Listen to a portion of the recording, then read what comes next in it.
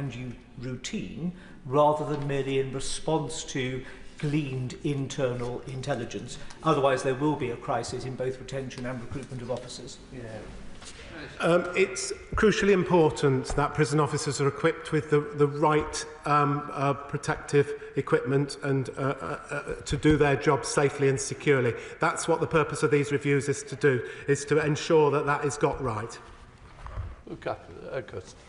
Thank you, Mr. Speaker. Many of my constituents work at HMP Franklin, which is located in my honourable friend, the member for City of Durham's constituency. I met with representatives from the Prison Officers Association last week. Two of the concerns that they raised were about the equipment. They said that during the horrific terrorist attack by Hashim Abedi, they were unable to use batons because the space was too small to wield them in, and that he was so enraged that pepper spray had no effect on them. So clearly they need additional equipment. Will the Minister tell me what steps are being taken on that? And secondly, if it's the case as the POA told me, that it's activist lawyers and the courts that are insisting that these dangerous terrorist prisoners have access to kettles and the ability to use kitchens, will the government consider changes to primary legislation to enable these privileges to be removed from that category of prisoners? Can I say straight away that access to kitchens has immediately been withdrawn. In terms of equipment, the review of equipment is taking place, and indeed the point my honourable friend makes about the intelligence that he's had from prison officers from HMP Franklin illustrates some of the complexity around that issue, which is why we need to take our time to get this right, whilst moving at pace and coming back to the House fairly quickly. Robin Swan. Thank you very much, Mr. Speaker. Mr. Speaker, 32 prison staff were killed in Northern Ireland by terrorists and their criminal associates. What steps has the Minister taken to ensure that our prison office staff are both safe inside the prisons but also outside, as we see an escalation in terrorist activity across this United Kingdom as well? And will he also raise this issue at the Five Nations Forum of Prisons? I can certainly commit to make sure this is raised at the Five Nations Forum. He raises a very sensitive, serious issue which needs to be properly addressed in a right and proper way, and I thank him for his question. Thomas. Mr. Speaker, I've met with constituents who are prison officers, and they would agree with the former Justice Secretary who said that prison officer cuts were too much. It's led to overcrowding and unsafe conditions. This Labour government is rebuilding the trust of prison officers with a 5% pay award, where the Conservatives ran away from making such an award. Would the Minister outline to me what engagement he's having with prison officers to understand what safety changes they want making, particularly around tasers and around stab-proof vests? I mean, my honourable friend makes a good point about the way in which this government immediately recognised the need for an uplift in pay in line with the independent pay report, and took action straight away on that.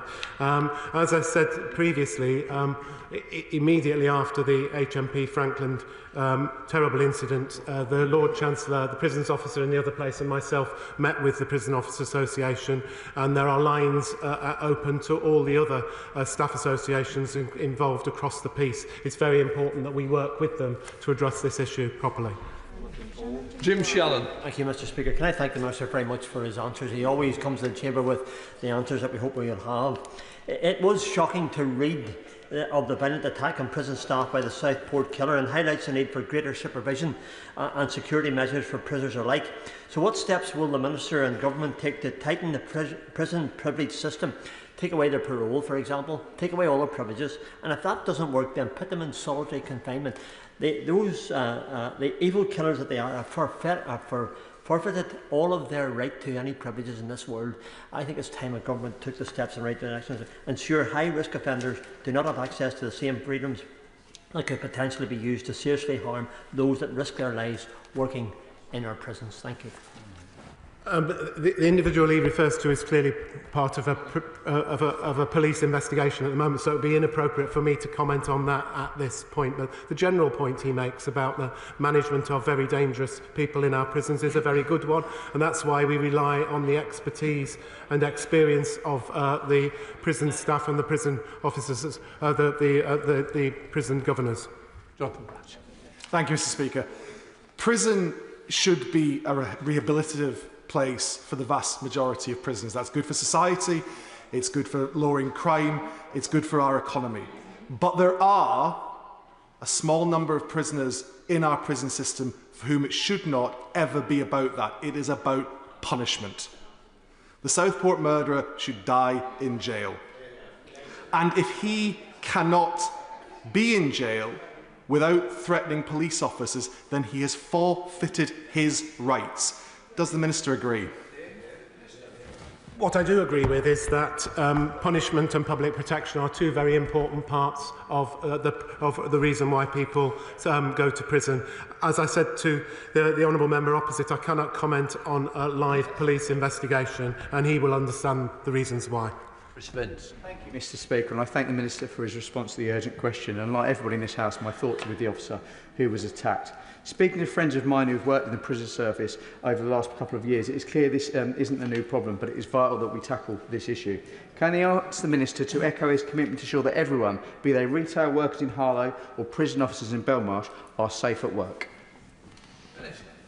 I absolutely give that commitment that this government will do all it can to make sure people are as safe as possible when they go to work. Nobody should suffer what happened to these very brave, wonderful prison officers doing their duty. That should not happen to anybody when they go to work. Yeah. Right, that completes that urgent question. Let the front bench change over.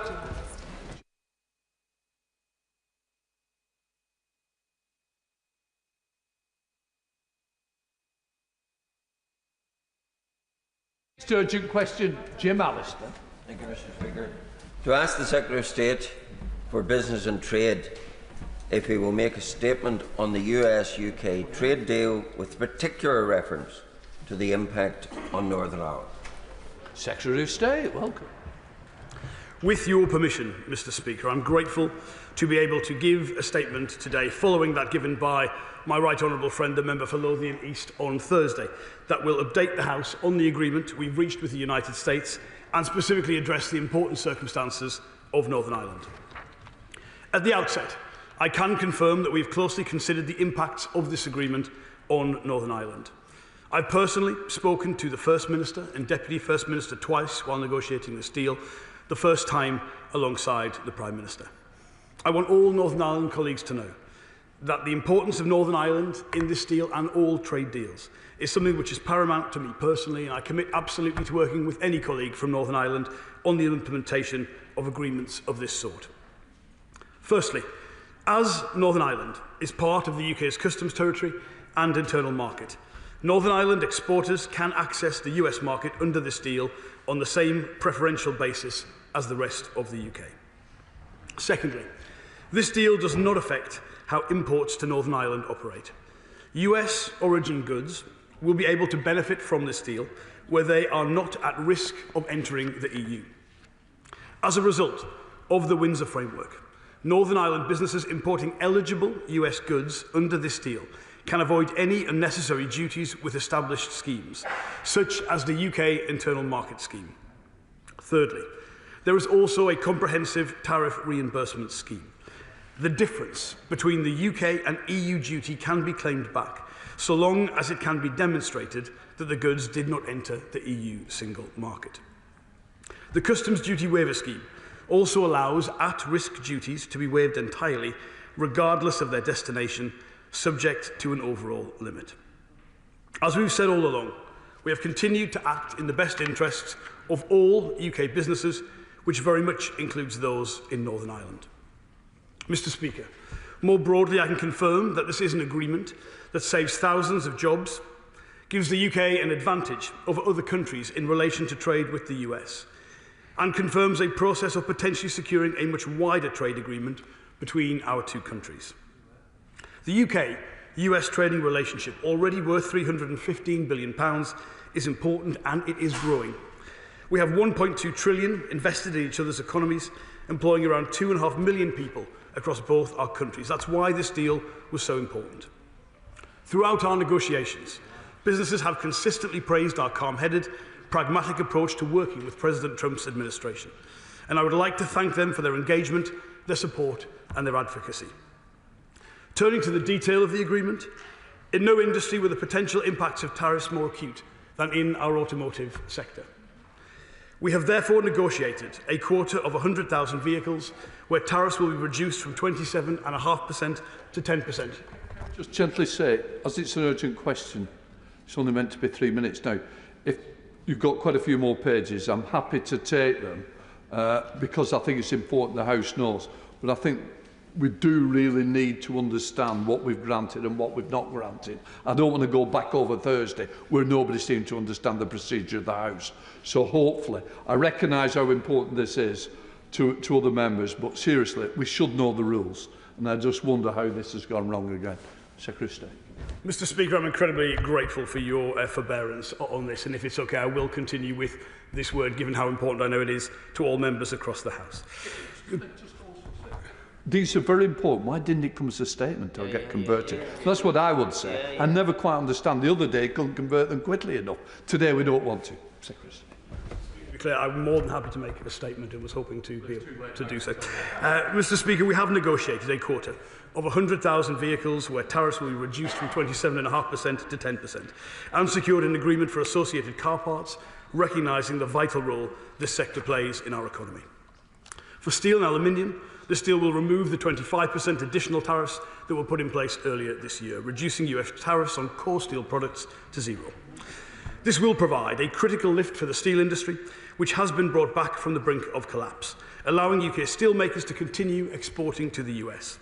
This follows our intervention last month to take control of British Steel and save thousands of jobs in Scunthorpe.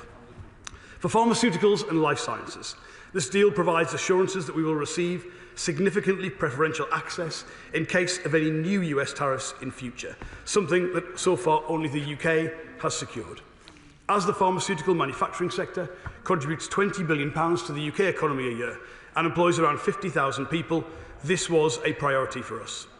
On aerospace, we agreed that UK aerospace exports like Rolls-Royce, engines and plane parts will have a specific guarantee of zero tariffs as a result of this deal. And this will be a huge boost to the sector, which supports 450,000 jobs in the UK. To secure this deal, we have made agreements with the US on beef, on ethanol and economic security.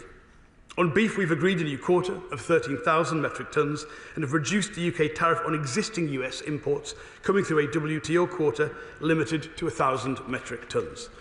Crucially, I can confirm this will be SPS compliant in accordance with the commitments we have always made.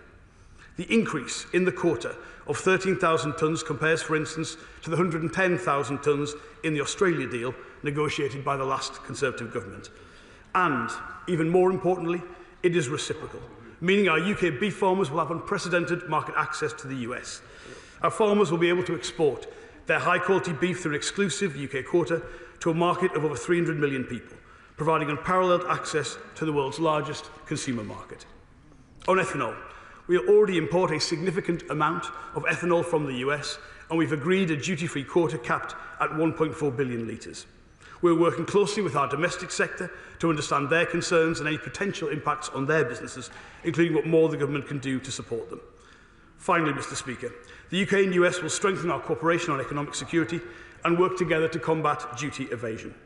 We'll continue to use investment screening measures already in place, and will work together to protect our existing supply chains from any third country investment that concerns either one of us. This government will take a consistent, long-term and pragmatic approach to managing the UK's relationship with third countries, rooted in our UK and global interests. As we've made clear, however, the aspiration on both sides is that this is just the beginning, with the US agreeing to deepen transatlantic trade and investment further and to progress discussions towards a transformative UK-US technology partnership. This deal has seen jobs saved and jobs won, but it is by no means job done. The siren voices of the extremes can claim all they want to be the voice of working people, but we know that on matters of action, on wages, security and opportunity, it is this government that will make the difference. It comes on the back of our India trade deal earlier last week and on the promises that many governments have made to secure trade agreements with the US. But as many people have talked about these, Mr. Speaker, it is this government that has got them across the line for every bit of the UK, including Northern Ireland. Mr. Speaker, for all his verbosity, the Minister came nowhere close to addressing the issues which arise from the fact that this government and this House does not control the trade laws of a part of this United Kingdom, namely Northern Ireland, because under the Windsor Framework, Northern Ireland was placed under the EU's customs code, and therefore it is its tariffs, not the UK's tariffs, which govern the imports to Northern Ireland.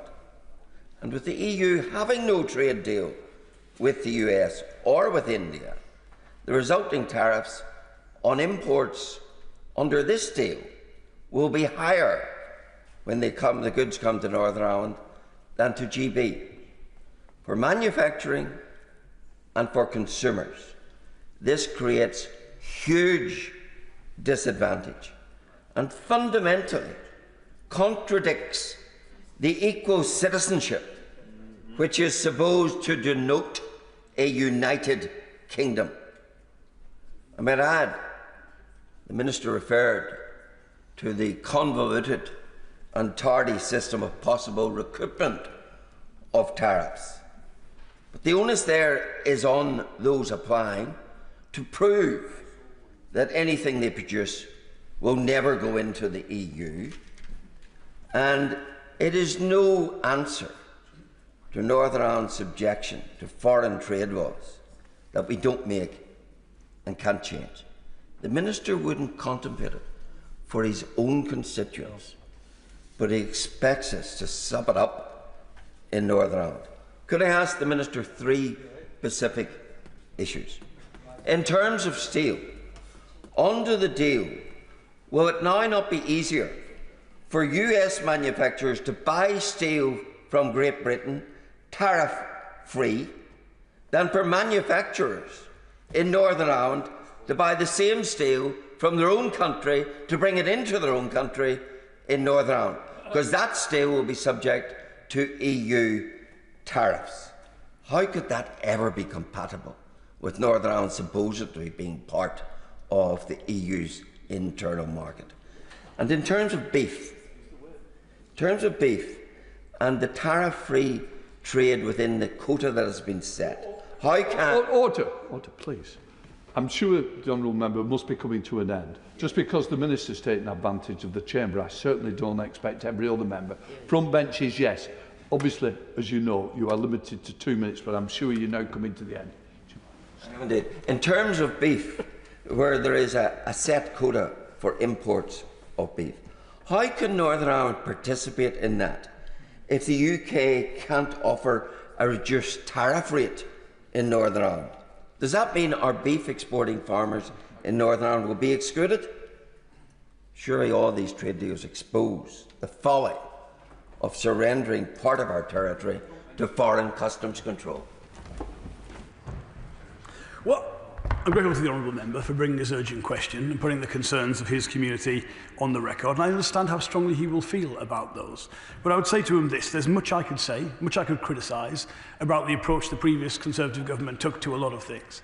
But the fundamentals of the Windsor Framework, of the Windsor Agreement, to balance both the realities of Brexit, of leaving the single market when Ireland is within the EU and the Customs Union, balancing those obvious real-world practical problems alongside our commitments under the Good Friday Agreement to observe what we have all signed up to and all want to support. The approach that the previous government took with the Windsor Agreement, I think, is fundamentally a better one than the period of time which existed where they were threatening to break all kinds of international laws and agreements with key partners. It was the better way to find a way through them. And yes, it is difficult. I accept that. It is complicated. I understand that absolutely as well. But I can tell him, not just from a UK government perspective, in terms of working with our colleagues and making sure these issues are reflected in the agreements, but actually what we hear from the other side in these agreements. The US, when we explain what we need to see happen around agreements like this, is itself absolutely committed to peace and to the Good Friday Agreement and to the sound working of the Windsor Agreement. So he's raised a number of specific questions here.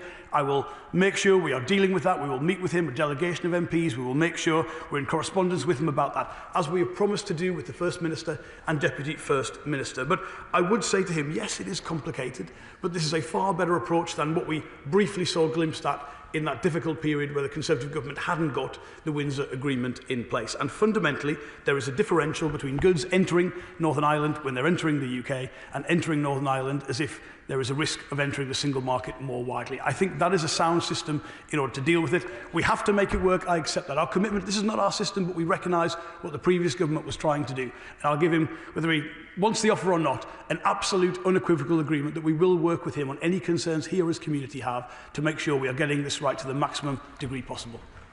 Rosie Wright. Thank you, Mr. Speaker. Can the Minister update the House on the engagement the government is doing with the chemicals industry?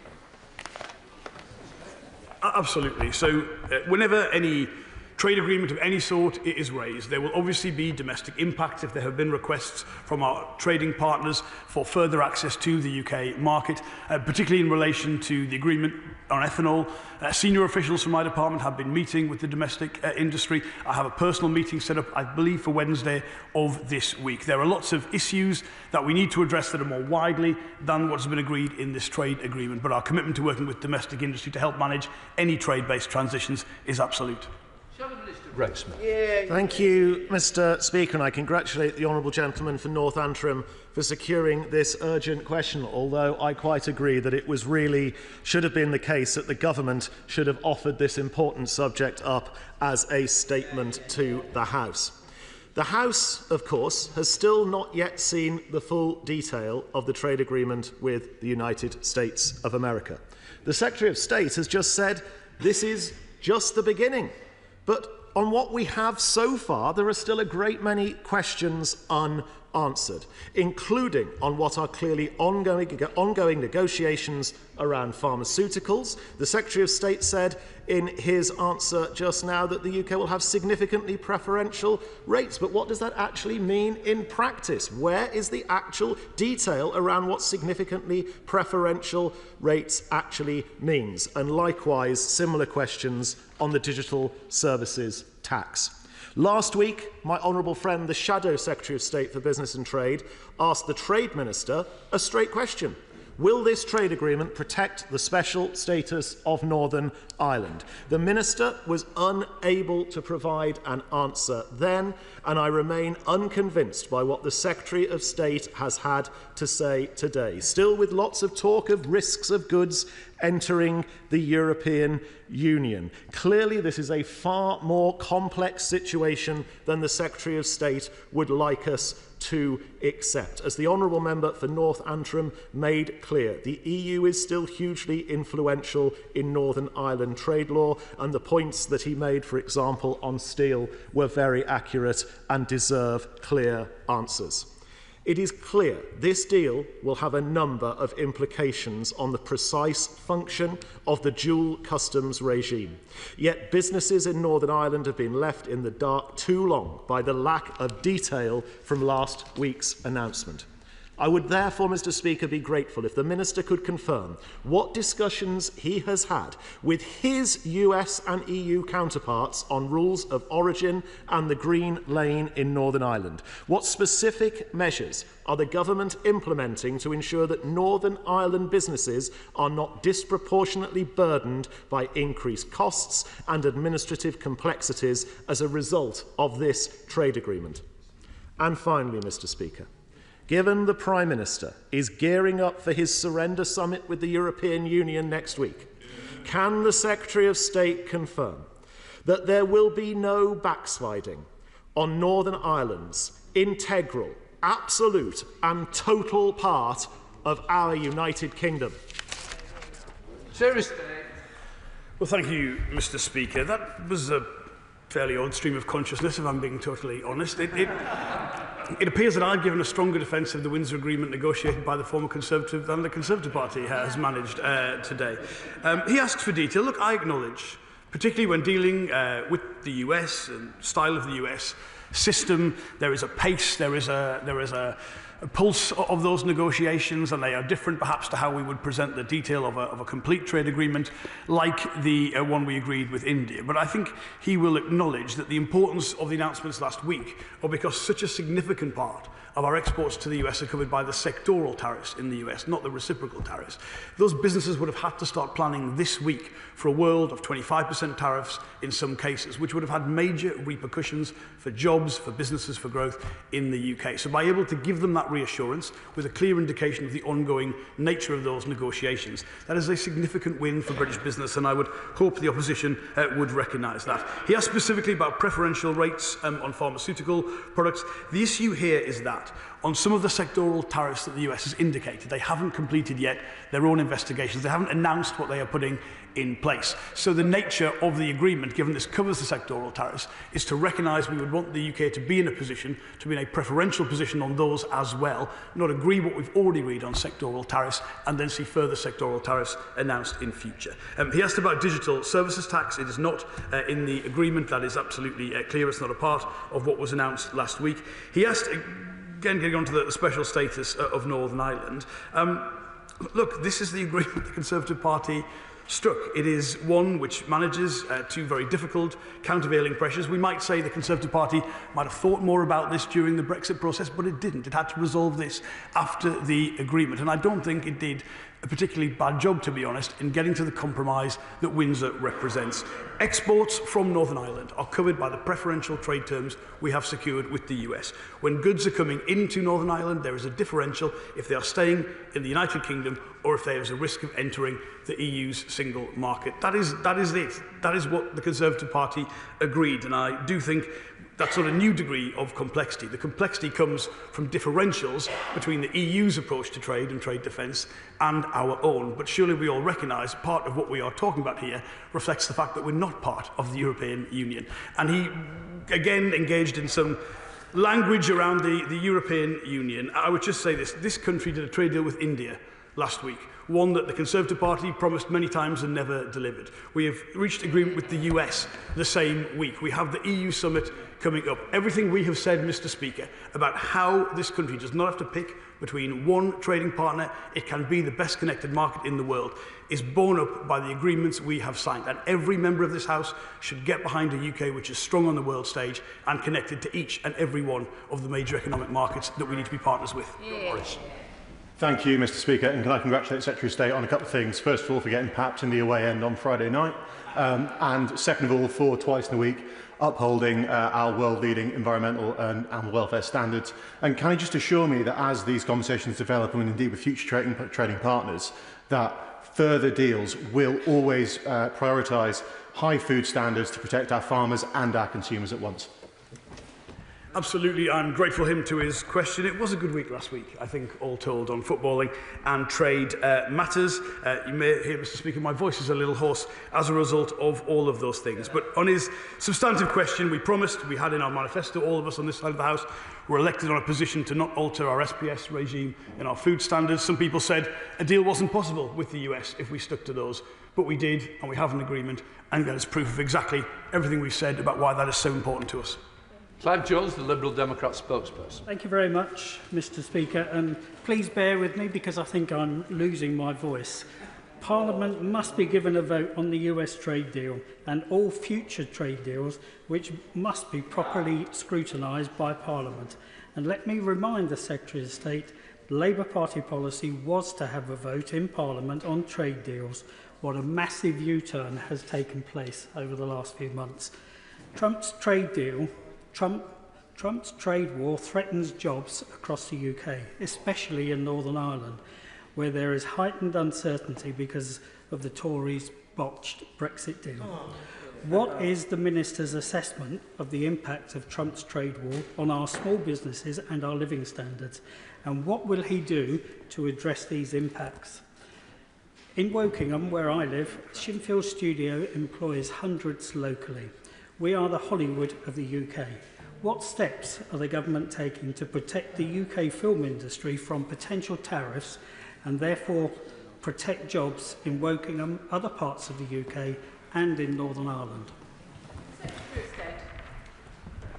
I'm grateful to him for his question. I'd say, first of all, we've discussed this across the Chamber on several occasions, but we're not proposing as a government any changes to how the UK and how Parliament ratifies treaties. I have to say I've never given those promises that he mentions. I've not changed my position. The position is, as it always has been, that Parliament has a key role in scrutinising legislation, any changes that require legislation or changes to our domestic laws go through Parliament in the usual way. But I would just say to him, and I think he would recognise this, that this week there would have been announcements that would have been very difficult for a whole range of important sectors of our economy, announcements of job losses and restructuring. I don't think any member of Parliament would want to have seen that happen because of a parliamentary process. And I do understand the position of the Liberal Democrats is to rejoin the customs union, and therefore trade deals with the US or India wouldn't be possible as part of that. That is consistent and fair, but it would have been very painful if that had been our position, if it had been the UK government position going into this.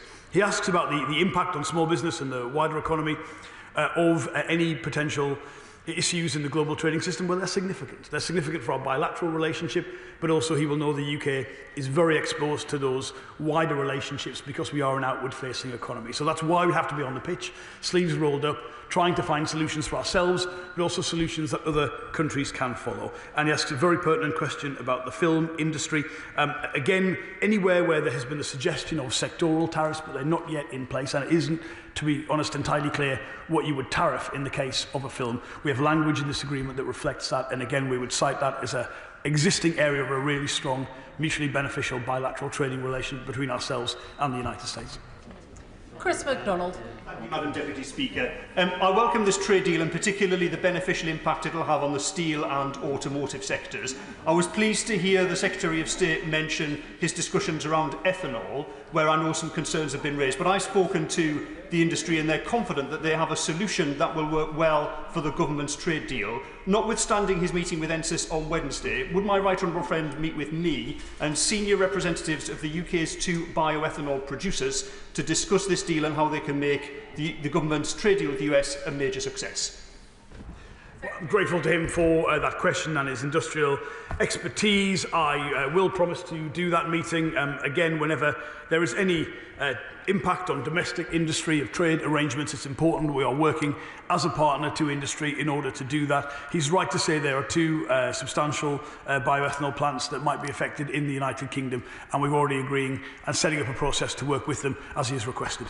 Sir Julian Smith. Mr. Speaker, this deal, as with the India deal, are good for the UK, and they're particularly good for Northern Ireland, which in turn can also access the single market. Where the question is, has some merit, however, is that the reimbursement scheme is quite onerous, and I would urge him and his team to look into it to see where efficiencies could lie, and also I'd be interested in him clarifying how his department can help Northern Ireland businesses expand in the US and take advantage of this deal.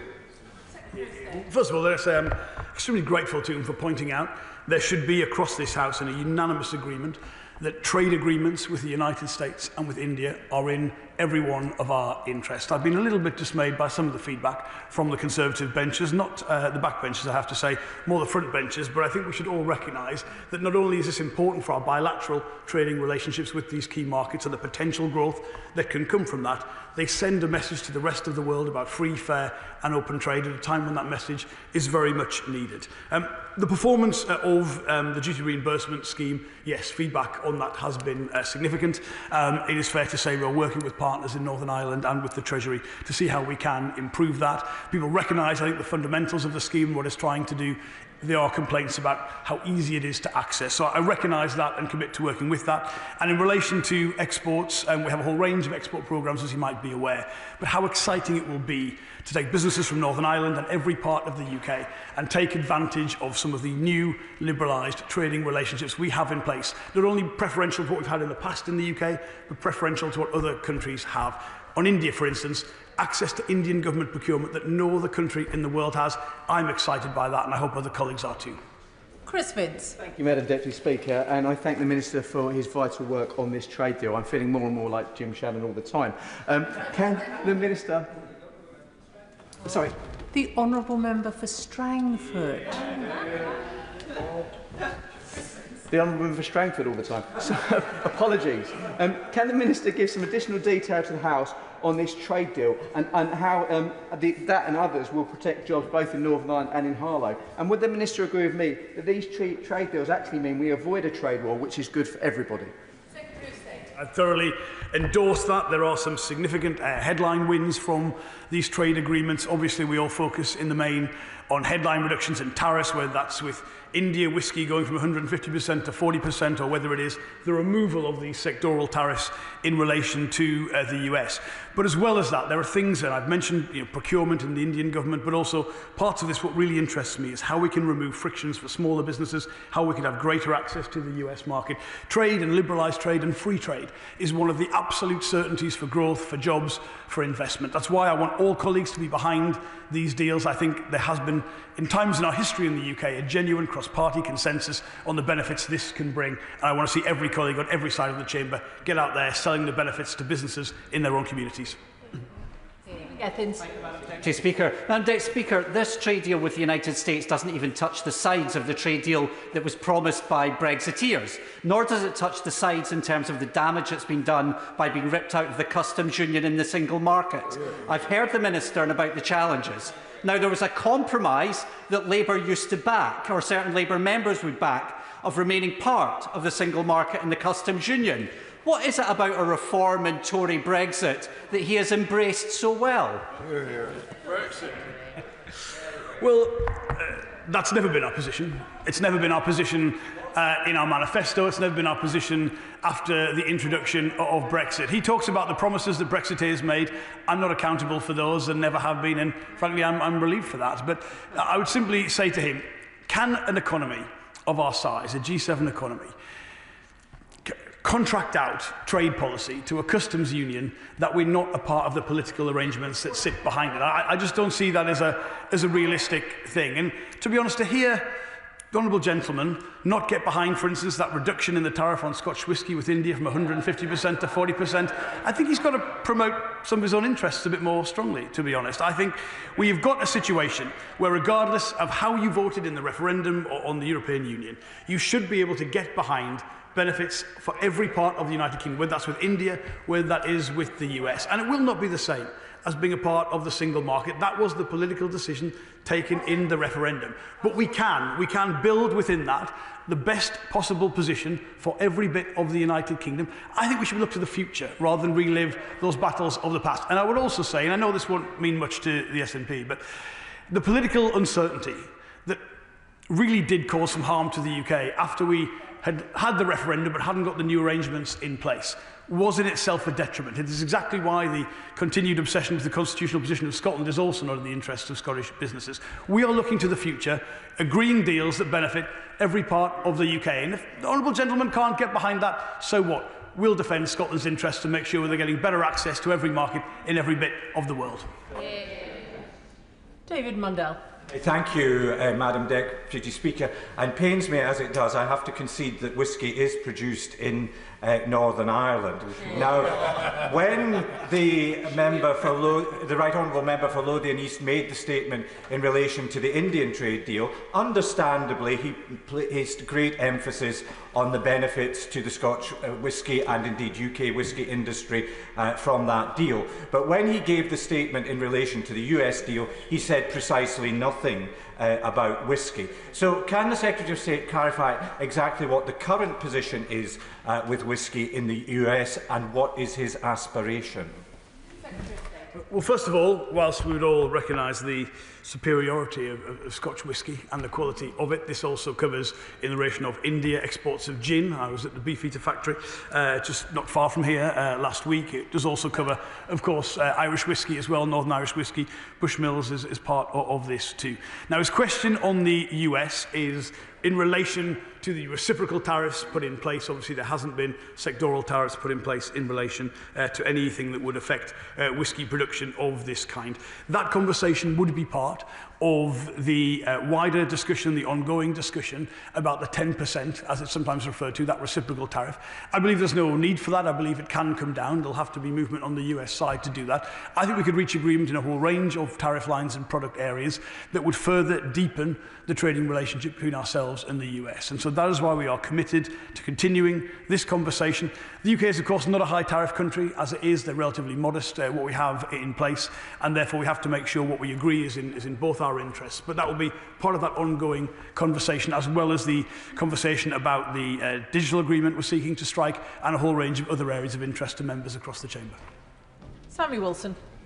Mr. Speaker, the Minister has spent about 5 minutes of his statement evading the question that was asked: what will the impact of this trade deal be on Northern Ireland? The fact of the matter is, and he has already said it, it's going to be difficult, it's going to be complicated. We've got to remember that the EU has a single market to protect. It seems that he's more interested in protecting the EU from the dribble of goods which goes into the EU rather than protecting the internal market of the United Kingdom. And the fact of the matter is, Minister, that while you may say that, well, providing the business can prove that these parts and these things don't go into the EU, then they can get the taxes back on them. The process of doing that is so complicated and so convoluted and so time-consuming that very often the businesses are out the money for a long, long time with all the cash flow problems, and then Treasury spend an age getting the taxes back. Or we do need to have a question. Minister. I understand the Honourable Gentleman feels strongly about it, but I say again to him that any difficulty or complexity is not caused by this trade agreement per se. There is an arrangement in place, it's one this government supports, it's one I believe all sides of the House adhere to, that manages the particular situation Northern Ireland was put into as a result of Brexit. That is the reality. And where you have a lot of tension in the global trading system and differentials between ourselves and the EU, but there are going to be at times differentials, it is incumbent on all of us to manage those, to make sure Northern Irish businesses and consumers are getting the benefits of the trade agreements we are seeking. And where there is that relationship to the wider European Union, we operate all of those schemes in a way which is to their maximum utilisation and efficiency. I recognise there are complaints about the duty reimbursement scheme, with work with colleagues around that. But it is not these trade deals that cause that complexity. It is the particular situation the previous government needed to find a solution to, and to be fair to them, did find a solution to, and we on all sides are committed to honouring and making sure it is working. Dr. Andrew Murison. Speaker. Skillfully drafted though the Windsor framework certainly was, it couldn't possibly have fully anticipated President Trump and his tariffs, or the prospect of an EU-US trade and tariff war. Does he understand, does the Minister understand how concerned small and medium-sized businesses in Northern Ireland are, because suddenly they're placed potentially at the epicentre of that trade war, and it's all very well to say that they can claim back the differential in tariffs, but the bureaucracy involved in such an exercise, as the Minister will understand, is substantial and significant. What will he now do to mitigate it? I understand the reasonable point he is making, that perhaps large parts of the global trading system didn't anticipate the position we find ourselves in today. But I do believe it was drafted recognising there would likely be a divergence in trade policy between the United Kingdom and the European Union, and that is what we are seeking to manage. He again, and many colleagues, and I understand this because this is the feedback we receive in the department as well, mentioned things like the complexity and the functioning of the duty reimbursement scheme and how that needs to work better. I hear that from businesses in Northern Ireland. I'm hearing it very clearly in the chamber today. Obviously, that relates to HMRC and a Treasury responsibility, but I give them an absolute assurance we are listening, we are committed to doing this. But it is incumbent on all of us to make this work. Robin Swan. Thank you very much, Madam Deputy Speaker. Can I thank the Minister for his extended answers? In his original answer, he said he had spoken with the First and Deputy First Minister twice. Can I ask them, were they supportive of the government's approach? Did they raise any concerns? How were those concerns mitigated? And did they agree to the final deal? And also in regards then to the EU reset negotiations of the 19th of May, is the government engaging with the Northern Ireland executive parties?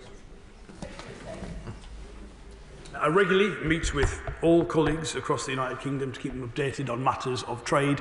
These were specific meetings in relation to what was being negotiated with the US. The final decision on any trade agreement is with myself and the Prime Minister. We don't seek a formal agreement per se from colleagues involved governments, but we keep them informed as to what we are negotiating and the kind of issues that are coming up on the other side and how we deal with that. It's not for me to reveal the content of those conversations, but the kind of reasonable concerns being aired in the Chamber today about how things like the reimbursement system works and the feedback from Northern Ireland businesses were of course a part of that conversation, and we committed again, as I've done so at the dispatch box here, to work with them on effective solutions to those problems. Caroline Bowden. Thank you, Madam Deputy Speaker. The Minister says that free trade is essential for growth. What a shame that the trade across the UK is still so badly affected by us not being part of the customs union. Now, when Labour were in opposition, they called for a proper role for Parliament in how trade deals are ratified and argued that there needed to be a much higher level of scrutiny than we are seeing now under the previous government. There are clearly many questions about how this deal will affect businesses in Northern Ireland, and we have seen how the Australia trade deal has been allowed to undermine British farmers across the UK, animal welfare and food standards, thanks to a lack of parliamentary scrutiny under the Conservatives. Farmers in my constituency are worried that American agribusiness will undercut them with inferior meat, and I hear what the Minister said about upholding SPS. Can the Honourable Lady get to the question, please? Will the Minister provide reassurance that members of this House will be given the opportunity to fully scrutinise and vote on the new trade deal with the United States?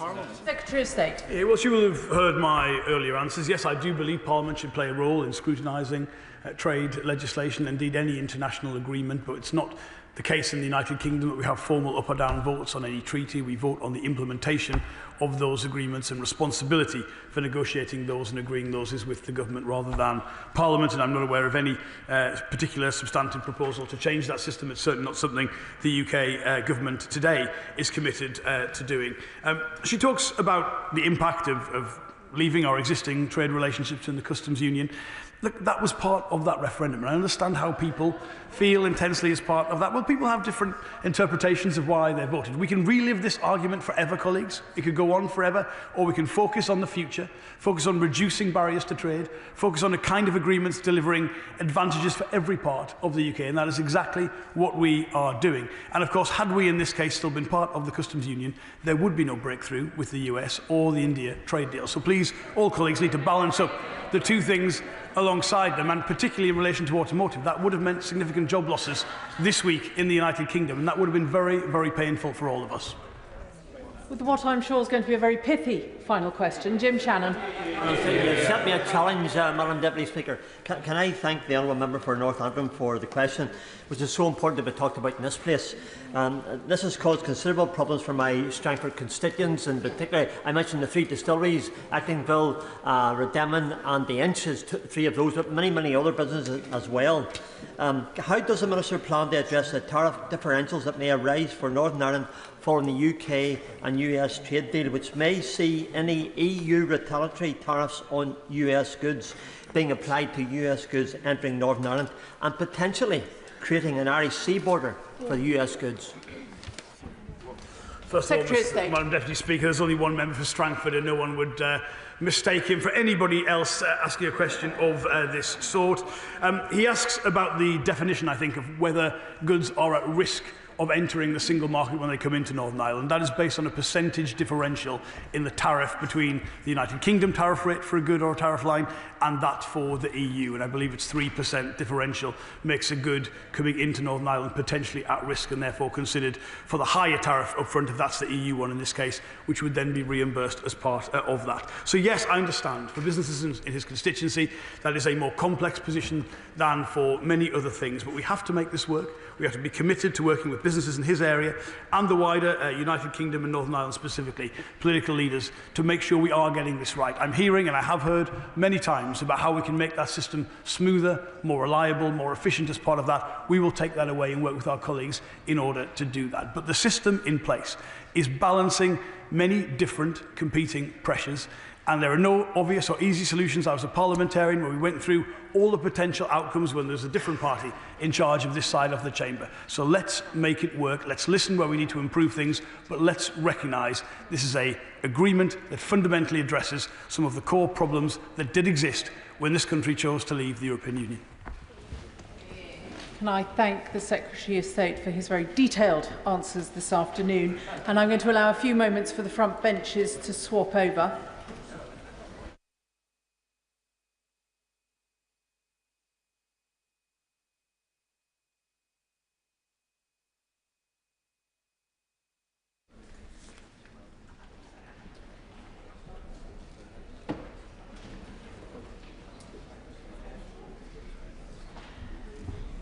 Before I call the Home Secretary to make her statement, the Speaker has noted that details of the White Paper have been reported in the media since Sunday morning.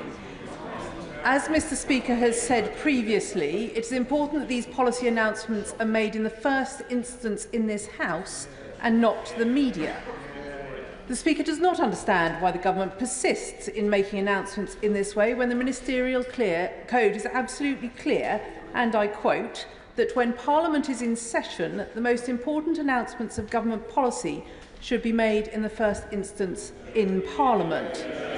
It is clear that the Speaker, for whatever reason, this principle is no longer routinely observed by the Government, and he will be giving further consideration as to what might be possible to regularise the situation.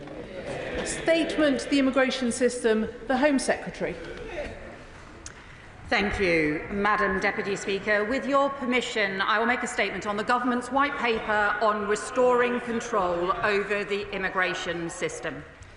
5 months ago, the figures were published that showed net migration had reached a record high of more than 900,000 under the last Conservative government, a figure that had quadrupled in the space of just 4 years. It was the consequence of specific government choices made from 2020 onwards, including introducing what was effectively a free market experiment on immigration, encouraging employers to recruit from abroad, loosening controls in different areas but without any requirement to tackle skills and labour shortages here at home. Choices which undermined the immigration system and the economy too. This government is making very different choices. We made clear at the time, just as we had set out in our manifesto, this government would restore order and control to the immigration system, bringing net migration substantially down, but also boosting skills and training here at home. The White Paper we are publishing today does exactly that, and it is built on 5 core principles. First, that net migration must come down so the system is properly managed and controlled. Second, that the immigration system must be linked to skills and training here in the UK so that no industry is allowed to rely solely on immigration to fill its skills shortages. Third, the system must be fair and effective with clearer rules in areas like respect for family life to prevent perverse outcomes that undermine public confidence. Fourth, that the rules must be respected and enforced, including tackling illegal and irregular migration and deporting foreign criminals. And finally, that the system must support integration and community cohesion, including new rules on the ability to speak English and the contribution that people can bring to the UK. Our United Kingdom is an interconnected and outward-looking nation. Our history and our geography mean that for generations, British people have travelled overseas to live and work, and people have come to the UK to study, work, invest or seek refuge. And British citizens draw on heritage from all over the world, and that has made us the country we are today. Through many years, our country has been strengthened by those who've come here to contribute, from doctors in our NHS, entrepreneurs founding some of our biggest businesses, to those who came through generations to work in jobs from coal mining to caring for our loved ones to serving in our armed forces. People often coming to do some of the most difficult jobs of all. And our trading nation, global leading universities and strong historic international connections mean migration will always be part of our country's future as well as our past. But that is exactly why immigration needs to be properly controlled and managed. and it hasn't been.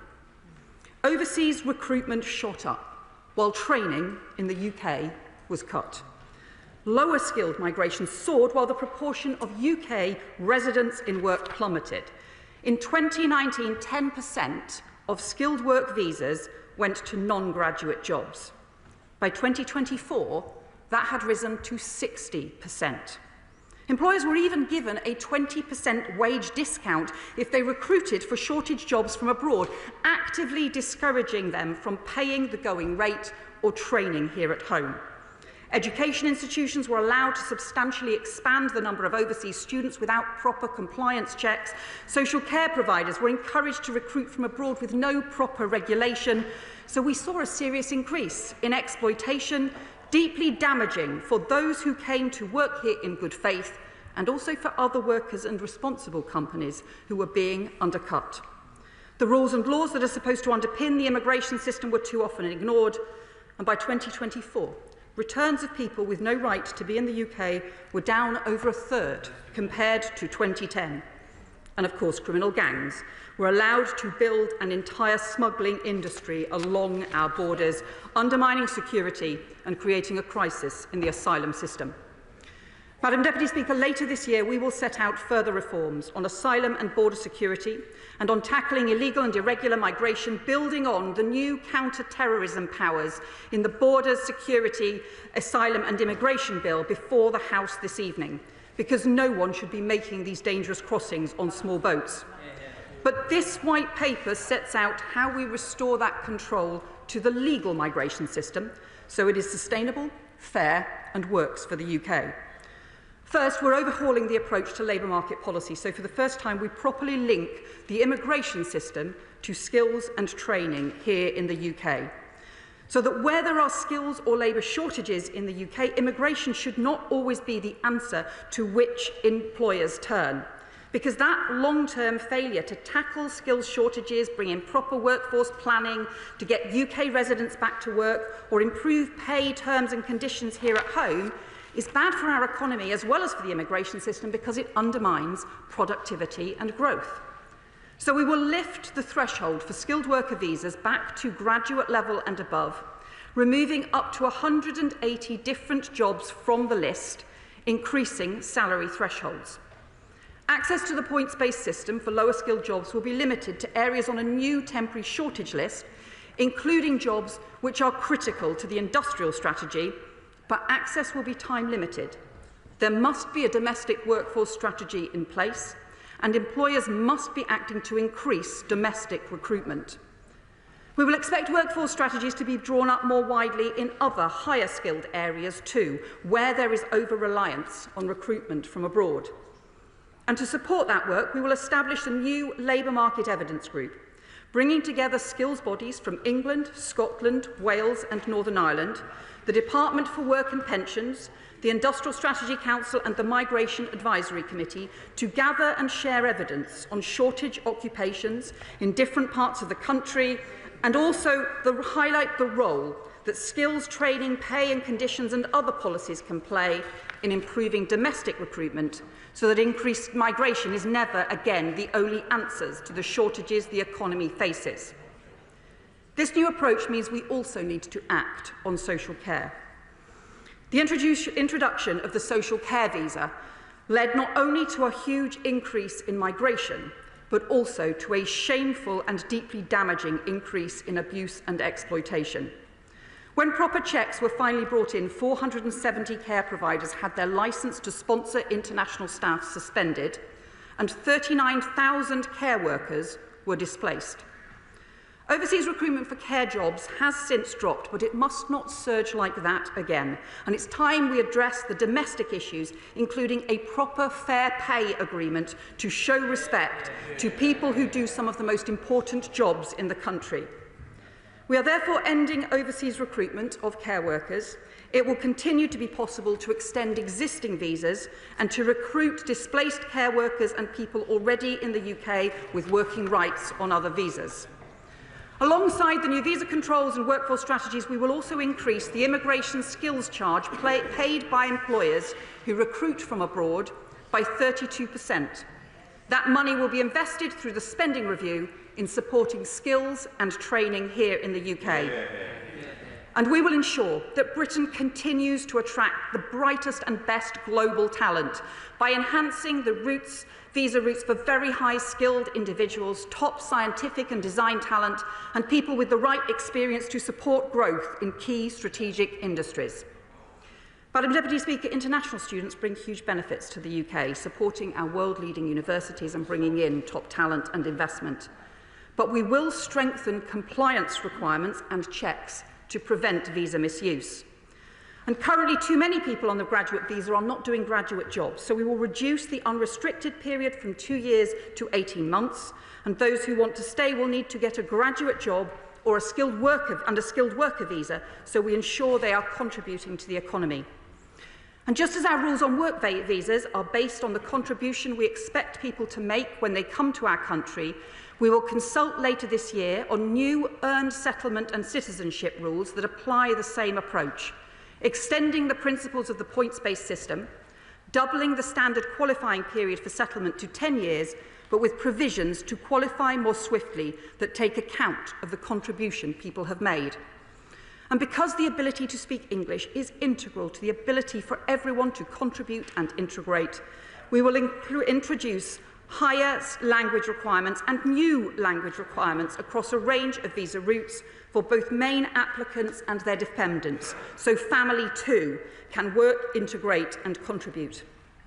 But the system for family migration has become overly complex, with policies increasingly developed around case law in court decisions rather than a coordinated framework set out by Parliament. So we will set out a new, clearer framework to be endorsed by Parliament, including clarifying how Article 8 rules should be interpreted and applied to prevent confusion or perverse conclusions. We'll review current community sponsorship schemes that support recognised refugees and continue to take action against trafficking and modern slavery. And we will shortly appoint a new Windrush Commissioner to ensure the Windrush lessons continue to be learnt and the Home Office makes sure its standards are upheld. But rules must be respected and enforced across the board, so we will also bring in stronger controls where there is evidence of visa misuse. We are rolling out e-visas and digital ID, including better use of technology to monitor when people are overstaying on their visa or to support the increase in illegal working raids. Since the election, we have increased returns and we will go further. Those who come to our country must abide by our laws. So we will develop new procedures to ensure the Home Office is informed of all foreign nationals convicted of offence, not just those who go to prison. So we can also revoke visas and remove other offenders in a wide range of crimes who are abusing our system. Madam Deputy Speaker, already we're reducing the number of visas being granted this year, and updated figures will be published before the end of the month. Already we're increasing returns with over 24,000 people in the first 9 months, the highest 9-month period for 8 years. The impact of the changes to skilled worker visas, care worker visas, settlements, students and English language is expected to reduce visas by a further around 100,000 a year. And in addition, the new workforce strategies, immigration skills charge, family and asylum reforms will further bring numbers down on top of that. And as the Prime Minister has said, where we need to go further to restore a sustainable system, we will. Madam Deputy Speaker, throughout our history, Britain has been strengthened by people coming to start new businesses, study at universities, contribute to our cultural and sporting excellence, and do some of the toughest jobs in our country. But to be successful, effective and fair, our immigration must be properly controlled and managed. This white paper sets out how we will restore control, fairness and order to the system, how we will continue to bring net migration down, and how we will turn the page on the chaos and failure of the past. I commend this statement to the House. Shadow Home Secretary Chris Philp. Thank you, Madam Deputy Speaker, and I thank the Home Secretary for advance sight of her statement, not that it was necessary given the extensive leaks and pre-briefing. Now, the Prime Minister claimed this morning that all of a sudden he wants to control immigration. I must say that came to me as something of a surprise. The Prime Minister seems to have undergone a miraculous conversion. He has apparently repudiated everything he has ever believed. Or perhaps the Prime Minister is doing what he always does, saying whatever he thinks people want to hear at any given point in time. Perhaps the Prime Minister sees his minus 36% approval ratings, and this paper is his desperate response. Because, Madam Deputy Speaker, we know what the Prime Minister really thinks about immigration because he has often told us. The Prime Minister once described immigration law and border control as racist. He signed a letter opposing the deportation of dangerous foreign criminals, including murderers and rapists. He pledged he would reintroduce full free movement of people, and he sermonised enthusiastically about the benefits of migration. He even said the Yarlswood Immigration Removal Centre should be closed down. Perhaps the Home Secretary can tell us if she'll be following the Prime Minister's advice on that one. So, given what the Prime Minister really thinks about immigration, it is no surprise that in 2025, this Labour government has presided over the worst start to the year in history for illegal immigrants crossing the English Channel, up 30% since the election last year, and the worst start to a year ever under this Labour government. So it's also no surprise that this plan is so weak that it barely scratches the surface. On its very first page, it seeks to create a false impression. It says visa applications, and the Home Secretary repeated this a minute ago, saying visa applications are 40% down since the election, implying that is somehow down to this government. Why are visa applications actually down by 40%? It is because of the changes made by the last government, which came into force in April 2024. And from the previous peak, net migration is already forecast to reduce by around about 500,000. And if the Home Secretary is now all of a sudden so keen on reducing migration, will she explain why she suspended the Conservative plan to increase the family visa threshold to £38,000? It was due to come into force last month. Will she tell us when that change will now be introduced? Now, the truth is, Madam Deputy Speaker, this plan is weak and it will have little impact. The Home Secretary admitted on Laura Kuenssberg's programme yesterday the measures will only reduce net migration by 50,000, just 1/10 of the impact of the previous Conservative changes. The honest truth is that we need to go much further than this paper does. Immigration needs to come down a lot more. And under new leadership, the Conservative Party is taking a new approach. Well, you can vote on this later if you're so keen. High immigration has put pressure on housing. It has put pressure on public services, on social cohesion and on the economy. Because mass low-wage, low-skill migration actually undermines our economy's productivity and costs other taxpayers money, because low-wage migrants consume services which cost the Exchequer more than they pay in tax, particularly where there are dependents. So we need to go much further, and that is why later today the House will vote on 2 Conservative proposals as amendments to the Borders Bill, which I can see members opposite are very excited about the prospect of doing. The first of those amendments will create a binding annual cap on migration to be set and voted on democratically by this Parliament. It will allow full democratic parliamentary control over those migration numbers, deliver complete transparency and ensure immigration levels are drastically reduced. I can see the Immigration Minister talking enthusiastically from the front bench. I assume that means she'll be supporting this measure. And, Madam Deputy Speaker, secondly, we will vote on an amendment to repeal the Human Rights Act from all immigration matters. Not just tinker with Article 8, as the Home Secretary says. This will stop foreign criminals and others with no right to be here from abusing human rights laws in UK courts, including Article 3. So, Madam Deputy Speaker, I have a very simple question for the Home Secretary. Well, I'll try anyway. If she is really serious about controlling immigration, will she vote later on today for the immigration cap, and will she vote to repeal the Human Rights Act for all immigration matters? Home Secretary. God, Madam Deputy Speaker, I must have missed a bit of the Shadow Home Secretary's response.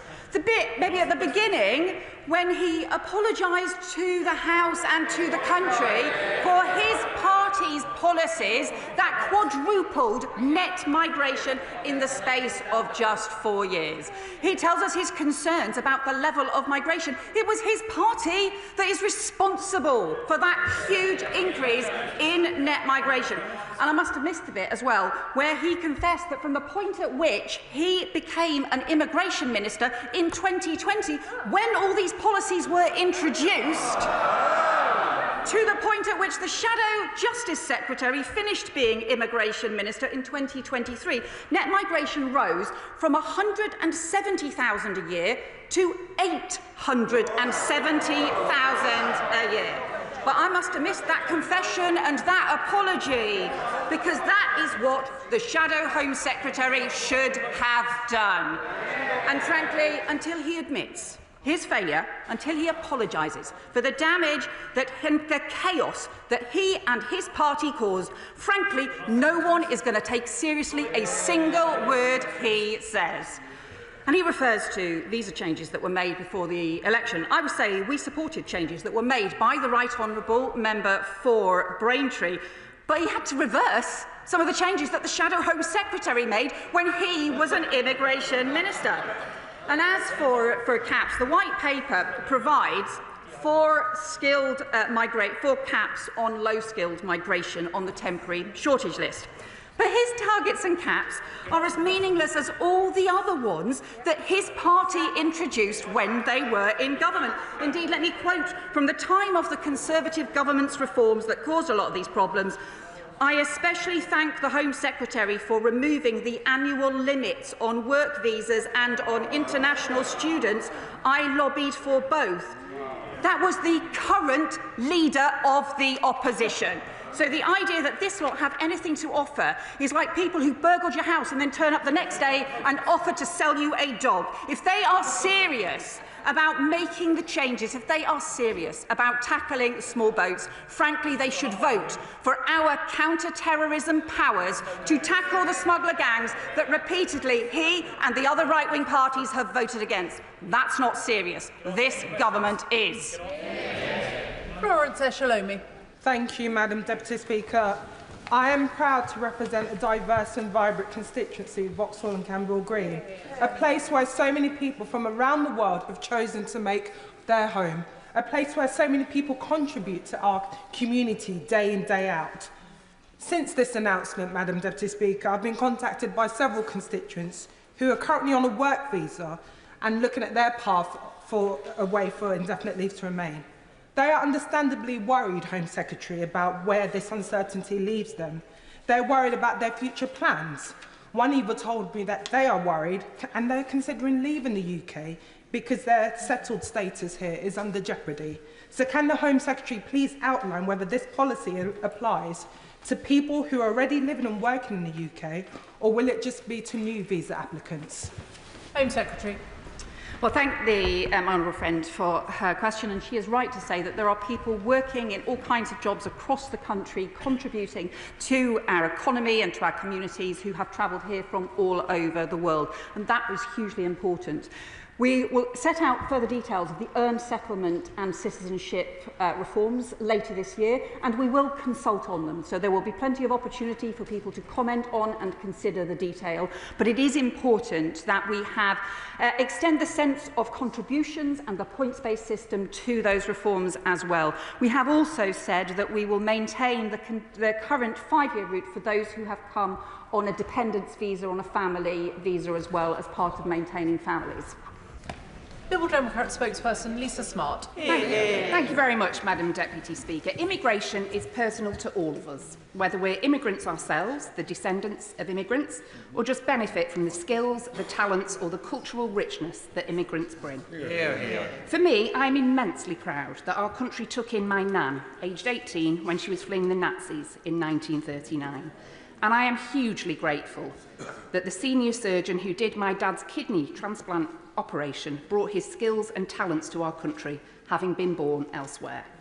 And yes, the Conservative government made a total mess of our immigration system. Their chaotic and dishonest approach of making and breaking headline-grabbing targets shattered public trust and left the system in tatters. The line I agree with most in the government's white paper published this morning is that the immigration system must be fair and effective. What the Conservatives left behind was nowhere close to either. Change is needed, and that means rebuilding an immigration system that works for our country and our economy while treating everyone with dignity and respect. And of course, that must be coupled with a clear plan to make it easier to recruit British workers to fill these vacancies instead. And I'd welcome more details from the Home Secretary on how her government will achieve this to ensure these changes don't have unintended consequences for our economy and in particular for our health and social care systems. Will this include finally implementing the Lib Dem proposals for a higher carers minimum wage to reflect the skill level really involved in caring professions? We also need to move away from the chaotic chopping and changing of immigration rules that we saw under the Conservatives. So will the Home Secretary provide further clarity on when these changes will be brought forwards, including a clear timetable for any changes to visa rules, so that employers and workers and their families that we're talking about today can plan for their future? Secretary.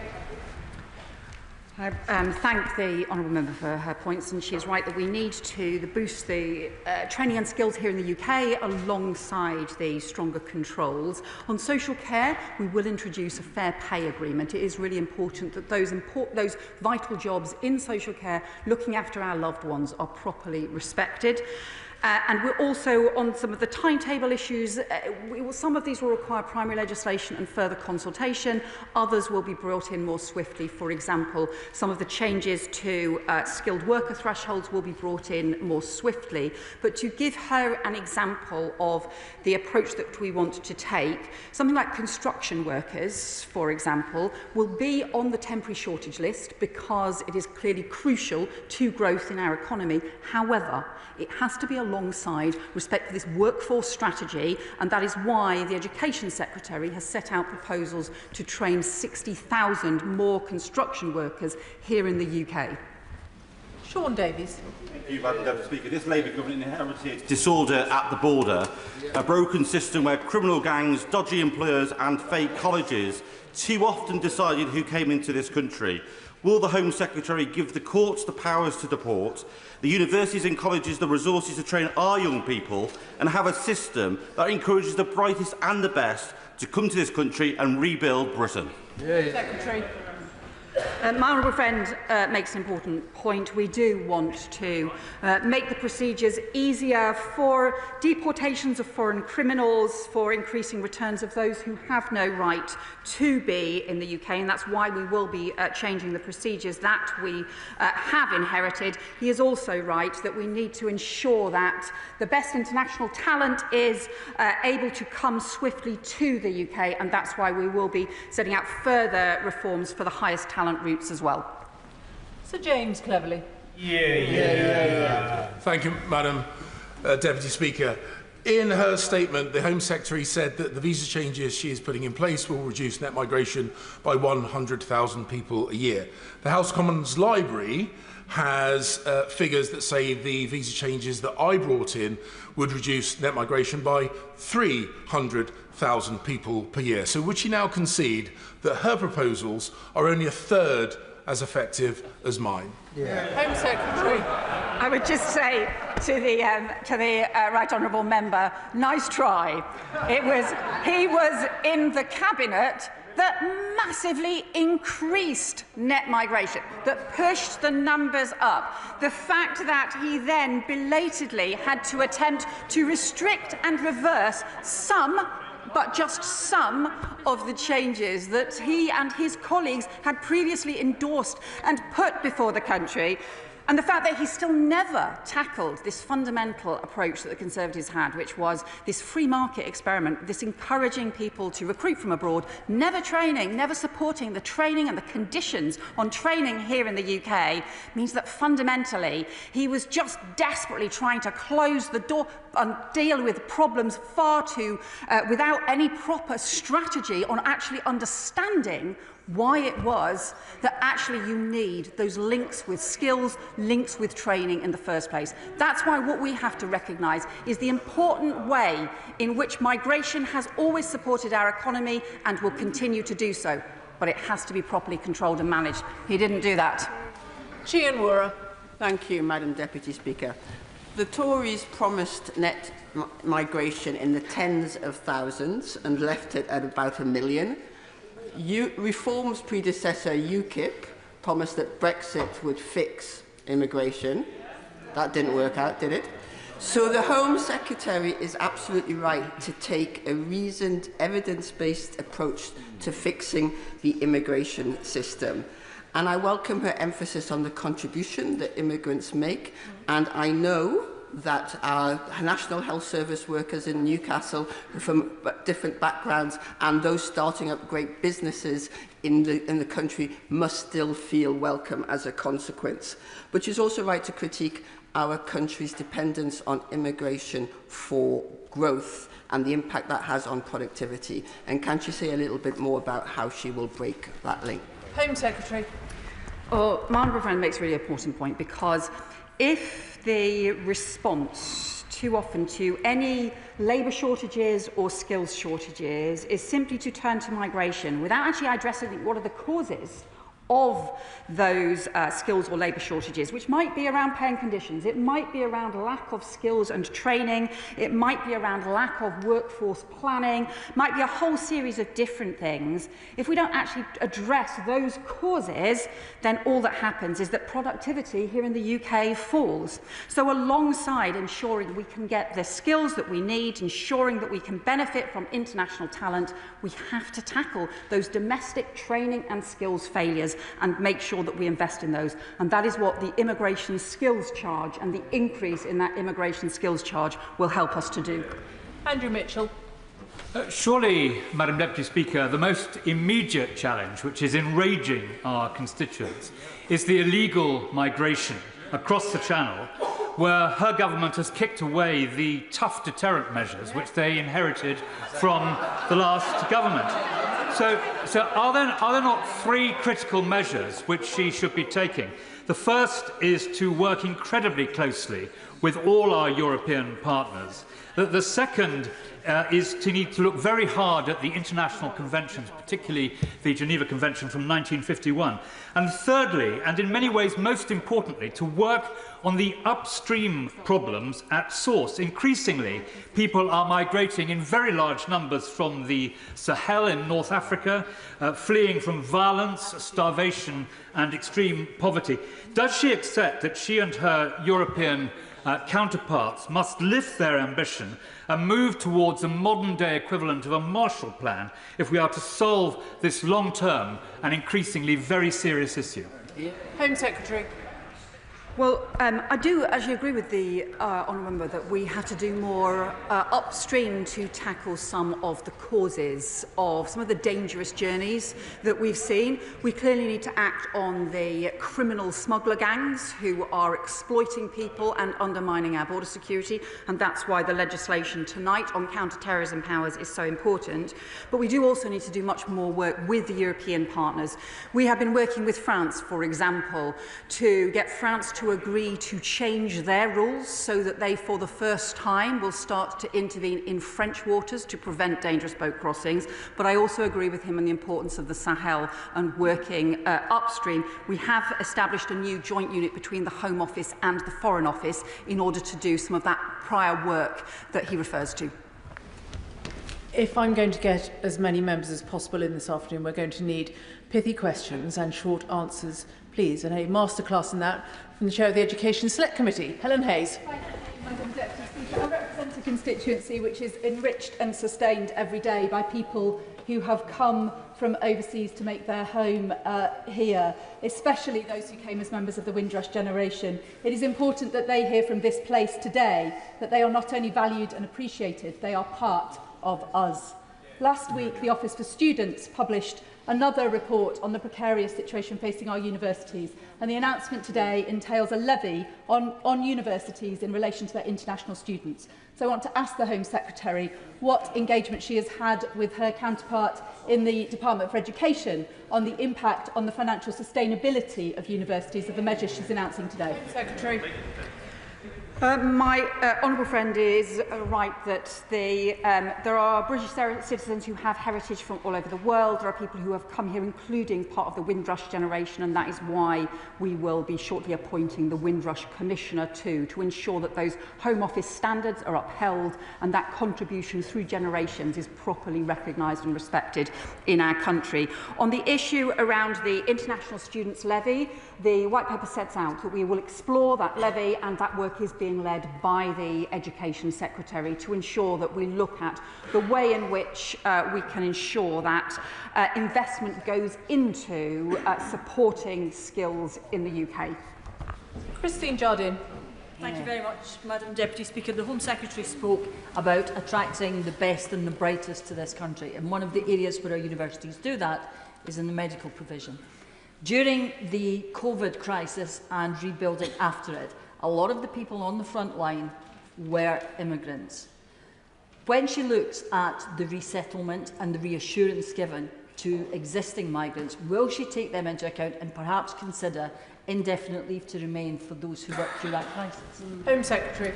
The honourable member makes an important point about the contribution made by those who saved lives, who cared for our loved ones through one of the most difficult periods during the pandemic, and we need to respect and recognise those contributions. There will be plenty of opportunity for everyone to contribute to the consultation on changes to the earned settlement and citizenship rules. Tracy Gilbert. Madam Deputy Speaker, a report into the economic impact of the Edinburgh University found that the university's education exports alone amount to £1.8 billion in the 2021-2022 academic year. Can my right honourable friend outline what engagement she will have with the University of Edinburgh to ensure that the proposals brought forward today do not have any adverse impact on the world-class universities and also on the local economic impacts? Secretary. Well, my honourable friend is right that the international students make a huge contribution to our country, to our economy, and universities are often very important to the local economy as well. But it is also really important that proper standards are met as well, and that where there have been cases, for example, of some institutions not properly ensuring that they were meeting the right high standards of compliance, where there was evidence that recruitment wasn't meeting high standards, where people were misusing the visas and coming for other reasons and not completing courses, we do need those standards to be met, because that is how we will underpin and maintain confidence in international students and in our world-class universities, which is hugely important to our economy. Dr Andrew Murison. Thank you, Madam Deputy Speaker. In the details of the Government White Paper that came out over the weekend, there was very little of substance, and the Home Secretary has rather confirmed that impression today. But there are two big-ticket items that my local authority and my local training providers will like some answers on. Firstly, where is the uplift in training going to be financed? When will that money arrive? Since I'm sure Trowbridge College and my constituency will be very interested to hear about that. And secondly, on the fair pay agreement, does she anticipate that statutory authorities providing statutory services will be paying for this, which presumably means council taxpayers, or will she be providing the money out of the block grant? Home Secretary. Well, on the point that he makes about training, already this government is going considerably further than the previous government, who allowed training to be cut, including training being cut in adult education and adult skills, at the same time as the net migration figures were substantially increasing. Already we are funding training for 60,000 more construction workers as part of our growth plans and workforce strategies, And as I set out in the white paper that I'm sure he will love the chance to be able to read and to see all of the substance within the white paper, it sets out proposals for a 32% increase in the immigration skills charge that will go into skills and training in the UK. John McDonnell.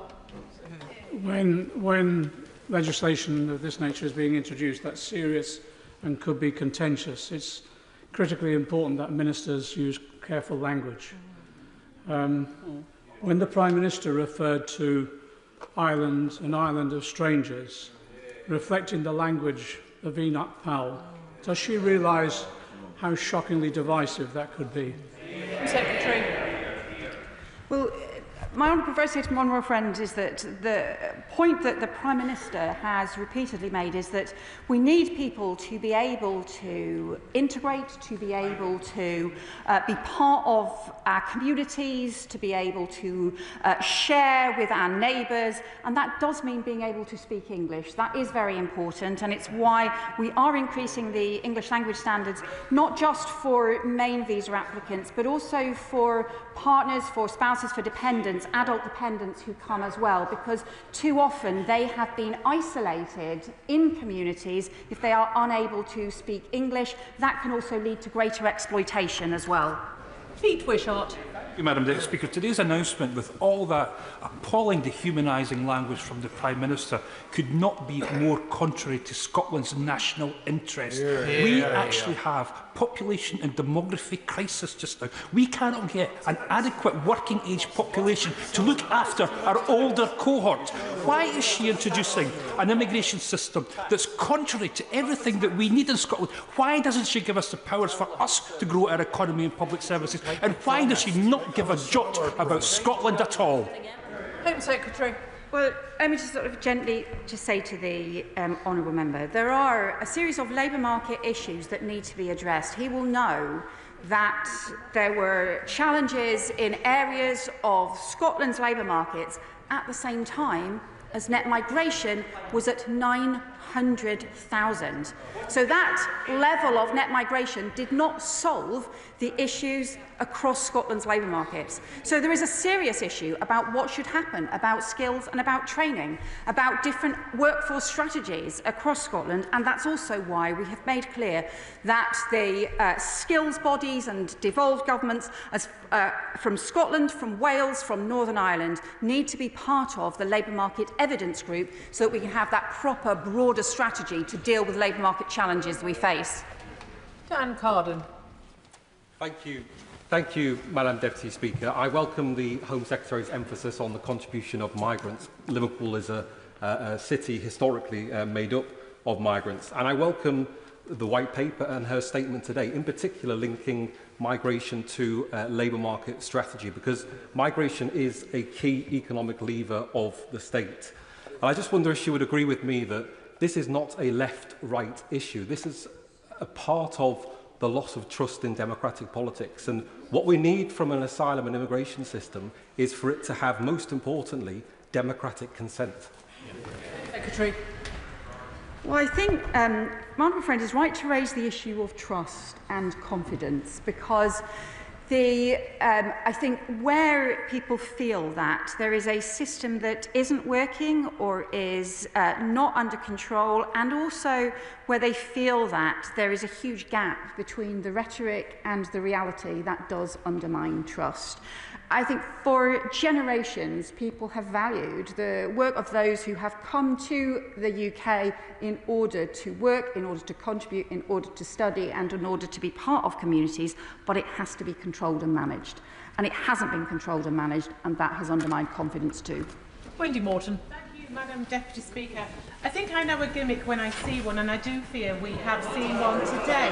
But the Home Secretary says net migration must come down, but she doesn't say what to or by when. So I'd like to ask her, what does she think the cap should be?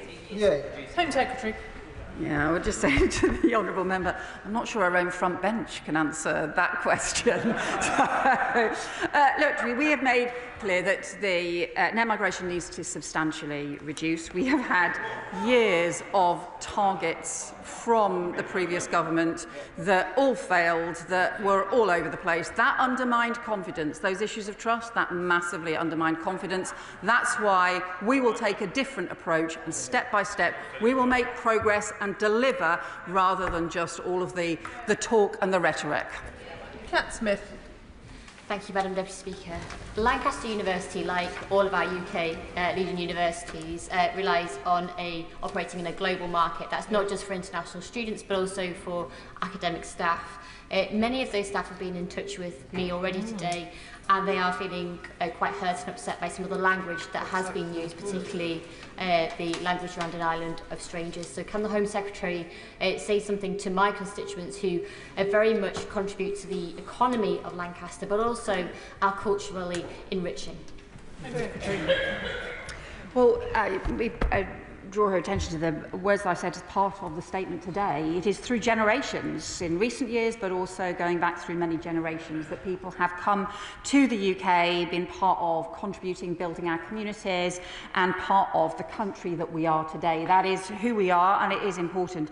It's also important that we ensure that when people come to the UK, that they can speak English, that they can talk to each other, that they can be part of communities, because it is in areas where people haven't been able to speak English that we've often seen some of the worst exploitation as well. So that's why I think this is about recognising the importance of migration, but also ensuring that the system is fair.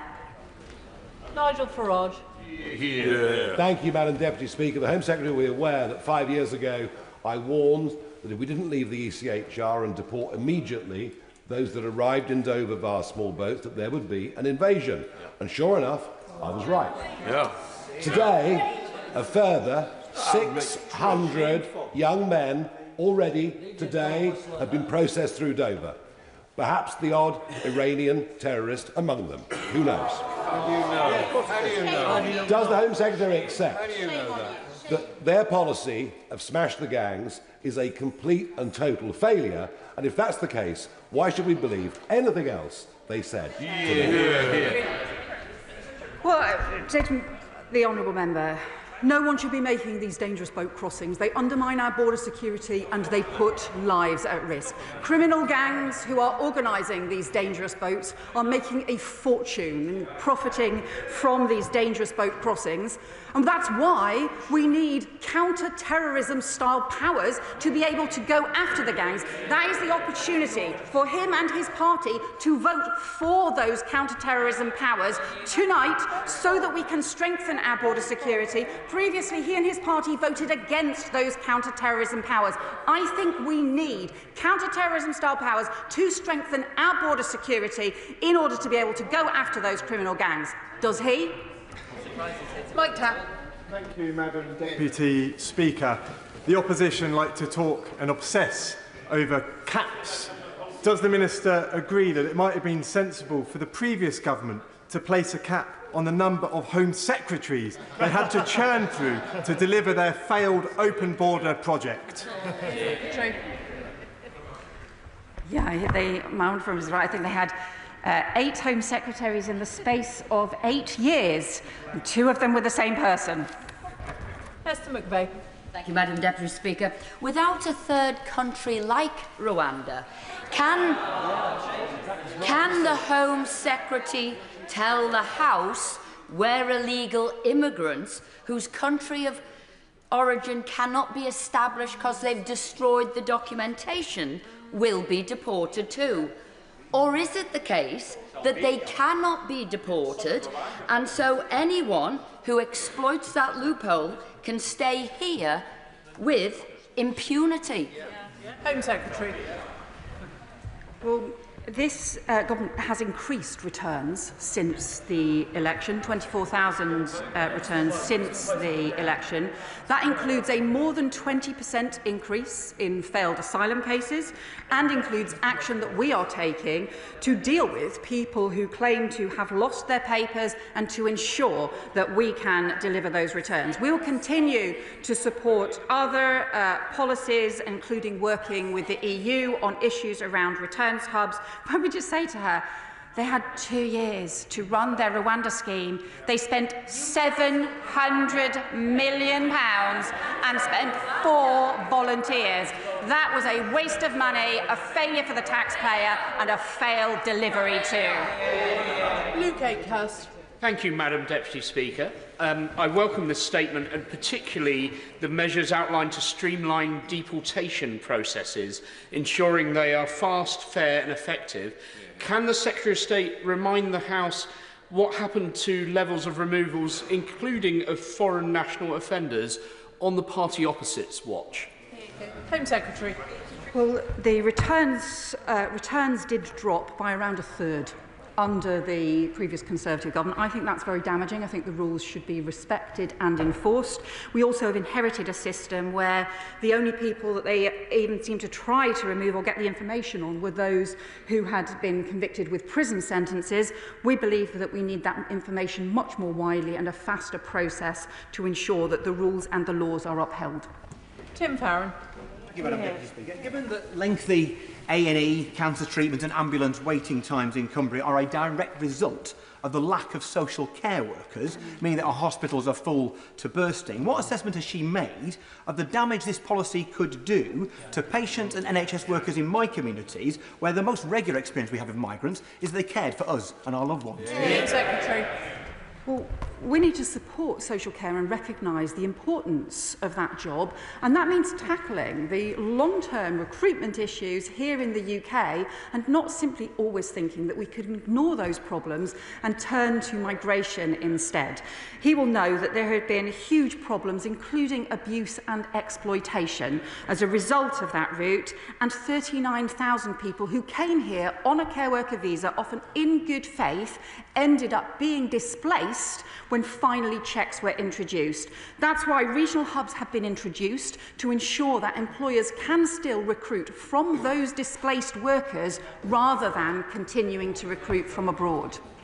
Nadia Whittam. Thank you, Madam Deputy Speaker. Migrants are being scapegoated for problems that they didn't cause, and to be truthful, these arbitrary measures won't fix those problems, and they will harm migrants, people who need social care, our economy, anyone who fears racial abuse, which the rhetoric surrounding this emboldens. Why are we trying to ape reform when that will do nothing to improve our constituents' lives and just stoke more division? Well, what I would say to my honourable friend is that in the space of just 4 years, we saw a huge increase in overseas recruitment at exactly the same time as training in the UK fell. Now, I think that is a real problem in the UK labour market, to have such steep increases at the same time as such deep problems in terms of training in the UK. And that's why I think it's so important to ensure that we link the immigration system with training and skills for the first time. That hasn't happened before. I think it's been the wrong approach to the labour market. It's right that we bring in those reforms. Of course, she's right to say we also recognise the huge contribution that people make as part of our country, and that we also do so in a way that respects people for the contribution they make, and that is embedded in our system. But we have to change this broken labour market approach. Paula Denyer. Thank you, Madam Deputy Speaker. The Prime Minister's Island of Strangers speech sounded like something straight out of the Reform Trump playbook. Rather than alienating and devaluing migrants, recognising the need to increase the number of Brits who want to work in our health and care sectors, wouldn't the Minister prefer to support the Unison campaign for a certificate of common sponsorship to protect the working rights of migrant workers who are working in unacceptable situations of exploitation, bordering on slavery and at threat of deportation? As a Labour member, would she not prefer to support that Unison campaign? Home Secretary. Well, one of the issues that we've highlighted in the White Paper is the importance of tackling exploitation, which is deeply damaging for those who have come to the UK in good faith and also damaging for other employers as well. So one of the points we want to explore is making it easier for people to not be held to a single employer where there are problems with the sponsorship arrangements, and to make that system more effective so that it can tackle exploitation. Sally Jameson.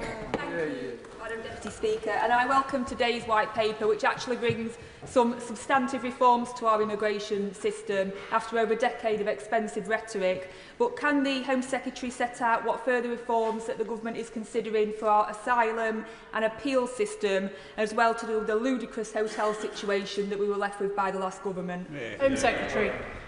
Well, my honourable friend is right. We need to end asylum hotels, and that means we have to clear the shocking backlog that were left with by the previous government, who just stopped taking asylum decisions in the last few months in the run-up to the election.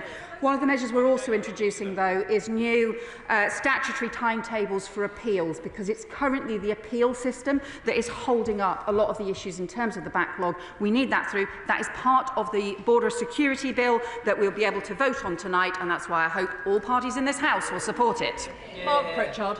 Thank you, Madam Speaker. Can I welcome the Home Secretary's statement today? And it's in the national interest that the government get this right, and I hope that that will happen. I'm not convinced yet, to be honest, and we haven't seen much of the detail.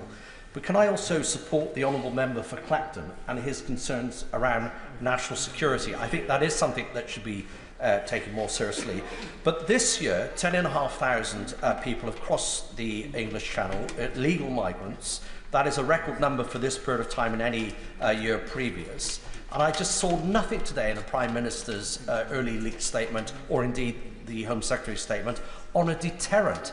Without a deterrent, you can have all the counter-terrorism commands, all the new laws, all the great statements. Nothing is going to change. Secretary.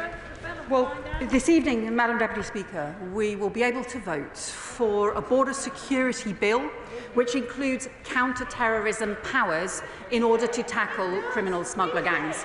And the Prime Minister said before Christmas, when we hosted the Interpol conference, that border security is a national security issue and needs to be taken seriously as such. That is why we need those counter-terrorism powers. That's why we need our police, National Crime Agency, Border Force and border authorities to be able to intervene much earlier, to be able to take action against this dangerous trade in people that does undermine our national security as well as our border security. So I hope he'll vote for the bill tonight. Chris Murray. Thank you, Madam Deputy Speaker. The public have been waiting for 15 years to hear a government set out a serious strategy to actually get a grip on the legal migration system, so that it works for public confidence, so that it works for the economy, and so that it works for migrants themselves. So on that point, can I welcome the measures the Home Secretary has announced in relation to the health and social care visas? Because this has been really disruptive for the labour market, but it has also led to instances of extreme exploitation and modern slavery. And will she commit to these new measures being fully modern slavery proofed in the White Paper? Home Secretary. I welcome my honourable friend's points. There have been really just shameful examples of exploitation that probably all of us have come across in our constituencies around the social care visa and the way that it was introduced. But also here people who have come to work incredibly hard in our care homes, and that's why it's so important that we tackle that exploitation, and that's why we need to ensure that those standards are met, that we have a fair pay agreement, and certainly that we maintain standards around tackling trafficking and modern slavery too. Ben Lake. The Home Secretary will be aware of the funding crisis that afflicts so many of the UK's universities, and so much so that last year, when the Migration Advisory Committee reviewed the graduate visa route, it concluded that it should be retained, stating that under the current higher education funding model, closure or additional restrictions to the route could put many universities at financial risk. What is the Home Secretary's assessment of the impact of these changes today on the financial sustainability of our universities? Well, I would say to the honourable member, where the universities are already meeting high standards of compliance. That is really welcome, and the majority of universities already do. Those that currently don't are going to need to increase their compliance standards to make sure that we have a proper and robust system. And in terms of the graduate visa as well, people will be able to stay on for the unrestricted 18 months. If they want to stay on for longer, they need to be contributing in graduate jobs, because too often people have stayed and not been part of graduate jobs even though they've got a graduate degree, so they should be getting graduate jobs, including as part of a skilled visa as well. Steve Yem. Thank you, Madam Deputy Speaker. I wonder if the Secretary of State would agree with me that the best way to address soaring migration for work is to properly train and upskill our domestic workers in constituencies like mine in Mansfield. And I wonder how the measures introduced today will contribute to that aim. Home Secretary. My honourable friend is exactly right, and in Mansfield and right across the country we need the training, we need the skills. The proposals for the immigration skills charge will mean that employers who are recruiting from abroad will need to contribute more towards training and skills in the UK. And where there are areas where there are persistent shortages, and there will be some of those which are still crucial to the economy, alongside being part of the temporary shortage list, those sectors will need to have proper workforce strategies in place for the first time to set out what action they are taking to improve and increase domestic recruitment and training so that it benefits UK residents who need to be part of our labour force. Monica Harding. Thank you, Madam Deputy Speaker. A care provider in my constituency of Esher and Walton has already got in touch to say a third of his workers are from overseas and delivering about 60% of his work. So turning it around, he will be unable to care for 80 of 120 of his clients. He's been hit with horrendous national insurance contributions. Invested thousands of pounds in the model. So in the absence of any adult social care plan, the government is now effectively capping the amount of workers. So how do we plug the gaps very quickly? And will the care providers be properly supported with funding to allow these changes to happen? So in the care provider in the Honourable Member's constituency, they will be able to extend those care visas. They will also be able to recruit from the number of displaced care workers, which was 39,000 care workers were displaced when the proper new checks and standards were brought in, and they'll be able to recruit from the local community as well, including with alongside a proper fair pay agreement in place. So we need to make sure that there is a proper strategy to value social care and to deal with some of the causes of recruitment historically, rather than always having the kind of impact with the social care visa recruiting from abroad at such a scale that it led to significant exploitation. Olivia Blake. Thank you, Madam Deputy Speaker. Does the Secretary of State agree that, far from being strangers, migrants are our neighbours, our friends and family and integral parts and members of our communities, and that moves to cast them as strangers are both divisive and hostile and risk legitimising the same far-right violence that we saw in last year's summer riots? Have we learnt nothing? Home Secretary. Well, as I set out in my statement, Madam Deputy Speaker, the people who have come here from abroad through very many generations, contributing to our economy and to our country, being part of our community and making our country what it is. That is who we are as a country because of that history, and it will continue to be important for our future. We do want people to be able to integrate, to be able to share with neighbours, and that is why some of the provisions around ensuring that we support integration and support English language are so important as well. Ben Obsejecti. Thank you, Madam Speaker. How does the Immigration White Paper address the significant number of pull factors currently advertised online? The government's own website, Asylum Support, What You'll Get, is there for any aspirational English-speaking asylum seeker to see just why it's worth running the risk of crossing the channel. You'll be given somewhere to live if you need it. This could be in a flat, house, hostel or bed and breakfast. You usually get £49.18 for each person in your household. This will help you pay for things like food, clothing and toiletries. Your allowance will be loaded onto a debit card each week. Please, can we get to a question? So what is the government doing to address the online advertising of this incredibly generous package? Home Secretary. So we have inherited an asylum system in complete chaos. It's why we are reducing the backlog. It's why we've also been taking action to tackle some of the areas where there has been visa misuse, including some of the issues around, we've had issues around a series of countries where people have increased the applications for asylum even though they have come here lawfully on visas as well. We will continue to tackle those, and we will introduce new reforms alongside this white paper on legal migration. Becky Gittins. Thank you, Madam Deputy Speaker. Last June, the now Home Secretary visited Betty Birkin's cafe in my constituency to discuss the very matter of overseas recruitment massively increasing.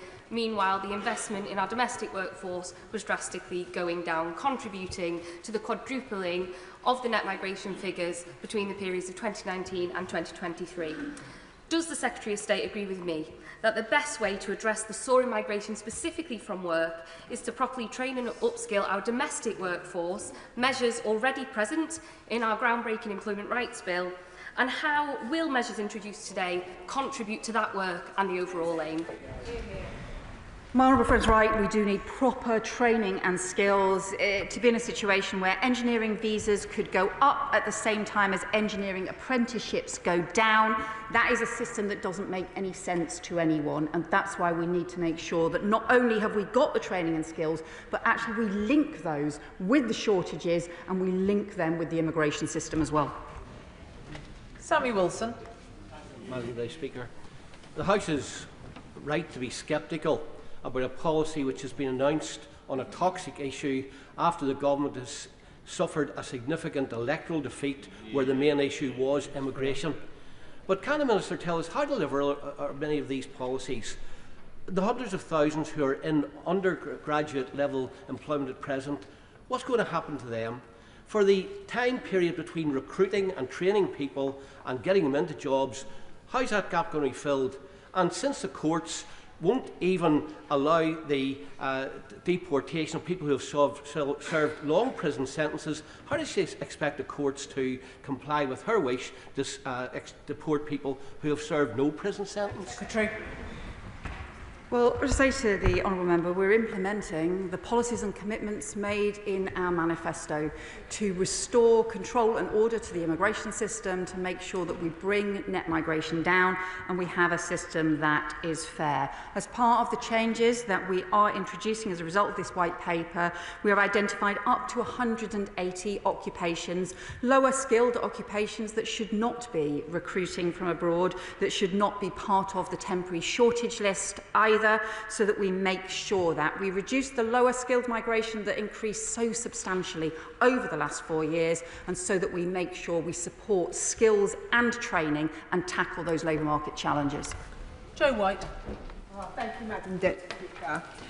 With net migration figures of 1.7 million over the last 2 years of the previous government, when I speak to people in Bassetlaw, they tell me that they are fed up with the pressures that uncontrolled immigration has put on our local infrastructure. The Prime Minister has recognised this today with a clear commitment to reduce net migration and take back control of our borders. Can I congratulate my right honourable friend on this landmark cross-government white paper, which will fix the mess left by the party opposite? Does she agree with me that we need to stop the reliance on imported workers from abroad and focus on properly training British people instead? Home Secretary. Well, honourable friend's right that this is a cross-government approach, and it links to the work that the DWP Secretary, the Welfare Pension Secretary, is doing on helping people back into work, that the Education Secretary is doing on boosting training, that the Business Secretary is doing on building up industrial strategies so that we can plan in terms of the workforce of the future. This is a cross-government approach. That's how we make sure that we both make sure we've got control in our migration system and also boost the productivity of the economy. Lincoln Jopp. Thank you, Madam Deputy Speaker. What was it about the local election results that first attracted the Home Secretary to the idea of rushing out an immigration white paper? Secretary. I have to say to the honourable member, even I could not draw up a white paper in the space of 2 weeks.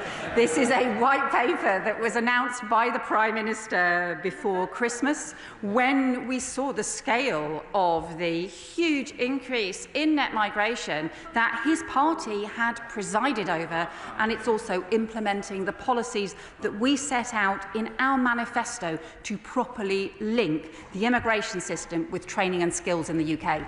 Rachel Maskell. Thank you, Madam Deputy Speaker. I'm proud to represent this country's only human rights city, where everybody is welcome and every life is of equal worth. Our economy depends very much on our universities, and our universities on international students. In fact, employers will come to our country because of the diversity of our students. So will she ensure that she properly consults the higher education sector? The second biggest export from my constituency is higher education, to ensure that we don't harm my local economy, but also the opportunities of international students and home students too. Secretary. Well, I do strongly value the contribution from international students to our economy, and she is completely right to say how important international students are. But that's also why we need to make sure that standards are upheld in terms of universities, ensuring that systems aren't misused so that we can continue to support international students. And also, I think it will benefit our economy if those students who stay on afterwards are also doing graduate jobs. Max Wilkinson.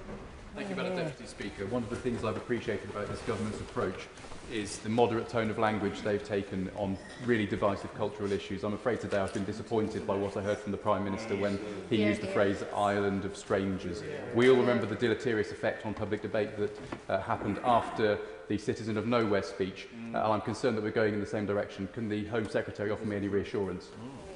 Home Secretary.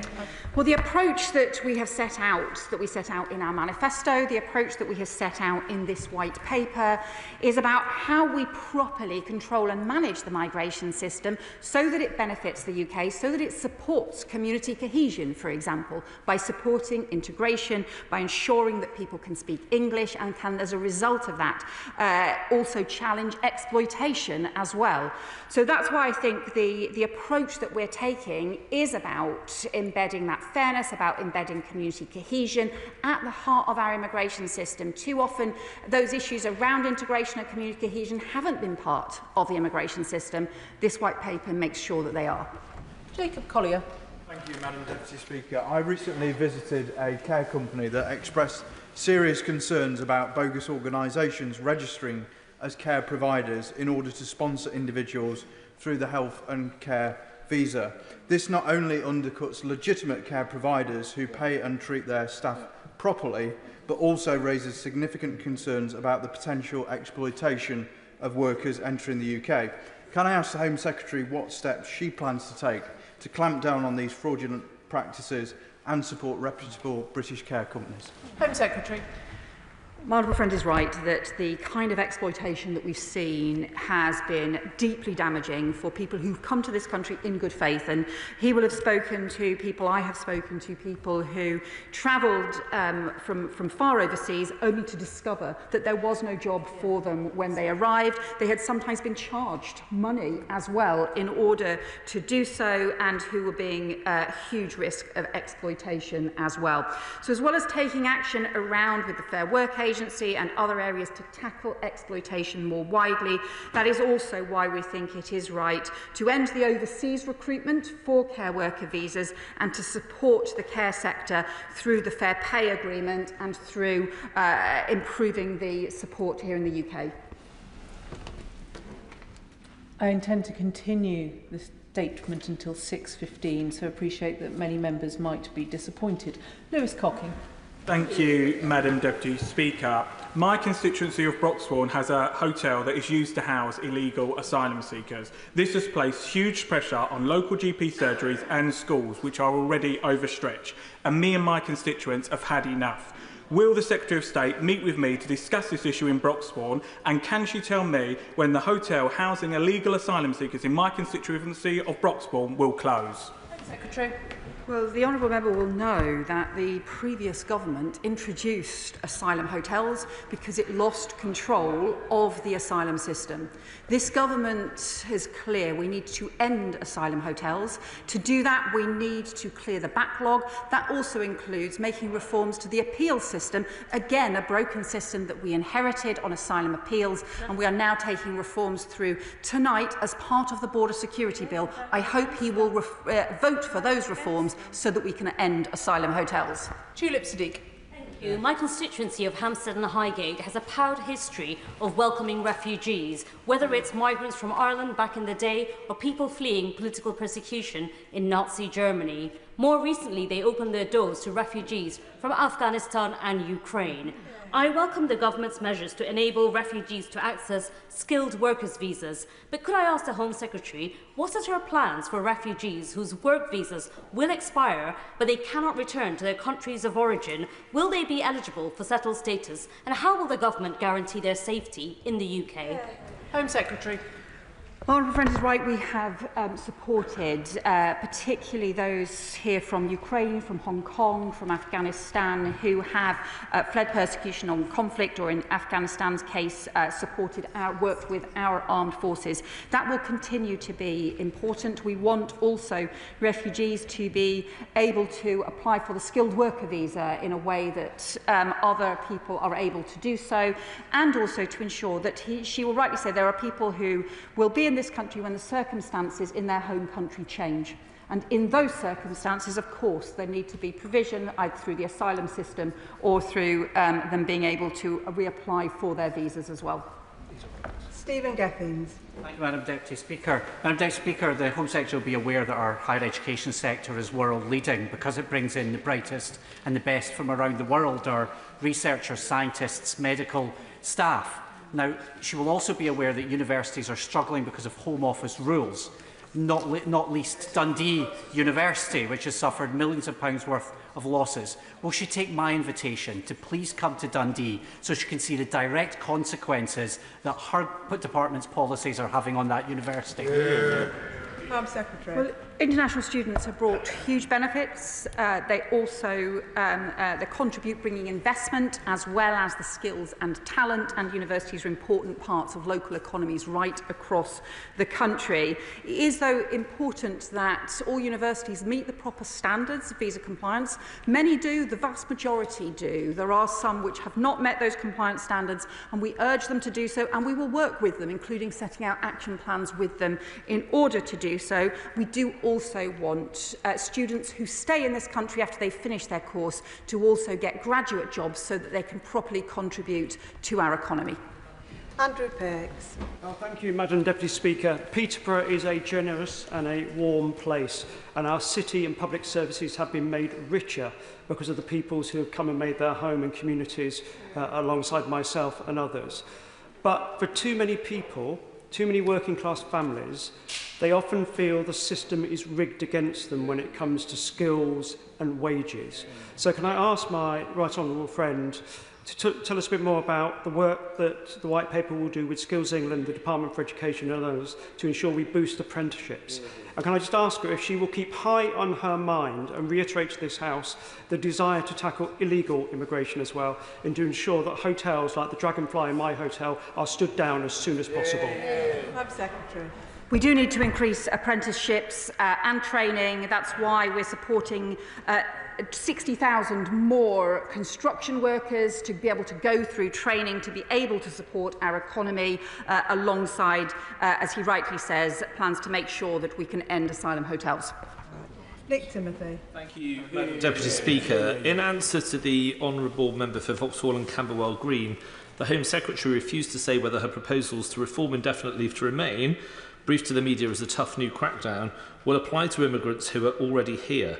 If it doesn't apply to people already here, it makes a mockery of the very idea of reform. So will she answer very clearly, will the new rules apply to existing immigrants or just those coming in future? Home Secretary. We want the settlement rules to be amended as swiftly as possible and to be able to apply widely, but we will consult on the detail, and it is right that we do so. And I would also say to him, this is one of just many things that we are needing to do to clear up the chaos that his party left. John Pearce. Thank you, Madam Deputy Speaker. After 14 years of broken promises, I warmly welcome the Home Secretary's statement to bring down net migration. With 1 in 8 young people not in education, employment or training, will the Secretary of State set out to the families and young people in my constituency of High Peak what this white paper will do for them? Home Secretary. One of the most important aspects of the white paper will be the increase in the immigration skills charge, which will mean that where employers are recruiting from abroad, where there are shortage occupations, they are contributing more that can help support skills and training here in the UK, and that includes supporting our young people to be able to get the apprentices and jobs they need. Alison Bennett. Thank you, Madam Deputy Speaker. The announcements today will deepen social care workforce shortages and risk harm to those who receive care. Has the government considered the impacts upon the sick, the frail, the elderly who rely upon care workers to provide vital support? And will the government publish an impact assessment setting out the effect of their reforms and what it will do for the quality and availability of care and on the work of the KC Commission? Home Secretary. Well, as I pointed out in my statement, the number of care workers recruited from abroad has fallen since the initial big increase. The important thing is to prevent that increase taking place again, because we have seen significant exploitation as a result. As a result of introducing the higher standards, 39,000 care workers were displaced. They came here to do jobs that either didn't exist or didn't meet the right standards. We would urge care providers to recruit from the pool of people who are already here. Scott Arthur. Thank you, Madam Deputy Speaker, and I thank the Home Secretary for her statement and the steps she's taken to bring order to the chaotic immigration system we inherited. But I do want to ask a question within the context of a register of interests. Universities in Edinburgh are on their knees because of changes the Tory government made to immigration and also because of SNP cuts to the sector. Staff are keen to contribute to the economic growth in the UK, but they're concerned that what's in the white paper might make that harder. So can she commit to working cross-government to ensuring universities come out of this stronger so they can contribute to economic growth?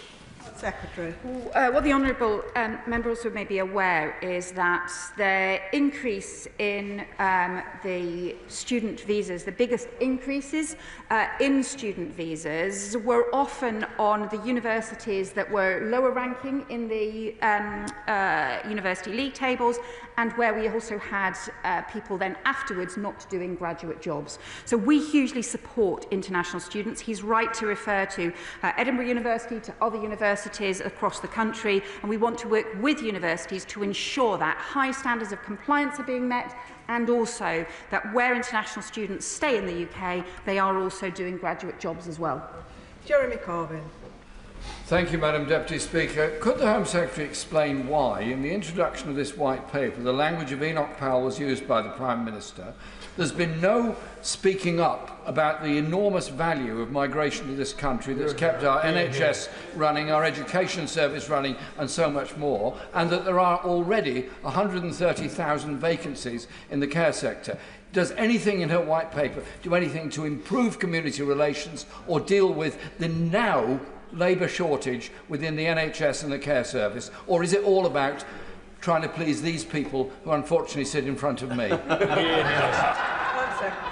Well, what I would just say to the honourable member is, I think at the very beginning of my statement to this House, I talked about the importance of those who come to work in our NHS, those who come to serve in our armed forces, those who come to work in constituencies like mine, in coal mining jobs, those who come sometimes to do some of the most difficult jobs of all. But it's because migration is important that it needs to be controlled and managed. And we need to tackle the underlying problems in the labour market. So for net migration to quadruple in the space of 4 years, at the same time as domestic training is being cut, at the same time as we haven't had the support for the skills and training in the UK, I think shows a system that just is not working. We have to tackle those training and skills shortages alongside bringing net migration down. Rachel Taylor. Thank you, Madam Deputy Speaker. My constituents are sick and tired of broken promises on immigration. 5 Conservative Prime Ministers promised to cut arrivals while deliberately letting numbers reach record highs. Can the Secretary of State confirm to the people of North Warwickshire and Bedworth that the broken promises are over, and when this government says we will cut immigration levels and invest in skills and training and good jobs for my constituents, that is exactly what we will do? Home Secretary. Well, what I would say to my honourable friend, she makes a really important point, is that we're setting out practical plans on the skilled worker visa, practical plans on construction training jobs, practical plans on the immigration skills charge in order to be able to invest in that training. It's through those practical common sense plans, step by step, that we will have an impact on restoring order to the immigration system and also bringing net migration down.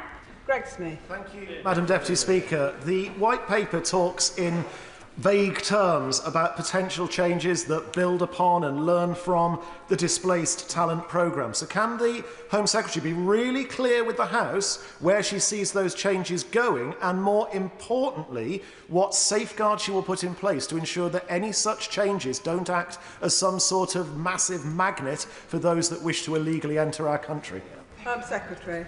Well, I think actually the opposite is true from what he said. We've talked about having capped and limited schemes, and also ensuring that at the moment it's possible for people in other parts of the world to be able to apply for a skilled worker visa if they have the talent. For example, if they are an engineer, if they are a scientist.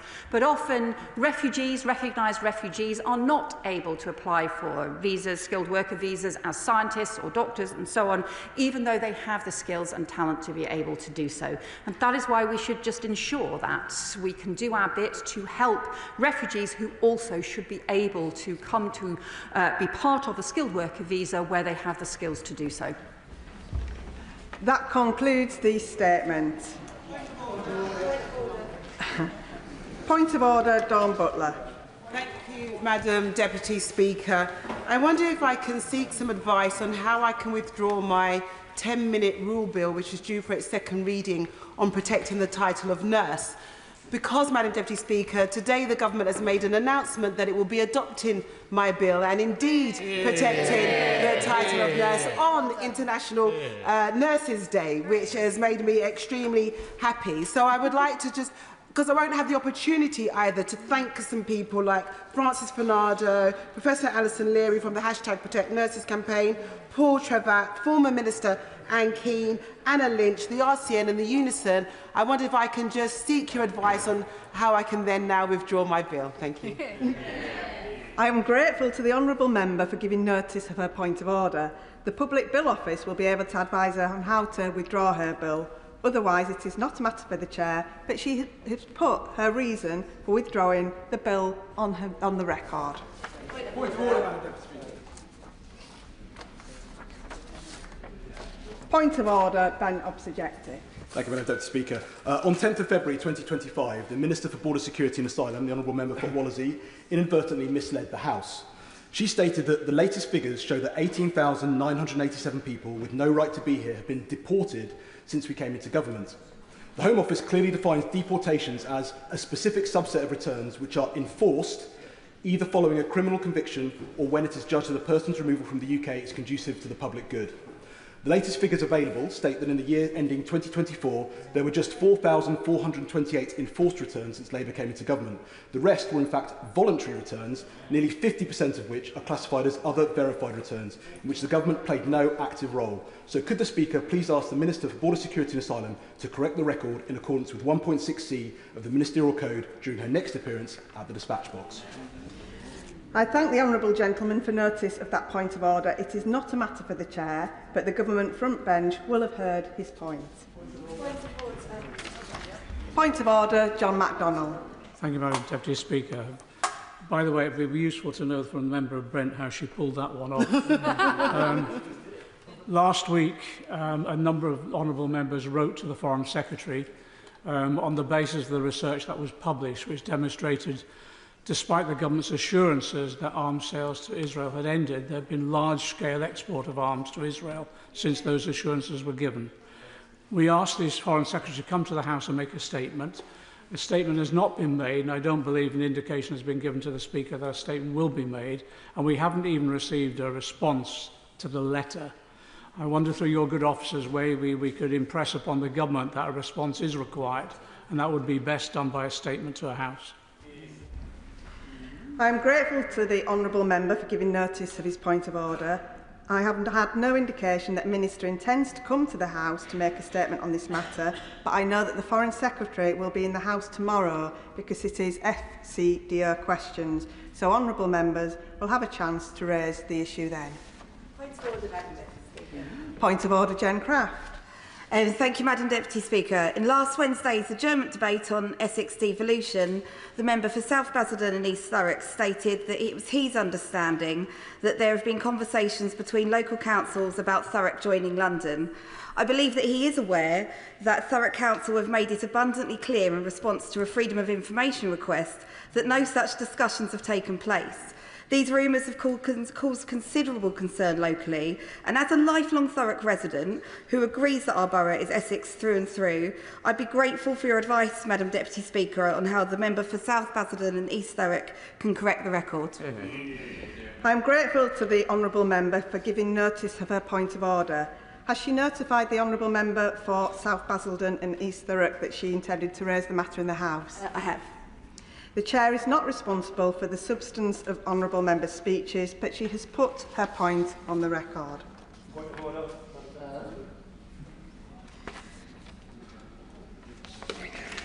Ways and Means motion. Minister to move. Oh, sorry. Point of order, James McMurdoch. Thank you, Madam Deputy Speaker. I'll correct the record very briefly now. As the honourable member for Thurrock is aware, I had received multiple verbal notices that discussions were being had between Thurrock and other councils in the area. So I put in a Freedom of Information request, which they came back and concluded there had been discussions. It only turned out it was due to an administrative error that they should have said there had not been. So I'd received verbal information and written confirmation that there had been, which is why I gave the speech I had. And I would point out that in the speech that I gave, I even made reference to the fact that the conversations had been denied, which again I'd also explained to the honourable member for Thurrock. So I believe I've done all I can there, but given the amount of strained relationships in this place, I certainly hope this doesn't strain ours and we continue to work constructively together. I thank the honourable member for his point of order. Can I just remind members that points of order should be brief? However, I thank the honourable member for that point of order and he's put his point on the record. Ways and Means motion, Minister to move. The question is as on the order paper. The question is as on the order paper. As many as are of that opinion say aye. Aye. Of the contrary, no. I think the ayes have it. The ayes have it. The clerk will now proceed to read the orders of the day.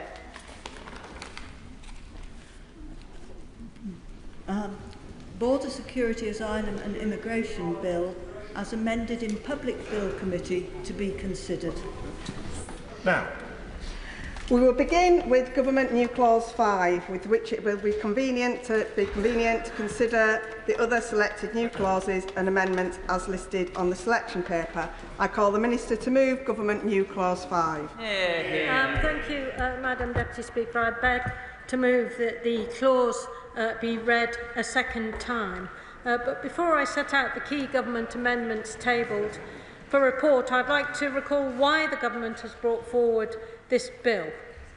We are working to take the necessary actions to secure our borders and to bring order to the chaotic immigration and asylum system which we inherited, to go after the dangerous criminal gangs that undermine our border security, and this legislation is part of that plan for change. For 6 years, the organised gangs behind small boat crossings have been allowed to take hold.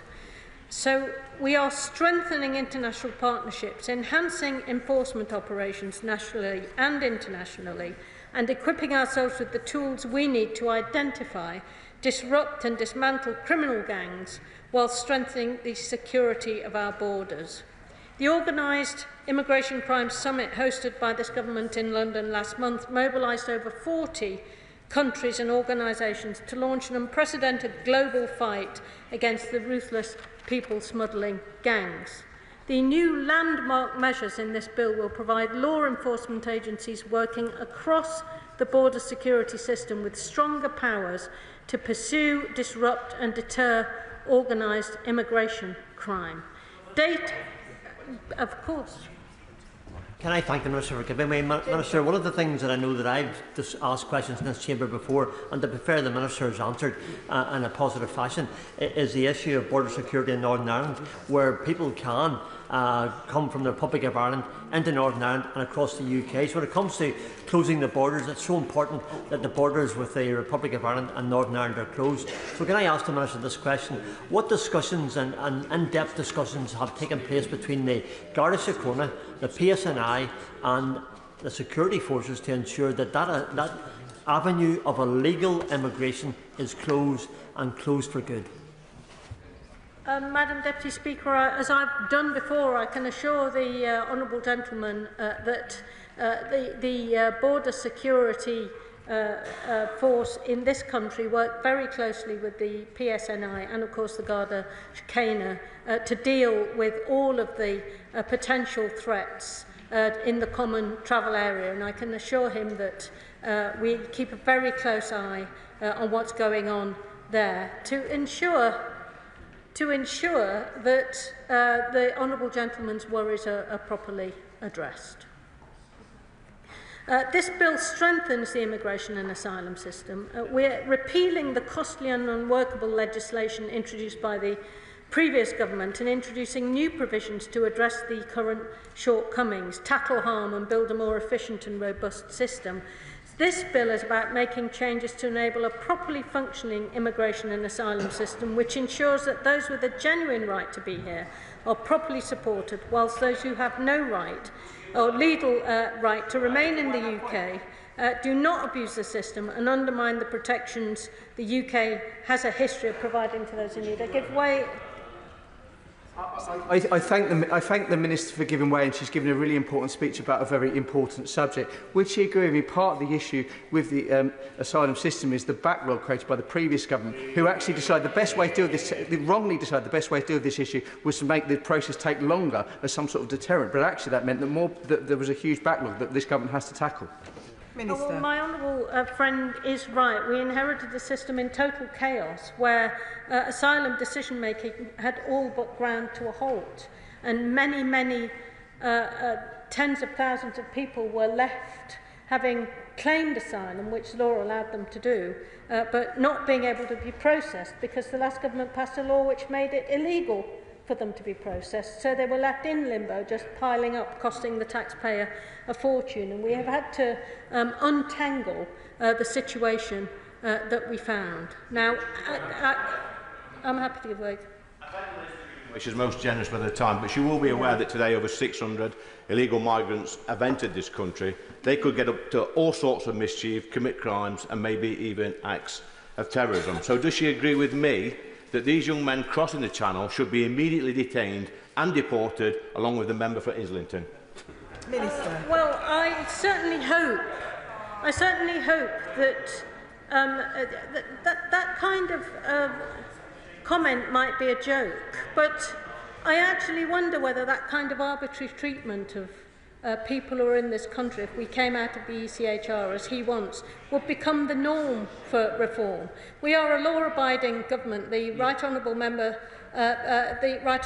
for Islington has a complete right to his opinions and a complete right to express them from whatever side of the House that he sits. And I've personally worked with him and have a great deal of respect for him. So I'm quite shocked that the honourable gentleman thinks that that's an appropriate thing to say in this place. Now, at committee stage, yes.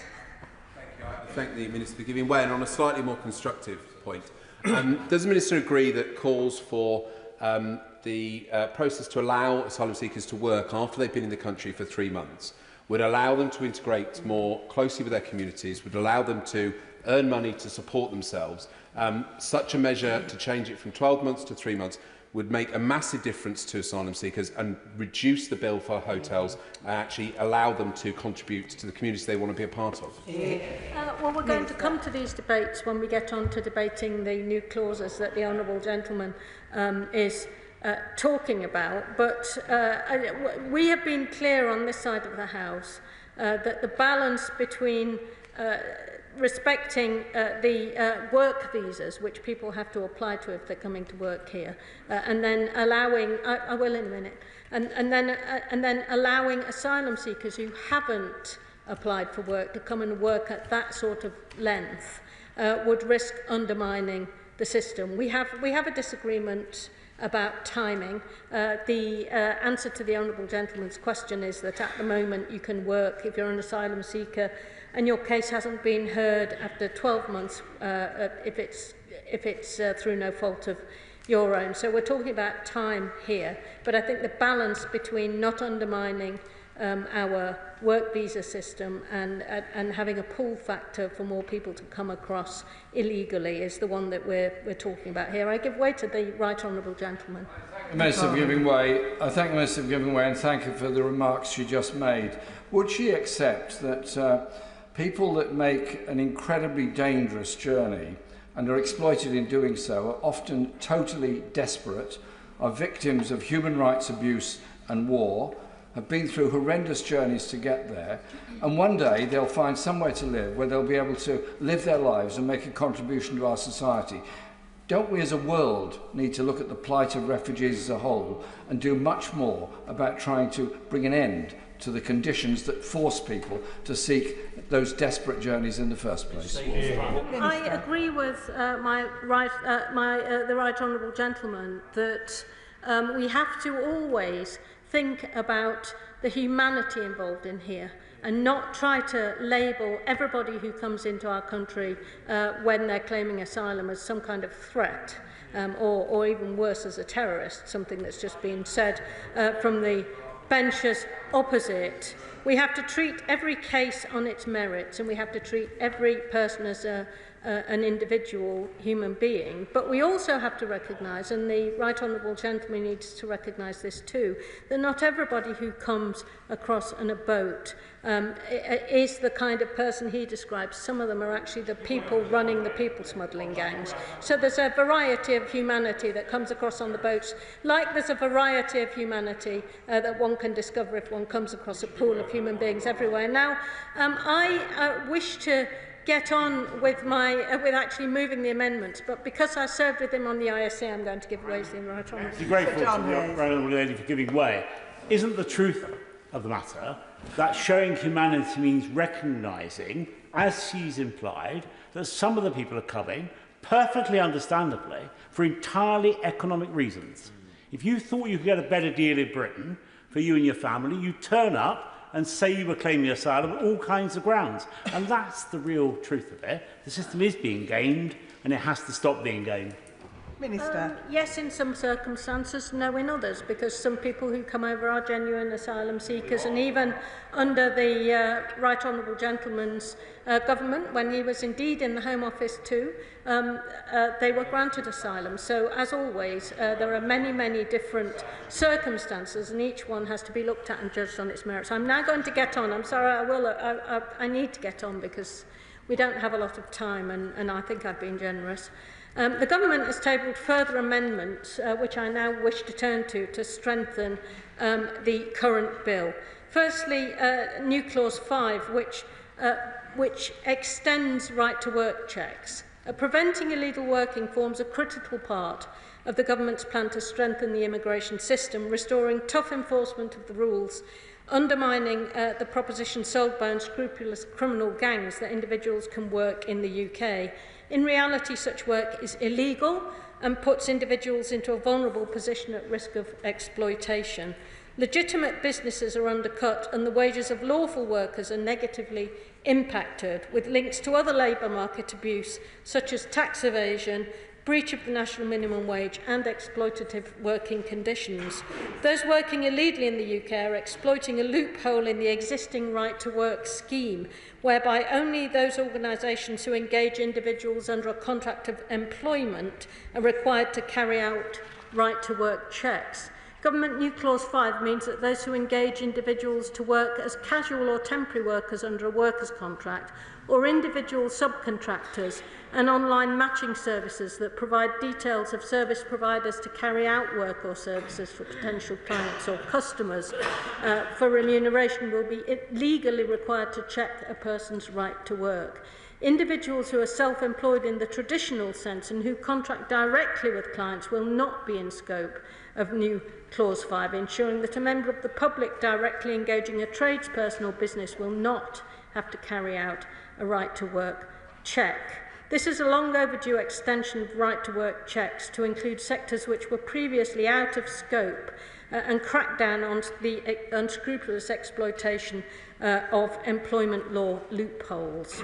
I note the amendments for the Honourable Member for Leeds Central and Headingley and the Honourable Member for Hazel Grove relating to the Government's policy on the right to work for asylum seekers, but it's important, as I said earlier, to distinguish those who need protection and those seeking to come here from work to work. Also that while pull factors to the UK are complex, the perception of easy access to the labour market is among the reasons why people take dangerous journeys to the UK.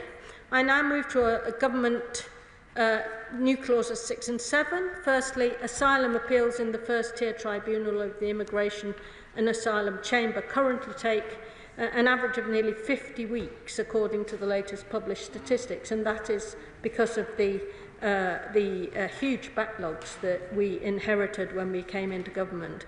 Government New Clause 6 and 7 seek to set a 24-week statutory timeframe requiring the first-tier tribunal of the Immigration and Asylum Chamber to decide both supported accommodation cases and non-detained foreign national offenders within 24 weeks from the date the appeal is lodged, as far as is reasonably practicable.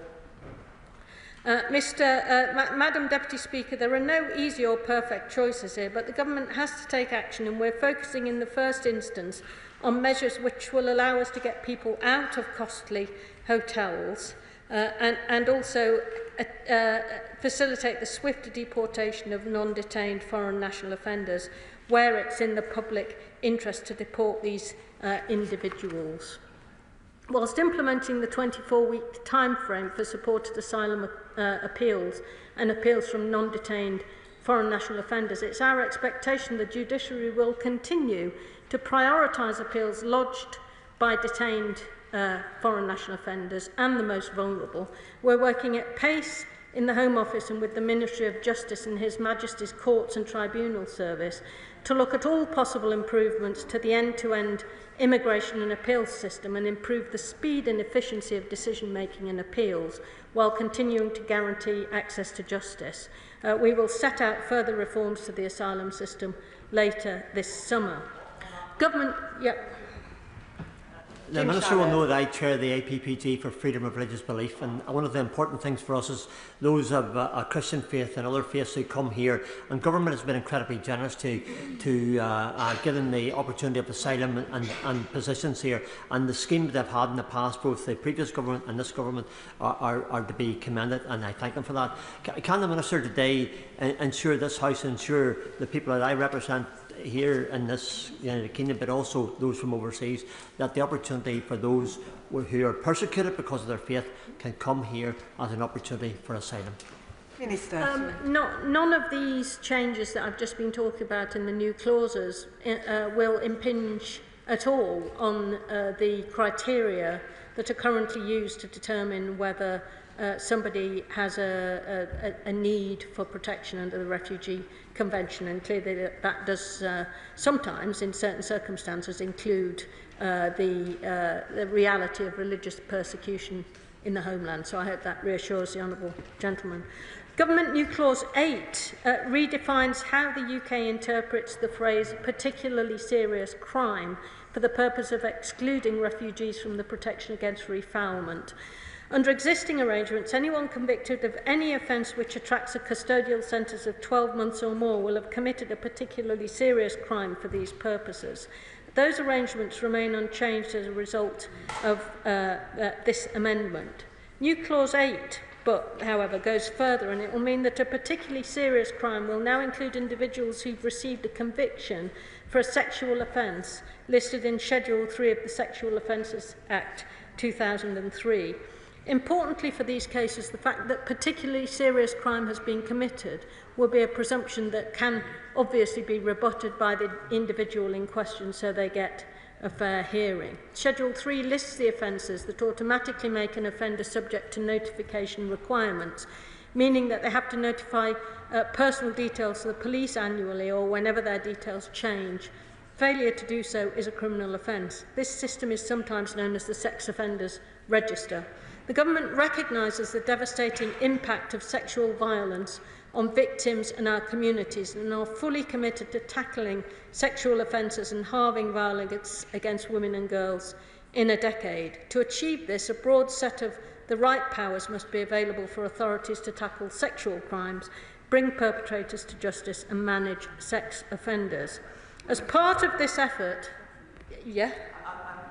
as the Minister, and I obviously accept the wisdom behind that new clause, but will the Minister go further and comment on new clause 39 in the name of my right honourable friend, the member for Gainsborough, because that is designed to put an end to another mischief affecting the non-refoulement rules, and that would ensure that there was primacy given to the Torture Convention and the Refugee Convention, and it wasn't possible for the European Court of Human Rights to interpret the Convention in such a way as to exclude those provisions. Well, I commend the Honourable Gentleman for his creativity in asking that question when I'm talking about this particular government amendment. I think we had a debate in committee on the Father of the House's amendment, and I certainly intend to come to it later in our proceedings, hopefully when he's here himself. I wanted to say that as part of our efforts to halve violence against women and girls, it's important that the small number of asylum seekers and refugees who've been convicted of particularly serious crimes do not benefit from protection status. Not only have they failed to respect the laws of the UK by committing sexual crimes, but they've also undermined public confidence in the system.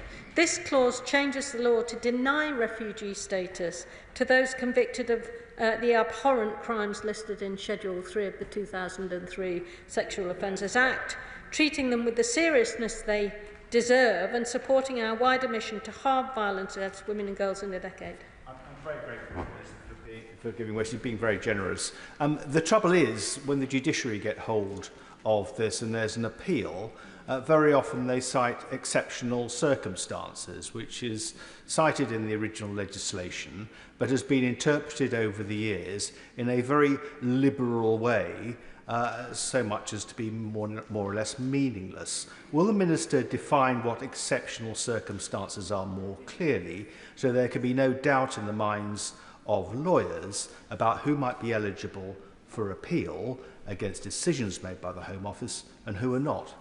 Minister. Well, certainly we'll come into the detail of how this works once it's on the statute book in guidance that is issued, but I'm being very clear to the House tonight that the government wishes to include those few people, the small number of asylum seekers and refugees who've been convicted of serious sexual offences such that they've been put on the Sexual Offenders Register, to be denied refugee status. We will also deny refugee status where we're able to show that an individual has been convicted in a foreign court for a crime that would have fallen under Schedule 3 if they'd been convicted in the UK. Those convicted and made subject to the notification requirements have committed the most serious of sexual offences, which should be included in the definition of a particularly serious crime. And I move on to the Immigration Service Commissioner's changes, which are put down as amendments. The Government is seeking new powers for the Immigration Advice Authority to tamp down on malpractice with the provision of immigration advice.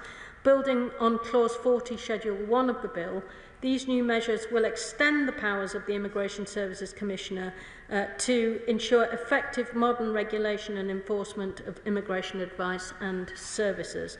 Government Amendment 24 creates the power to amend the definition of relevant matters, the different types of immigration advice which can be brought in and out of Immigration Services Commissioner's regulatory oversight. This will introduce greater flexibility to keep pace with wider modernisation and transformation of the immigration system. Currently, those definitions are in primary legislation.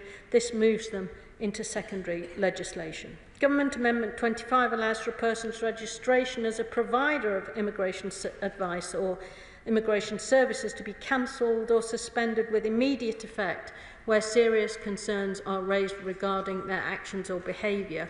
Government Amendment 26 establishes that persons who have received certain severe disciplinary sanctions cannot continue to provide immigration advice under the supervision of a person regulated by the Immigration and Asylum Act, otherwise known as substitution.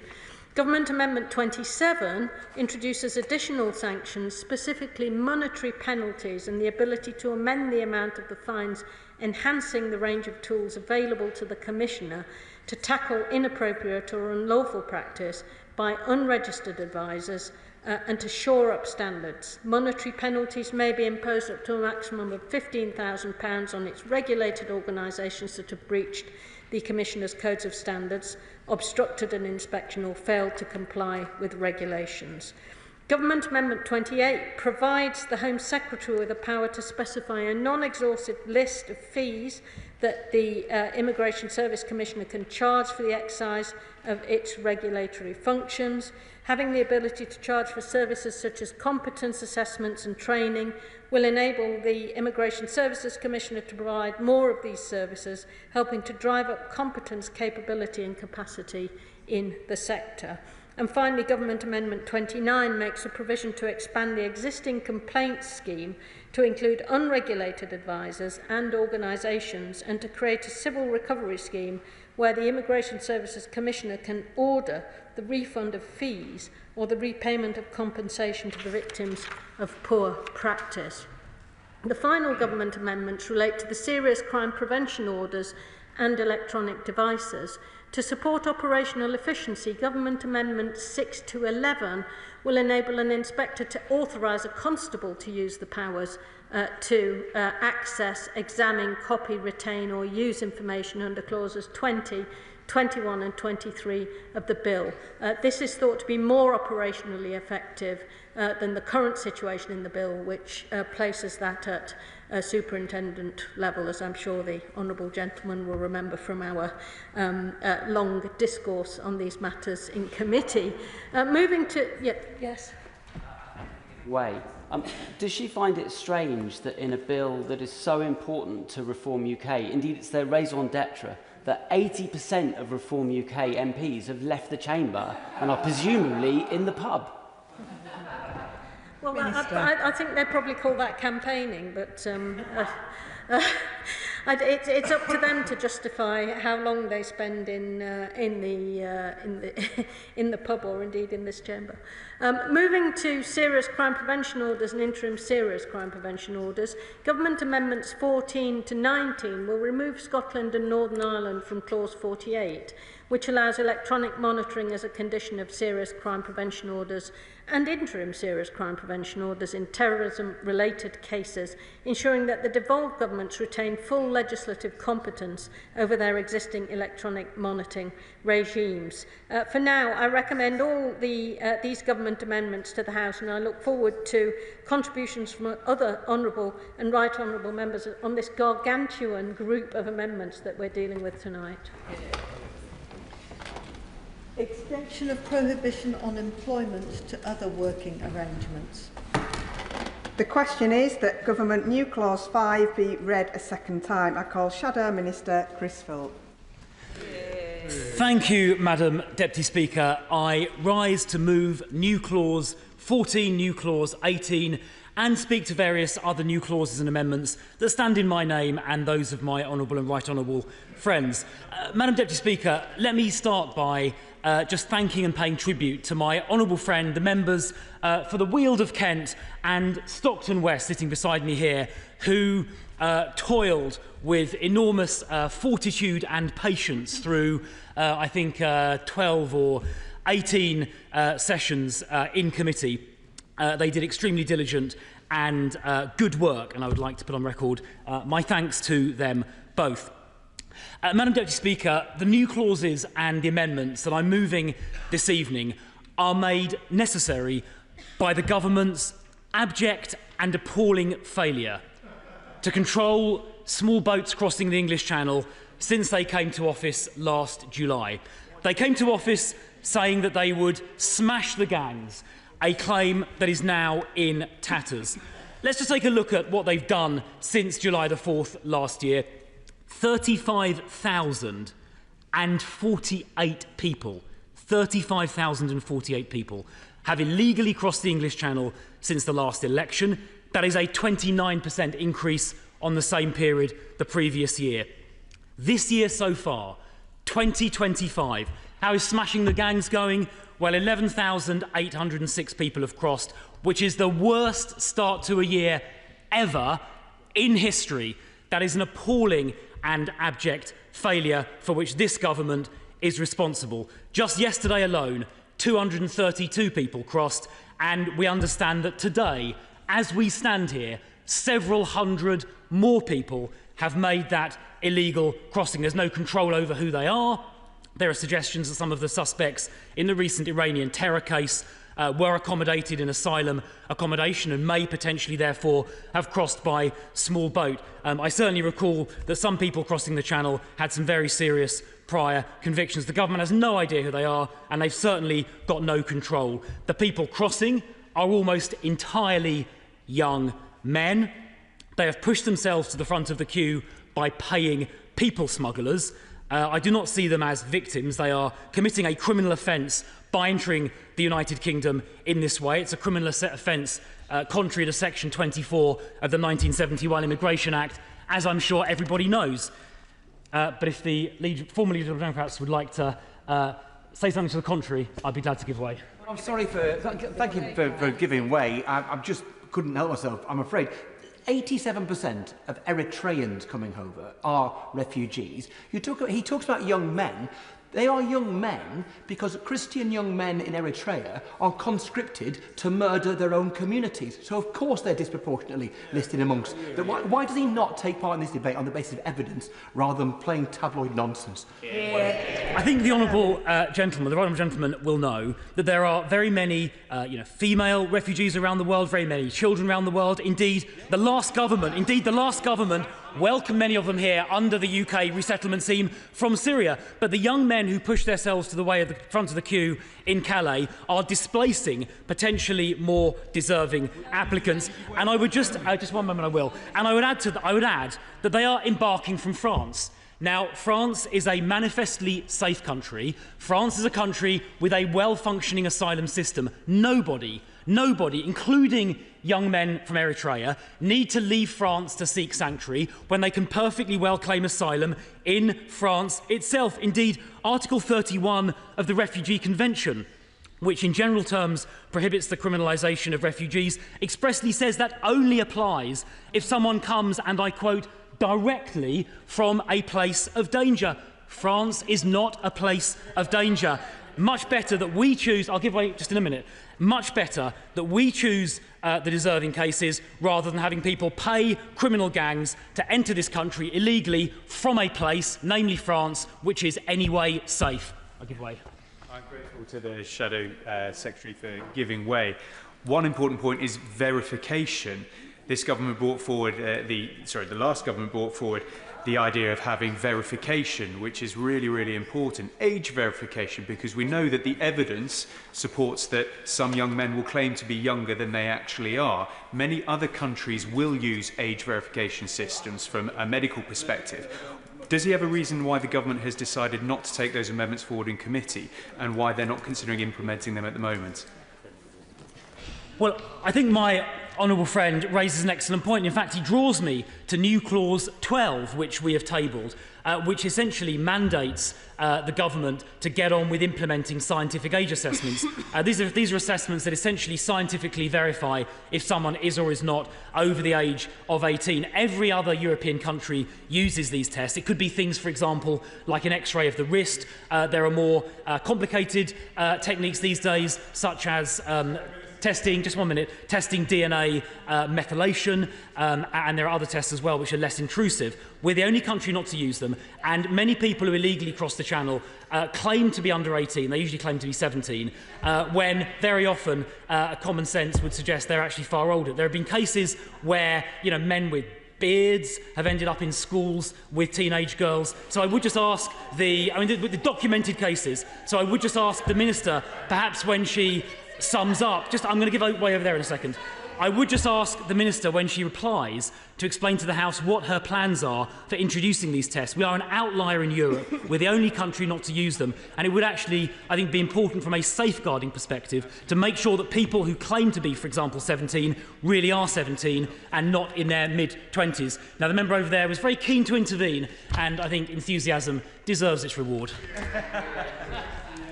Minister, for your condescending tone after your deluded rant in the House.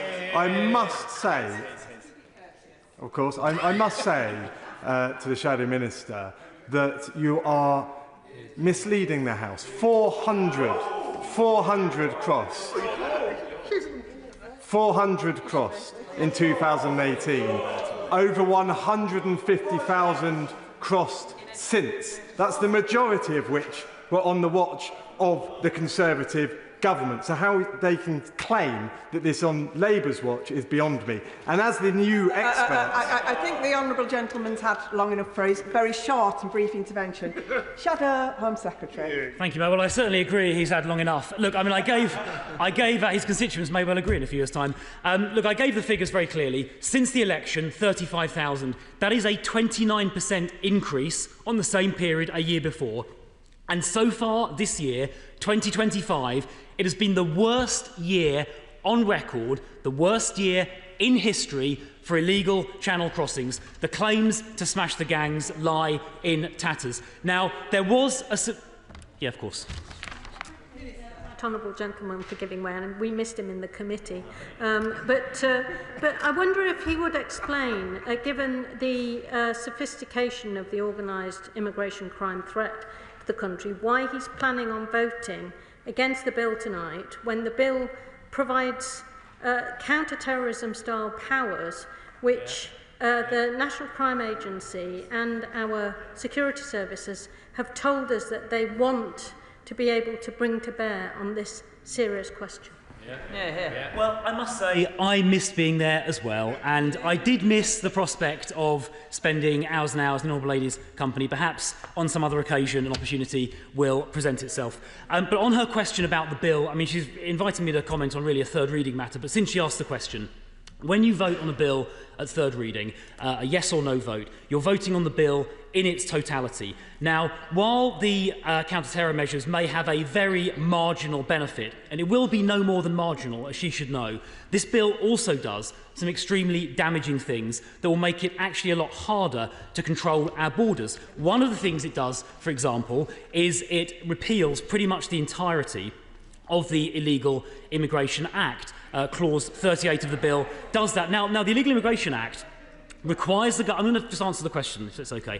The Illegal Immigration Act, amongst other things, requires the government to remove people who arrive here illegally. Amongst other things, the Illegal Immigration Act says there is no path to citizenship for somebody who comes to this country illegally, a very sensible measure. This bill before us repeals almost all of that. But secondly, the other thing this bill does is it removes from the statute books the legislative basis to implement a removals deterrent. Now, one of the first things this government did when it came to office was it cancelled the Rwanda scheme before... Now, I'm going to just answer the question first.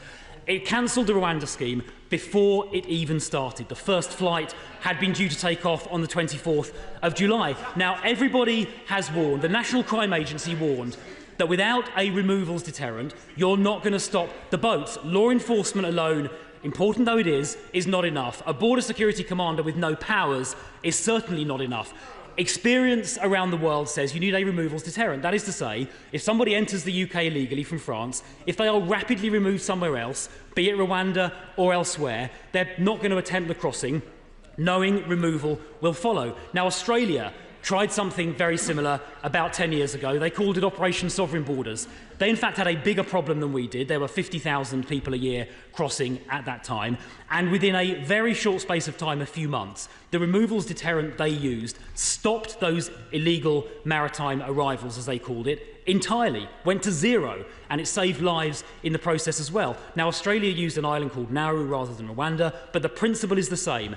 And the decision, I mean, the Home Office ministers must by now be regretting their hastiness, because in the absence of any removal deterrent, the numbers have gone through the roof. And as I said already, this year so far has been the worst on history. Without a removals deterrent, there is no hope of stopping these crossings. And one of the other things this bill does, in Clause 37, is it repeals the entirety of the Safety of Rwanda Act. That is why our Amendment 32 seeks to reinstate that clause, because there will probably come a time, you know, if not today, then in 6 months, and if not in 6 months, then in 12 months, then these Labour ministers will realise their plans are not working, the numbers are getting worse, and without a removals, just a minute, and without a removals deterrent, they are not going to stop the boats. And that is why this bill is so misguided, it's why their policy is so misguided, and it's why the numbers this year have been the worst in history. Give way over there. Thank you very much. Could the Shadow Minister comment on the views of his colleague, the member for Stockton West, when he said during the Borders Committee, immigration is too high, previous governments have failed to solve it? And also, could he comment on the member for Weald of Kent, when she said in the same committee, the system is broken, it has been broken for many decades, and that is now plain to see?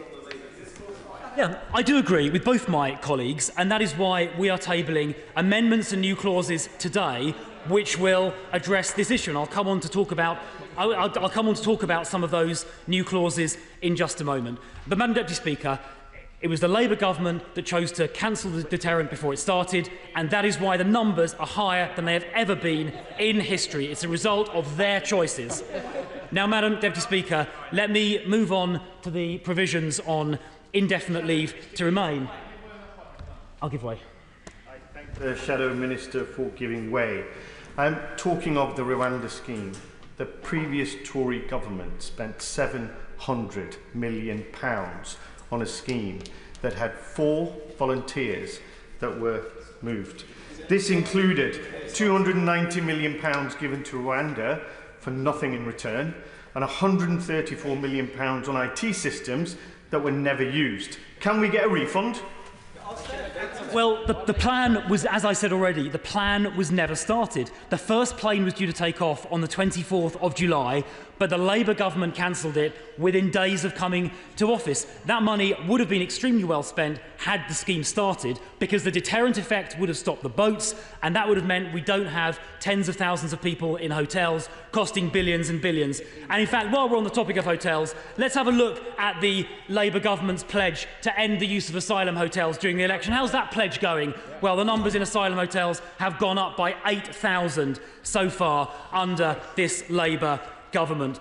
And in fact, speaking also of removals deterrents, I was in Berlin probably 4 or 5 weeks ago talking to members of the CDU who are now obviously in government, and the incoming German government intends to implement a removals deterrent very similar in concept to the Rwanda scheme. So other governments around the world have realised you've got to do this. It worked in Australia. The new German government are going to be doing something very similar. It's just our government going headlong in the opposite direction. Now, I'm going to make some progress. Now, Madam Deputy Speaker, I'm just going to speak for a moment to the clauses on ILR, indefinite leave to remain, and in particular, new clause 11, which sets a limit for eligibility for ILR to 10 years, and new clause 17, which sets various conditions on ILR, essentially saying that to get ILR after 10 years, you have to have made a sort of economic contribution. You can't be a burden on other taxpayers. Now, those strike me as very fair. Now, I notice in the immigration announcement by the Prime Minister this morning, he made reference to 10 years ILR, despite the fact the Honourable Lady and her colleagues voted against that measure just a few weeks ago. I wonder what has magically changed their minds. But if they are serious about this, will they be supporting new Clause 11, which implements what the Prime Minister announced this morning? Will they be voting for that later on? But if I understand the Prime Minister's announcement correctly, he was saying, the Prime Minister was saying, that when someone reaches 10 years residence, they automatically qualify for ILR, indefinite leave to remain, under the government's proposals. But what we're saying in our new Clause 17 is that there should be conditionality even after 10 years. The person should be making some kind of contribution to the country in order to qualify for indefinite leave to remain. So would she take the opportunity to agree with that approach, and would she therefore support new Clause 17 that we have tabled to this bill? Now, Madam Deputy Speaker, let me turn to the two new clauses that we intend to move to a vote this evening. And the first of those is new Clause 18, to be found on page 18 of the amendment paper. This establishes a binding cap on immigration numbers each year, a cap that would be voted on in this Parliament, democratically accountable and completely transparent. Of course, it would be up to Parliament to debate what that number should be, but I would be arguing it should be a lot lower than any recent number we've seen, and indeed a lot lower than the recent forecasts we've seen from the ONS and the OBR. But the critical point, let me just finish the point, but the critical point, whatever your views on the number are, is that it would be this Parliament every year that voted to cap migration. So never again would we see immigration rise to levels far higher than anyone intended. We wouldn't ever again see unintended consequences where visa rules are set up, but it turns out the numbers are much higher. A good example of that is the health and social care visa, which was initially only supposed to be a few thousand people, but ended up being hundreds of thousands. With a cap mechanism in place, that would never happen again. So I invite the Minister in her response to tell me, will she support a binding annual cap decided by this Parliament? Will she support democratic accountability for that number? And if not, why on earth wouldn't she? Because I can't see any reason at all why this elected Parliament shouldn't set the limit each and every year, rather than having numbers that many of us would think are far too high. I thank him I thank the honourable gentleman for giving way. He's speaking with great confidence as ever, and and volume, I have to say. So you're very clear. The honourable gentleman is very clear about the cap, very clear. But what's less clear is what level he believes it should be set at.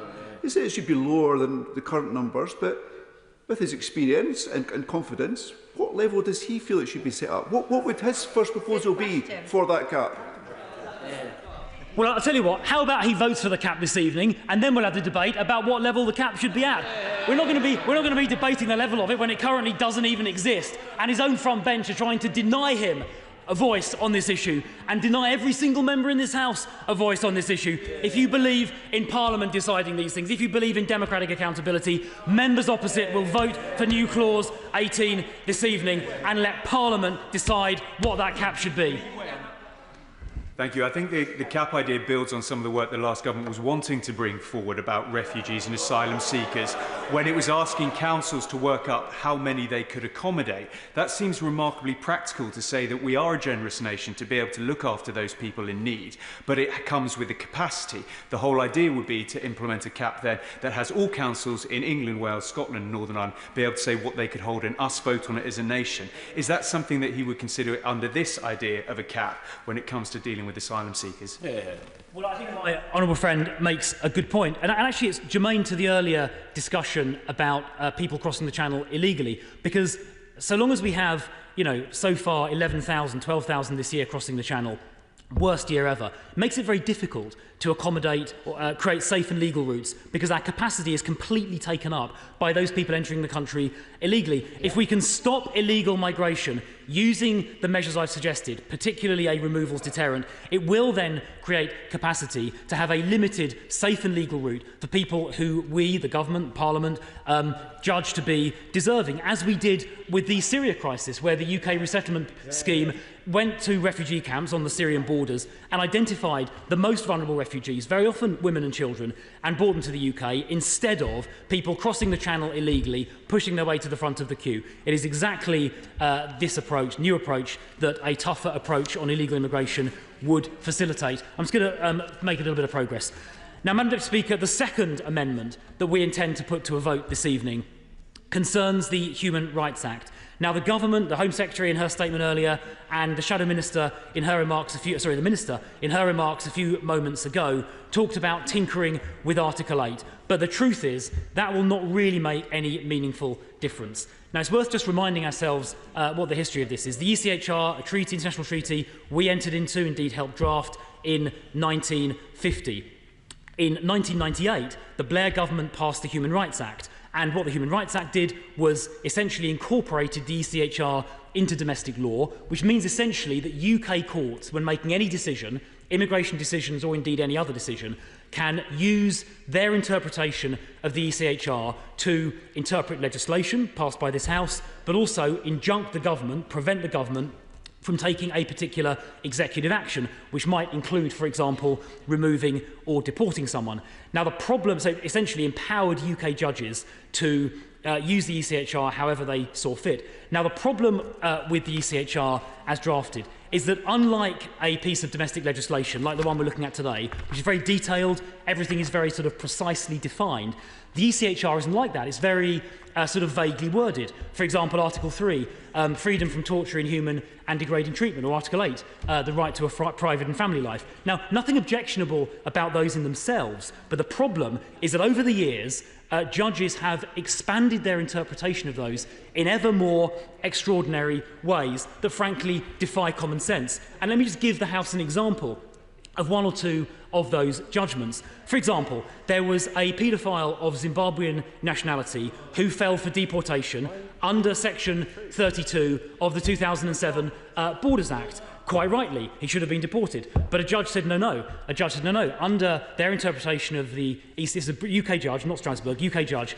they said this convicted paedophile might face some hostility if they were returned to Zimbabwe in a manner which breached their Article 3, not Article 8, Article 3 rights. And so the judge said, this convicted paedophile can stay here in the UK. Well, my question is this: what about the human rights of British children to be protected from paedophiles like that? What about the rights of British citizens to be protected from foreign offenders? There was another case, an Iraqi drug dealer who fell for deportation, rightly, back to Iraq, but a judge found that he had become, quotes, too westernised and therefore couldn't be returned to Iraq, his country of nationality and country of origin. Those are just two examples of thousands and thousands of examples where domestic UK judges have stretched the definition of ECHR articles in a way that defies all common sense and certainly, and let me finish the point, and certainly goes far, far beyond anything the original framers of the ECHR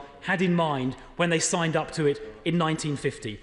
And that is why, as a first step, we propose to essentially repeal the Human Rights Act in relation to all immigration matters. And what that means is that domestic UK judges will no longer be able to apply their own creative and expansive interpretations of the ECHR when making immigration decisions.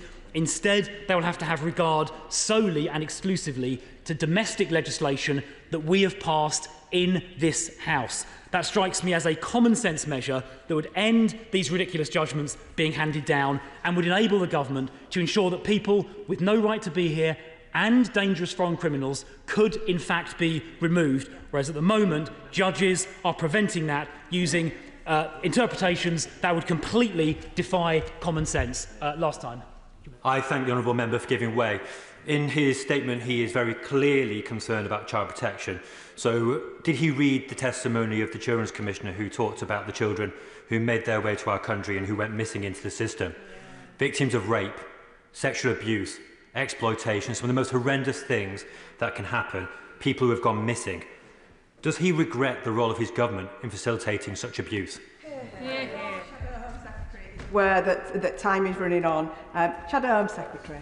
Well, I mean, the Deputy Speaker has said I need to wind up. Of course, we need to pay attention to the rights and protection of children, but having people being smuggled across the English Channel on boats does not in any way help with child protection issues. Madam Deputy Speaker, I will of course follow your injunction to wind up. If the government is serious about getting back control of the immigration system and stopping illegal immigration, they will support our measures this evening. They'll support a cap on migration, and they will support the repeal of the Human Rights Act in relation to immigration matters. We will start with an immediate 4-minute time limit on, with the exception of front bench speeches and also any maiden speeches this evening. I call Kim Johnson. Thank you, Madam Deputy Speaker. The bill's intention to repeal much of the Illegal Migration Act is extremely welcome, particularly the scrapping of the Rwanda scheme. Years of brutal Tory policies that criminalise, persecute and scapegoat migrants and those seeking safety on our shores must be unravelled by this Labour government. But we must go further and faster and turn our backs entirely on the politics of hate and division if we are to avoid future repeats of the recent election results. The recent riots that took place in my city last year that targeted asylum, accommodation and organisations and visibly black people and businesses did not emerge from nowhere. They were the result of the myths and misinformation that perpetrated media and social media. For our Prime Minister to say today that unfettered immigration risks the UK becoming an island of strangers is deeply concerning to me. We cannot concede to the anti-migrant agenda promoted by those who thrive on division. It is simply dishonest to suggest that migration causes falling living standards. It's not migrants, it's political decisions that have hollowed out our communities, brought public service to its knees and allowed inequality to run rampant. And I'm proud of my African and Irish heritage. I'm proud of my home, Liverpool, as being a city of sanctuary. However, I'm not proud of some of the language that's being used today, particularly in terms of the island of strangers, echoing devices and cruel politics of our past. And I've had constituents today say that very reminiscent of the Rivers of Blood speech. But mine is a port city with people arriving from all over the globe. They are neighbours and friends, and our city is far better for it. And Liverpool has a world-leading HE sector with thousands of international students wanting to train here. And I've spoken to the Vice-Chancellors of Hope University and Liverpool John Moores University, who are both very concerned of these announcements being made today. The Labour government must make the unequivocal case that the fight against racism and scapegoating is the same fight as the one against low pay, poor housing and crumbling public services. You cannot defeat one without the other. While this bill goes some way toward repairing the damage done by the previous government, the overall approach remains punitive. In particular, clause 41 that expands the Home Office's power of detention retrospectively, and the new criminal offences in parts 1 and 2 are deeply concerning, as well as the retention of section 29 of the Illegal Migration Act that removes protections for victims of modern slavery, and section 59 of the same act that makes asylum and human rights claims from a list of countries inadmissible. Instead, we should be focusing on restoring the right to seek asylum in the UK, opening up safe routes, abandoning offshore processing, resolving the legal aid crisis, and restoring the right to work, increasing support rates for asylum seekers, and ending the use of immigration detention and the harmful, destructive rhetoric. In short, building a compassionate, rights-based and evidence-led approach to immigration and asylum. I'm proud to have added my name in support of NC1 that would enshrine a duty on the Home Office to publish quarterly statistics and detailed information on deaths in the asylum system and in small boat channel crossings. Currently, we know that lives are being lost, but we don't know how many, maybe not. making our asylum seeking an outlier. So I would call on the Home Secretary to take on board some of those comments, please. Tim Farron. I call Lisa Smart. Very much, Madam Deputy Speaker. I rise to move new Clause 21 and others in my name and the name of other honourable members, and I want to put on record my particular thanks to my honourable friends for Woking and Mid Dunbartonshire for the sterling shift they put in on the Bill Committee. We can all agree on the need to stop these perilous channel crossings, but under the Conservatives, safe and legal routes were dismantled, forcing vulnerable people into the hands of criminal gangs. Meanwhile, the asylum system was left to rot, with a staggering backlog growing year after year. Now we have thousands of people stuck in limbo, unable to work, unable to rebuild their lives, unable to contribute to the UK economy, while taxpayers foot the bill for hotel accommodation in communities like mine. Will she give way? With absolute pleasure, I will give way. Does she accept that, despite what she just said, under the Conservatives in the last term of government, record numbers of people came here through resettlement schemes, which are safe and legal routes? I'm very grateful to the honourable gentleman for intervening on me in debates regarding immigration, for it is not the first one where we've had a conversation of this nature. Ukrainians came here under the previous government, Hong Kongers came here, and that is to be welcome. But there are countries in the world where there are no, and Afghans, he makes a valid point. There are countries in the world, Eritrea, Sudan and others, where there are no safe and legal routes, and that is what New Clause 21 talks about today. The Home Secretary said in the white paper published this morning that we need an immigration system that is fair and effective, and I strongly agree with her. The current system isn't fair, it isn't effective, and I would have liked to see more in this bill to change that. The Liberal Democrats believe in a common-sense immigration and asylum system that treats people with dignity. That means scrapping headline-chasing gimmicks like the Conservatives' Rwanda plan, investing in swift decision-making and tackling criminal gangs at their roots, and we welcome some of the measures in this bill to those ends. But one of the most glaring injustices of our current system is the ban on work for people seeking asylum. Right now, if you've been waiting months and months for a decision, you're barred from working to support yourself, your family and contribute to the economy. This is wasteful, it's demoralising and it's lose-lose for everyone. New Clause 21, in my name, would change that. It proposes that if someone's been waiting for more than 3 months, they should be able to pay their fair share. I know from those seeking asylum in my own area that these are people who want to pay their own way, who want to contribute skills and taxes, and who want to be part of their local communities. We should not be stopping them. This is about common sense. Giving people the right to work will ease the pressure on public finances and give dignity back to those caught up in the system.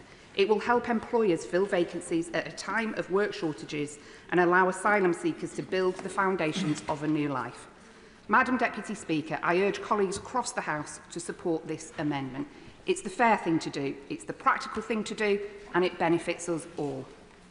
And any government serious about tackling the smuggling gangs, and I do believe this one is, must cut off their business model at the source.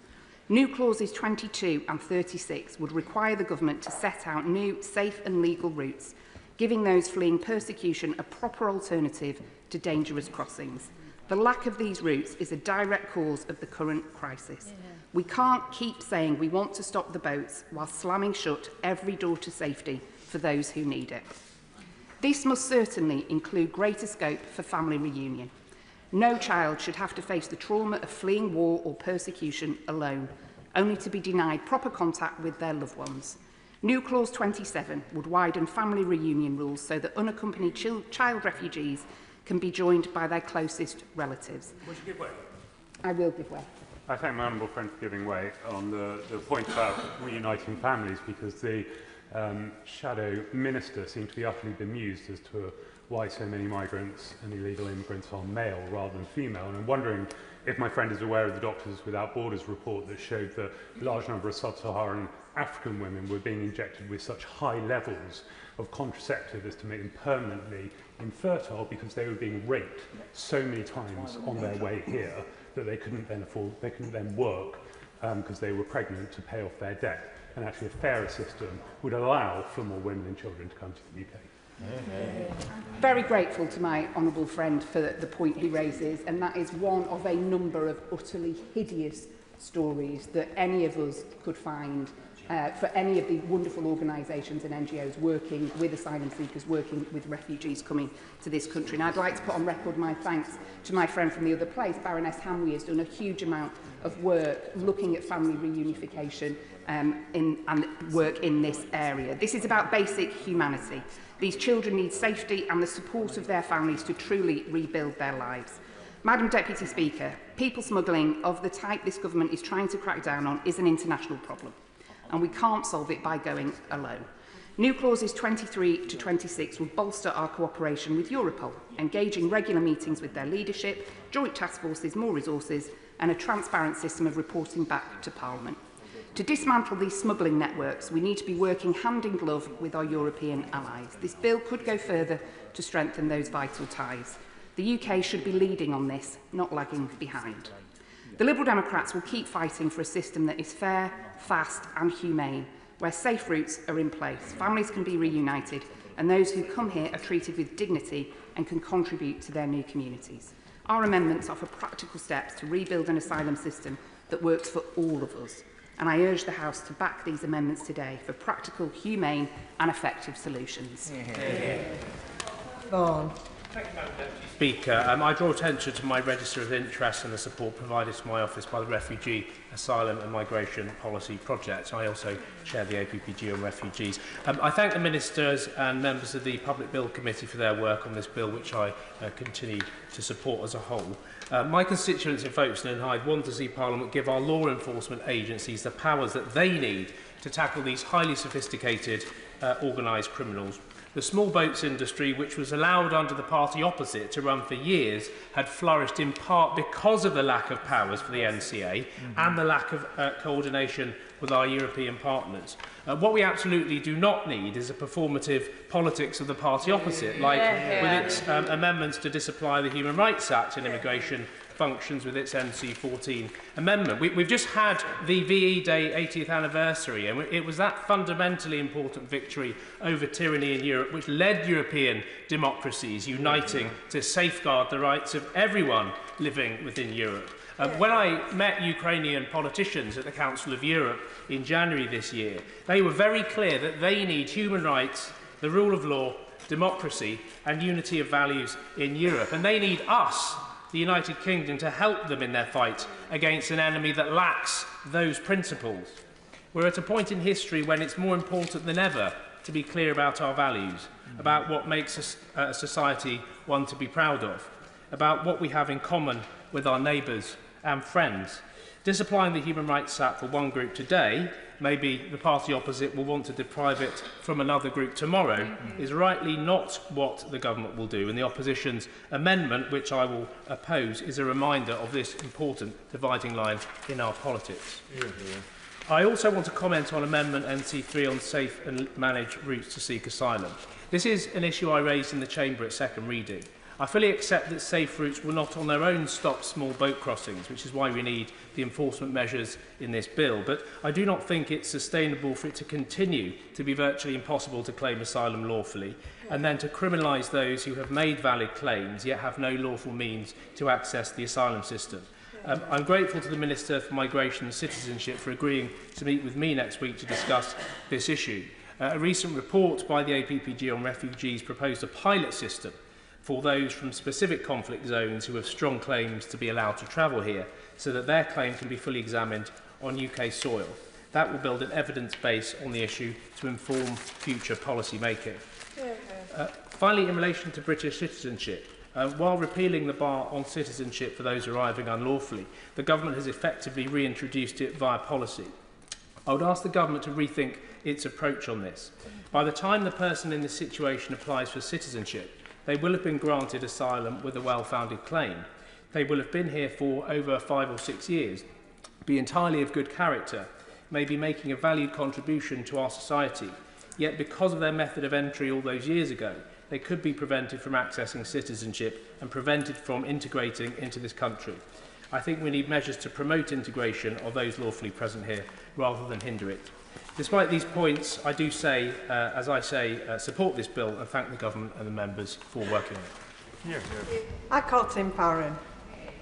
Thank you, Madam Deputy Speaker. I draw members' attention to my entry in the register, including my work with the Refugee, Asylum and Migration Partnership. Our new clause 21 helps the Government to tackle poverty, prevent homelessness and demonstrate competence. By enabling asylum seekers to work, it will also reduce the asylum support budget because those asylum seekers can instead support themselves. It will help cohesion between host communities and asylum seekers if they are seen to be paying their way. It will reduce the need to use hotels to house asylum seekers. Those seeking asylum should have the dignity of being able to work, and the taxpayer should get the benefit of the massively reduced costs that this would bring. Moving on to new clauses 22 and 35 on safe routes and humanitarian visas. As things stand, desperate people choose unsafe journeys to uncertain destinations delivered by those who care nothing for their welfare and who continue to cash in while people continue to die in terror in the Mediterranean and in the Channel.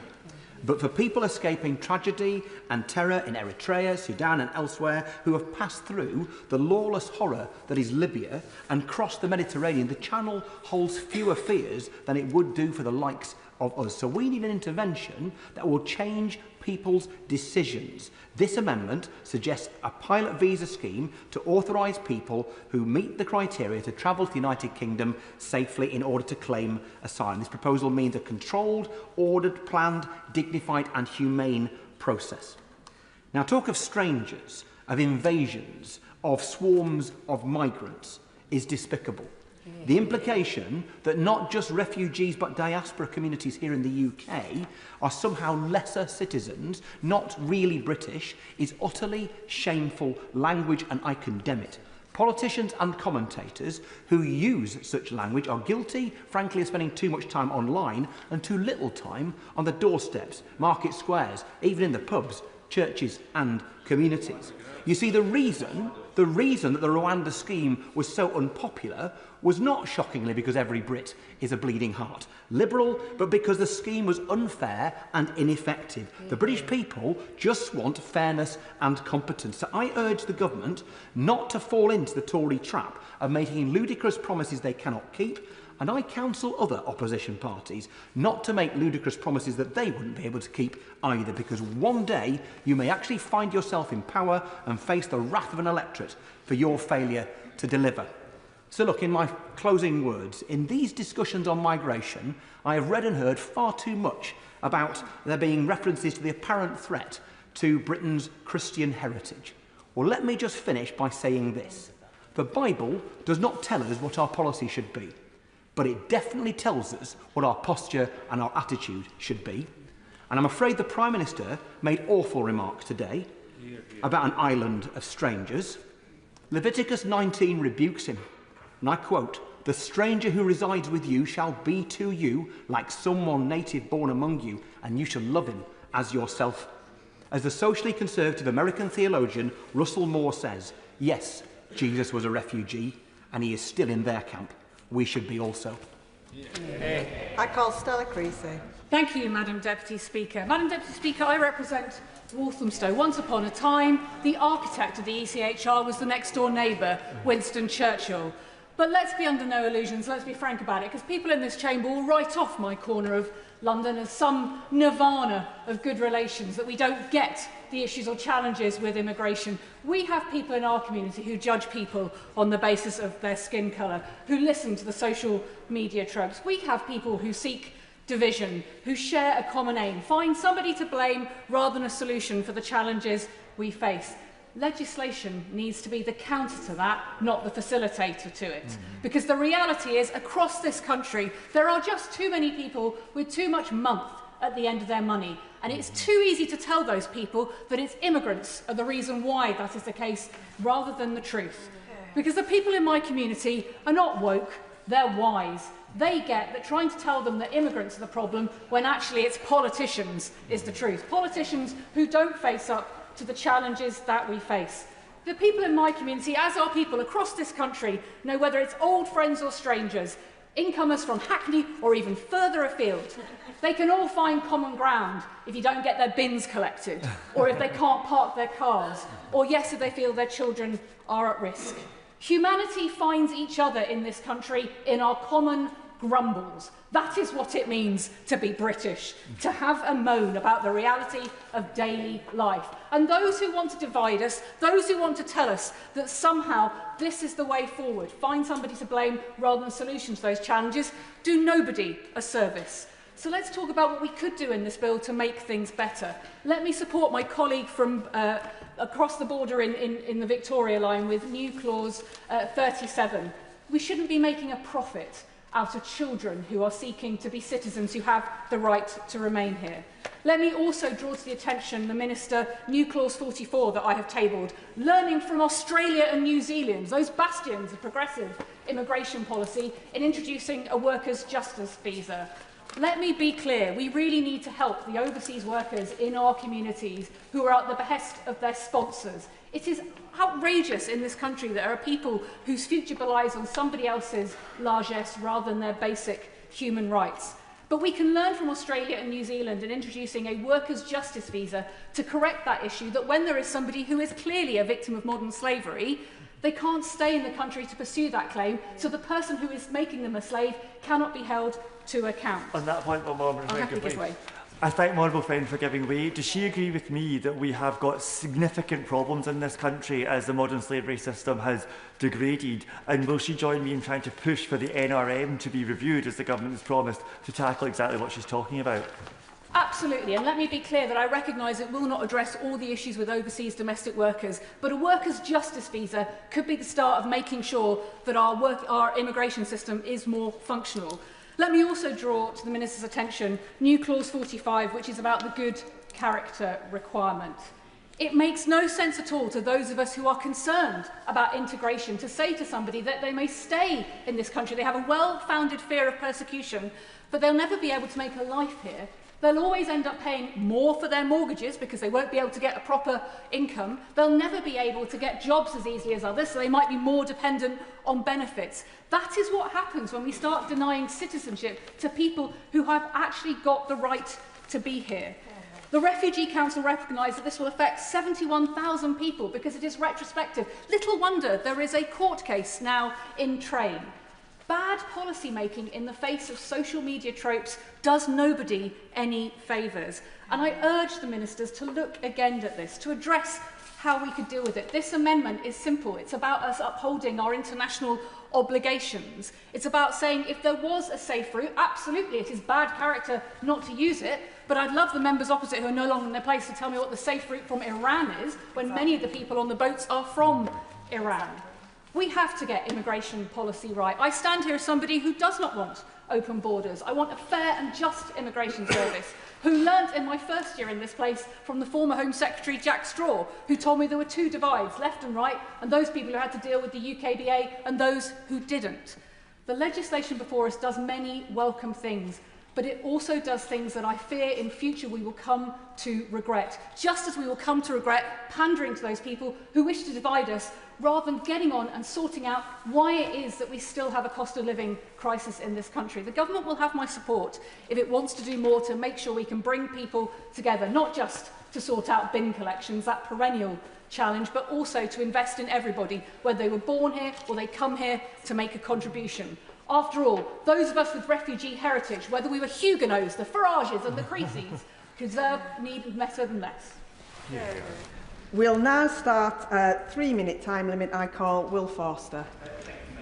Speaker, my constituency of Woking has a proud and long history of supporting those fleeing persecution. It was home to the Ockenden Venture, a trailblazing charity founded in the 1950s that helped resettle refugees from post-war Europe to Vietnam and beyond. A former MP for Woking, Humphrey Mallins, a Conservative, even set up a national immigration service. That legacy reminds us the best of British values, and especially today I think it's important we reflect on that and what makes Britain great.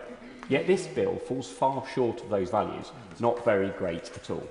I sat on the Public Bill Committee for this legislation, where I proposed 15 amendments. While I support parts of this bill that seeks to tackle the cruel trade of people smuggling, I'm deeply concerned that once again this government is prioritising punitive headlines over practical solutions. One area in which the bill completely fails is to lift the ban on asylum seekers working whilst they await their decision, and that's why I support new clause 21. People are waiting for years in limbo whilst their application is processed, with no right to contribute, no right to earn, and no hope of building their lives. During the Bill Committee, we heard that as a result of the former Conservative government's mishandling of the situation, 19 people have waited 10 years or more for their claim to be settled. These are capable adults that should have been contributing to the economy. Letting people work is the right thing to do. That's why Australia lets them do it straight away. That's why Canada allows refugees to apply for a work permit while their application is being processed. The United States allows people to work when they're seeking asylum after 6 months. Human beings are amazing creatures. They're capable of so much. It's a waste to keep people essentially kept away from society. We want to support them. That's what new clause will do. It's the right to let people to work after 3 months. I urge colleagues in this House to support it. I briefly mentioned the safe legal routes. Ukraine has showed us that if we provide safe legal routes, it takes away the people smugglers, it takes away the illegal immigration. That's why I support new clause 22 and 36 from my party and new clause 3 from the SNP. These are vital measures that will tackle the root causes of those dangerous crossings. I hope members support both of them.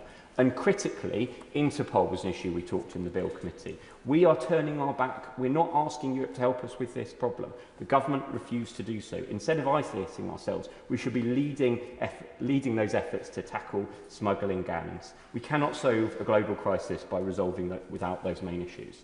But we can do better. That's why Britain's got a proud history, and this bill should be a lot better.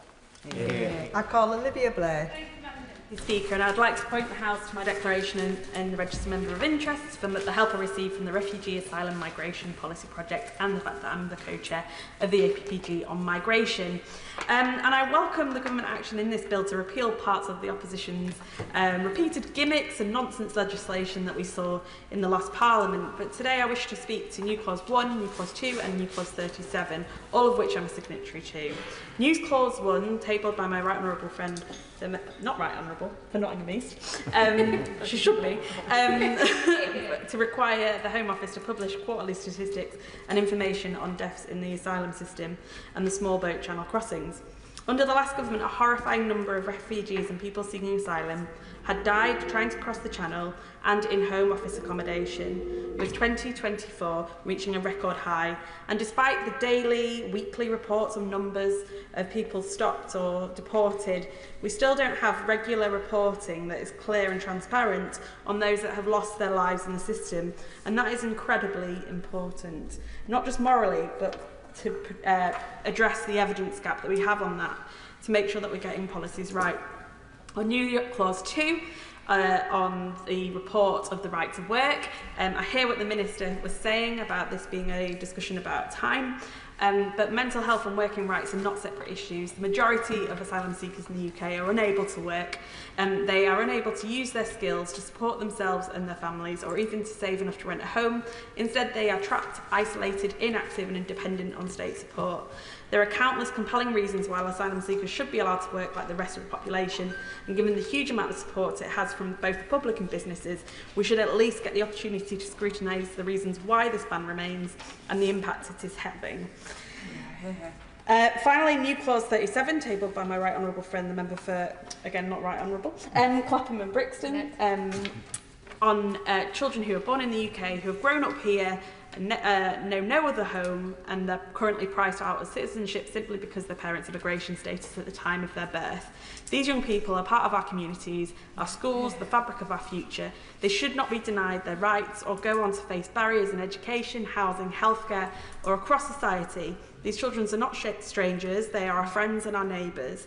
Yeah. Some have stoked racist divisions against migrants, a drum that the far right have continually banged since, and that is the rhetoric that this whole House must continually oppose. Amid rising anti-refugee sentiment, including last year's shocking riots, enabling people to feel secure and contribute to their communities could not be more urgent or valuable. I'm aghast by some of the amendments from parties opposite. I wonder how many lives need to be ruined before they will consider it too many. And it is shameful to see this victimisation of those who have come here and tried to find safety, particularly New Clause 41. Yeah. I call Sarah Perchin to make her maiden speech. Yeah. Thank you, Madam Deputy Speaker. And can I start by saying how delighted I am that my colleagues have dragged themselves out of the pub to actually join me for my maiden speech. I'm so proud to be here in this place. I feel so privileged to be here in this place. And I hope that I will make a good contribution to the business of this place with my background as 20 years in public service as both a magistrate and a borough councillor.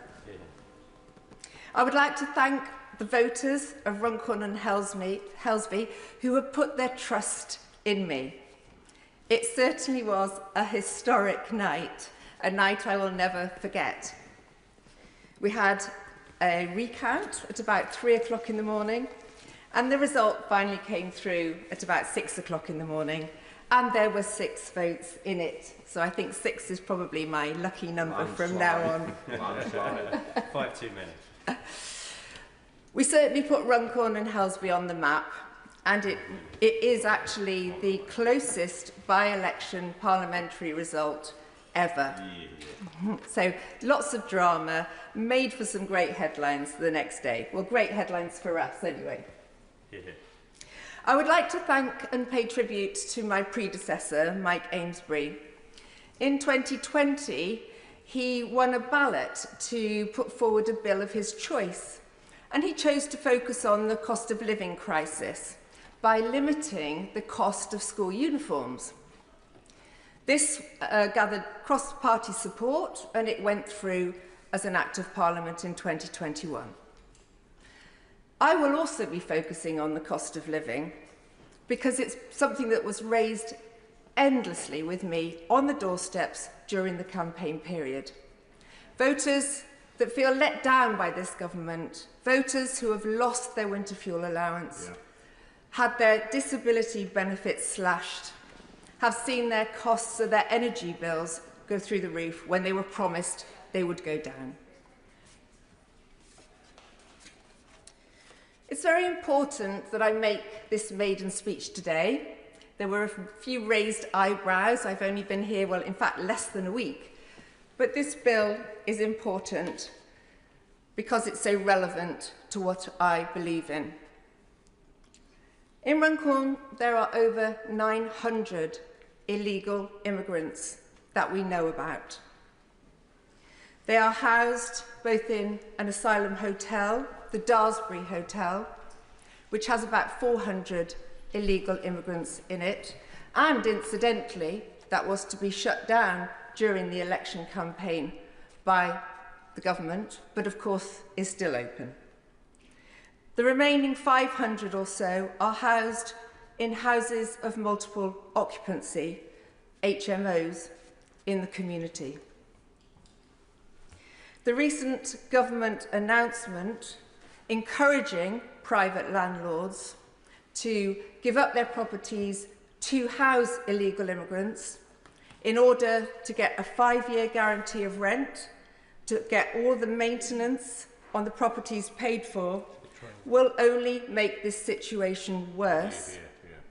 We'll end up with British tenants being evicted, rents being forced up, and the already limited housing supply getting worse. The problem for the communities of places like Runcorn is that these houses of multiple occupancy often have 15 to 20 young men in them, And families living nearby have to put up with antisocial behaviour through the night, drug dealing, people coming and going, noise. I've seen CCTV throughout the campaign. I've heard the stories. People are frightened to go out. People certainly will not let their children play out on the pavements when they have these houses in their streets. We know that these HMOs are breeding grounds for organised crime gangs. Whether that be drugs, whether that be people trafficking, or whether that be grooming gangs. Something recently downplayed by the Leader of the House. Sexual violence against women, abuse of women, the safety of women and children will be something that I will champion, not deny. My background in the justice system will also, I hope, give substance to my contributions on subjects close to my heart, like the current state of our prisons, the daily threat that our brave prison officers, men and women, face when they go to work. Just recently, again, another example in the news over the last couple of days about what they're facing. I will also be a strong voice against the prosecutions of our Northern Ireland veterans who were so brave on our behalf in the Troubles. I will be brave as they were for us, and I will stand up for what is right and fair. Turning to the constituency itself.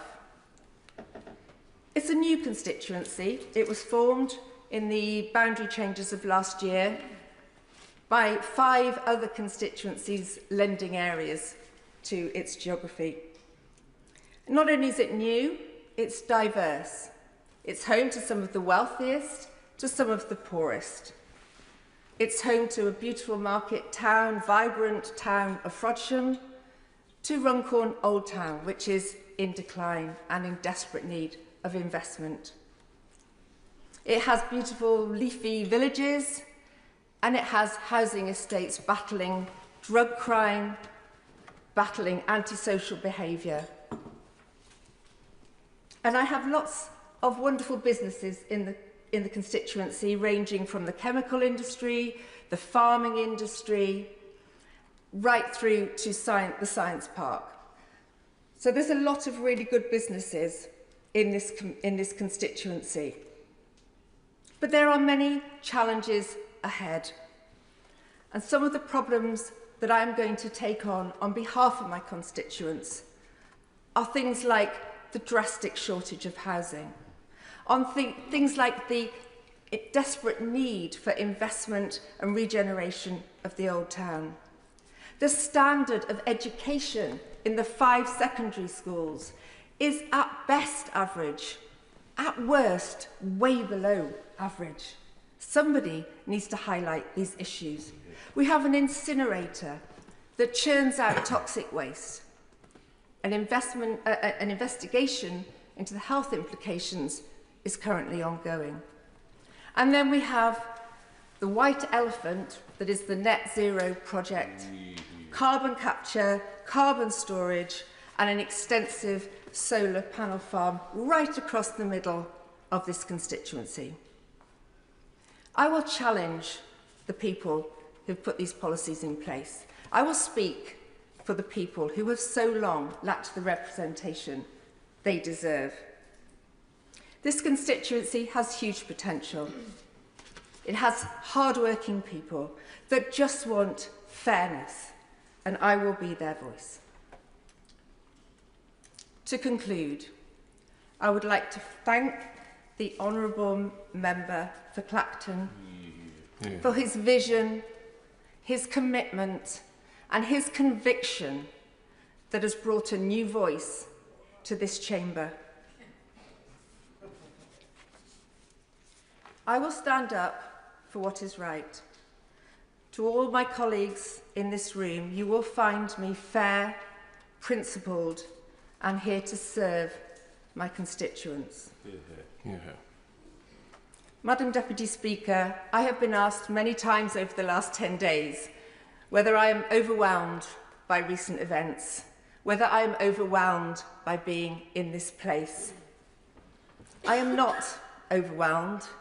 I am deeply respectful of this place. I am humbled by this place, but I am ready for this place. Thank you. I call Chris Murray. Thank you, Madam Deputy Speaker. And it's an honour to follow that eloquent and impassioned maiden speech by our new honourable member. I can tell we'll be hearing a lot more from her in this House.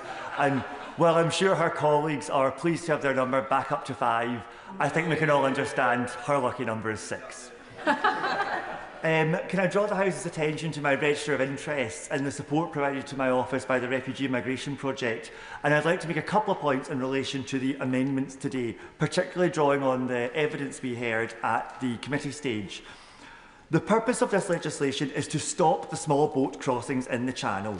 They are too dangerous, too many vulnerable people die in the attempt, and they represent a lack of grip on the immigration system, because it should be the government who decides to come into this country, not people smugglers. It is clear the previous approach manifestly failed. That is because the Rwanda scheme means you can never reduce demand enough. As Dr. Walsh from the Migration Observatory told us in our evidence sessions, demand for crossing the Channel is essentially inelastic. You will never get enough to get it down. Deterrence alone, therefore, will not work. If you want proof, consider that of all those asylum seekers in the system, those who went to Rwanda represent 1/4,000th of 1%. So rather than tackle demand, we should tackle supply. We need to make it harder to get in boats, harder to organise crossings, disrupt the supply chain that drives this multi-million-pound industry, and seize the phones of those making the crossing. Let me briefly turn to new Clause 3 on safe routes. Let's be clear, there is absolutely a wider case for safe routes, and there is a national obligation to help where we can. Let us also be clear, safe routes already exist at significant scale. Some 500,000 people sought sanctuary in the UK through them over the last few years. And thirdly, we must be clear that given the vast numbers of people in the asylum system just now, no one can argue that Britain does not have enough refugees. But most importantly, safe routes, I would argue, fall into the same logical trap as the Rwanda scheme, in that they aim at reducing demand rather than tackling supply.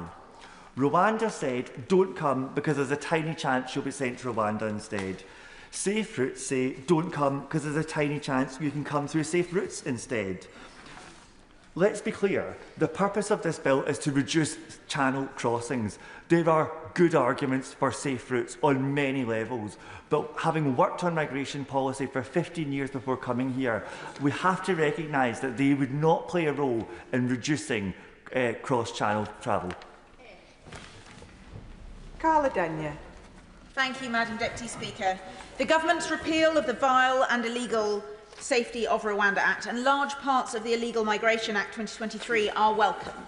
But the Government must do more to repeal the underlying legal framework which continues to undermine the UK's ability to uphold the rule of law and human rights. The Illegal Migration Act simply does not belong on the statute book, and my preference would be to scrap the lot of it. My Amendment 35 at least seeks to restore judicial oversight on decisions about detention. The Immigration Law Practitioners Association points out that without my Amendment 35, a software engineer who overstayed her visa could be detained for longer than a suspected terrorist and with far less judicial oversight. Turning to my new Clause 38, I'm disappointed to see that the Government has not used this bill to repeal the Nationality and Borders Act 2022, when it rightly opposed that legislation in its entirety on its second reading in this place. That Act marked the UK's move away from upholding the 1951 Refugee Convention and instead denies the right to territorial asylum. Yet this Labour government has chosen to leave that act on the statute book, untouched by this bill. My new Clause 38 focuses on undoing the provisions that penalise and criminalise people who make unsafe journeys to the UK to seek sanctuary. It scraps the parts that create an unfair two-tier asylum system with differential treatment for different groups of people, a proposal so unworkable that the member for Newark had to pause it while in administration. Crucially, it scraps the law which criminalises people arriving in the UK without permission or the right paperwork with a penalty of up to 4 years in prison. This law is clearly contrary to Article 31(1) of the 1951 Refugee Convention, which provides immunity from penalties in recognition of the fact that refugees are often compelled to arrive without appropriate documents in order to access their human rights under that convention. And lastly, my new Clause 38 scraps sections 30 to 38 of the Nationality and Borders Act 2022, which sought to, I'll put it charitably, poorly reinterpret the Refugee Convention. Madam Deputy Speaker, through my amendment, I want to highlight that the government is leaving on the statute book measures that unjustly penalise and criminalise refugees for arriving irregularly when there are no safe and managed routes to travel here to claim asylum for the vast majority of people who might need and be eligible to do so. In the words of Warsan Shire, no one puts their children in a boat unless the water is safer than the land. Madam Deputy Speaker, this government is clearly focused on appearing tough on immigration, and to do so, they brought in some of the previous government's cruel policies and introduced some of their own. As a Green... Order. I call Bell Ribera Addy. Madam Deputy Speaker, I want to speak in particular in support of new Clause 37 in my name, but I want to begin by addressing the political theatre that often surrounds immigration. Politicians will constantly speak about immigration, spinning fear and suspicion, and inconveniently report back that immigration is the top concern for voters when it is not. Recent polls show that clearly immigration does not feature in the top concerns amongst those who were considering voting Labour but didn't. Instead, people are talking about tangible issues, the winter fuel allowance, the rising cost of living, and the desperate need to fund our public services. But instead of dealing with these things, we choose to stoke division with sentiments about strangers. So I want to be crystal clear that immigration is not the crisis. What we're facing is the crisis of how we treat people, how we value rights, and how we understand our responsibilities to one another. The focus seems always to be on small boat crossings, but irregular migration, people arriving by boats, accounts for just a fraction of nearly the 1 million people who came to this country. These I will not call illegal migrants because it's morally degrading, and asylum seekers actually have the right under international law to seek refuge. And if we want to resolve these issues, we need to start with safe and legal routes. It's regular migration that's actually soared since 2021, the Tories post-Brexit, and that's because the government's own policies created this situation. The points-based immigration system was always designed to encourage people to come here, and they have. So the issue is not migration itself, it's the exploitative business model behind it.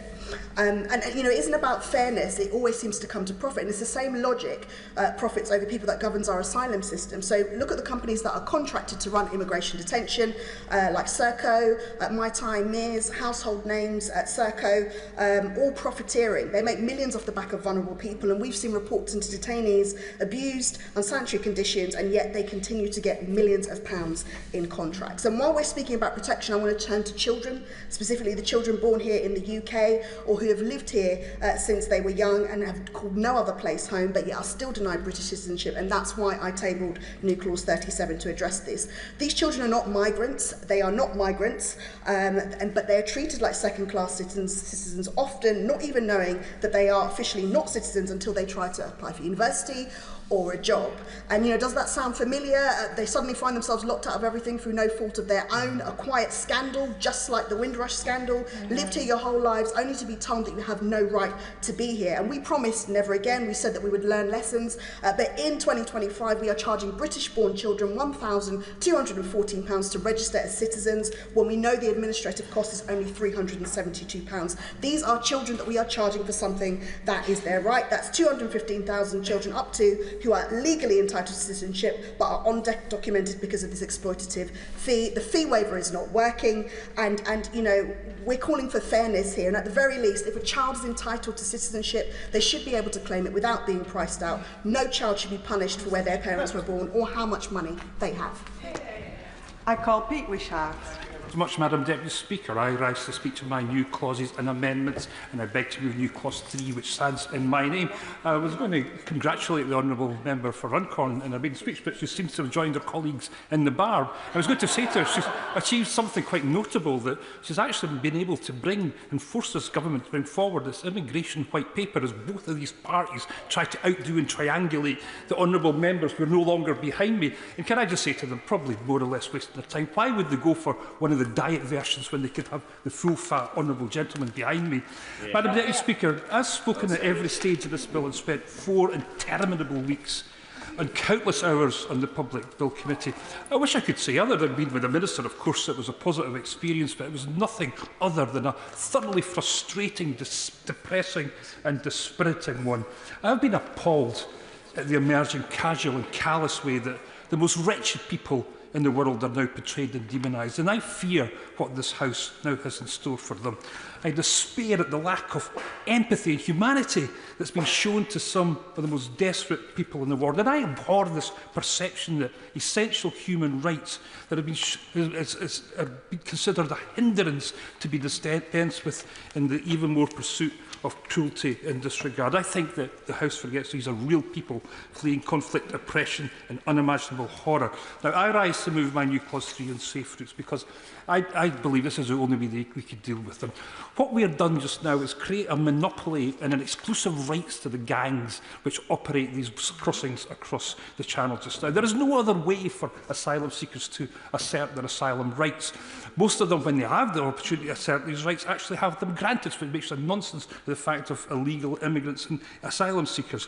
Instead of smashing gangs, what they are actually doing is giving them new opportunities and making their business model even more lucrative. And I want to pay tribute to all the agencies and support organisations which helped me with these amendments and the amendments throughout committee, who are now also in some sort of legal jeopardy because of some of the clauses and inclusions in this bill. Their opportunities to support the most desperate people in the world through advocacy, through looking after their rights, are now at risk because of some of the measures within these bills. But, Madam Deputy Speaker, I think that we are heading into a particularly dark place in some of the considerations around some of these issues. I'm impressed with some of the Labour speakers when they talk about immigration, and we have to be very careful how we handle this particular debate as we go forward. But I really fear just now. I listened to some of the language used by the Prime Minister this morning, and I was horrified by the way that he conjured up some of the language that we thought we had lost decades ago. And this is the type of territory that we venture into with very great sensitivity, and I'm afraid that the Prime Minister lost that there this afternoon. But I hope that we do get the opportunity to move these new clauses, secure these routes, and make sure we do everything we can for asylum seekers. I call Joe White. Thank you, Madam Deputy Speaker. People started dying. People were screaming. It was very painful when someone is dying inside the water. The way they die, they cannot breathe. It is very difficult. I never thought I would experience such a thing. It is a harrowing experience I do not want to remember. I was holding on to what remained of the boat and people were screaming. It is something I will not forget. This is the witness testimony of Mohammed Omar when he spoke at the Cranston inquiry, which is investigating the UK's worst small boat disaster. On the 27th of November 2021, it is believed that 31 people lost their lives. Mohammed said he was told that 33 people were aboard the dinghy, but more people were added, including children. Those gang members whose sole focus on the billions that the horrific trade generates, who overload boats that are not fit to go into the ocean, who treat human life with no value, willing to put lives at risk for huge profits must experience the full arm of the law. This bill gives the Border Command the powers to do this, to pursue, arrest and prosecute those people. Breaking and destroying the gangs is critical to bringing an end to the small boat crossings. Mohammed's witness evidence underlines how important it is to achieve this.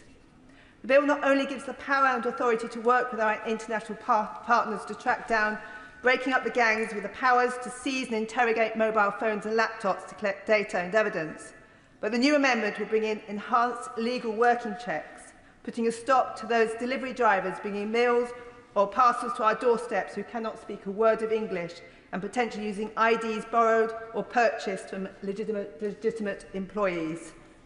I welcome the raids on businesses, the nail bars, the barbers, the restaurants employing illegal workers potentially in slave labour conditions.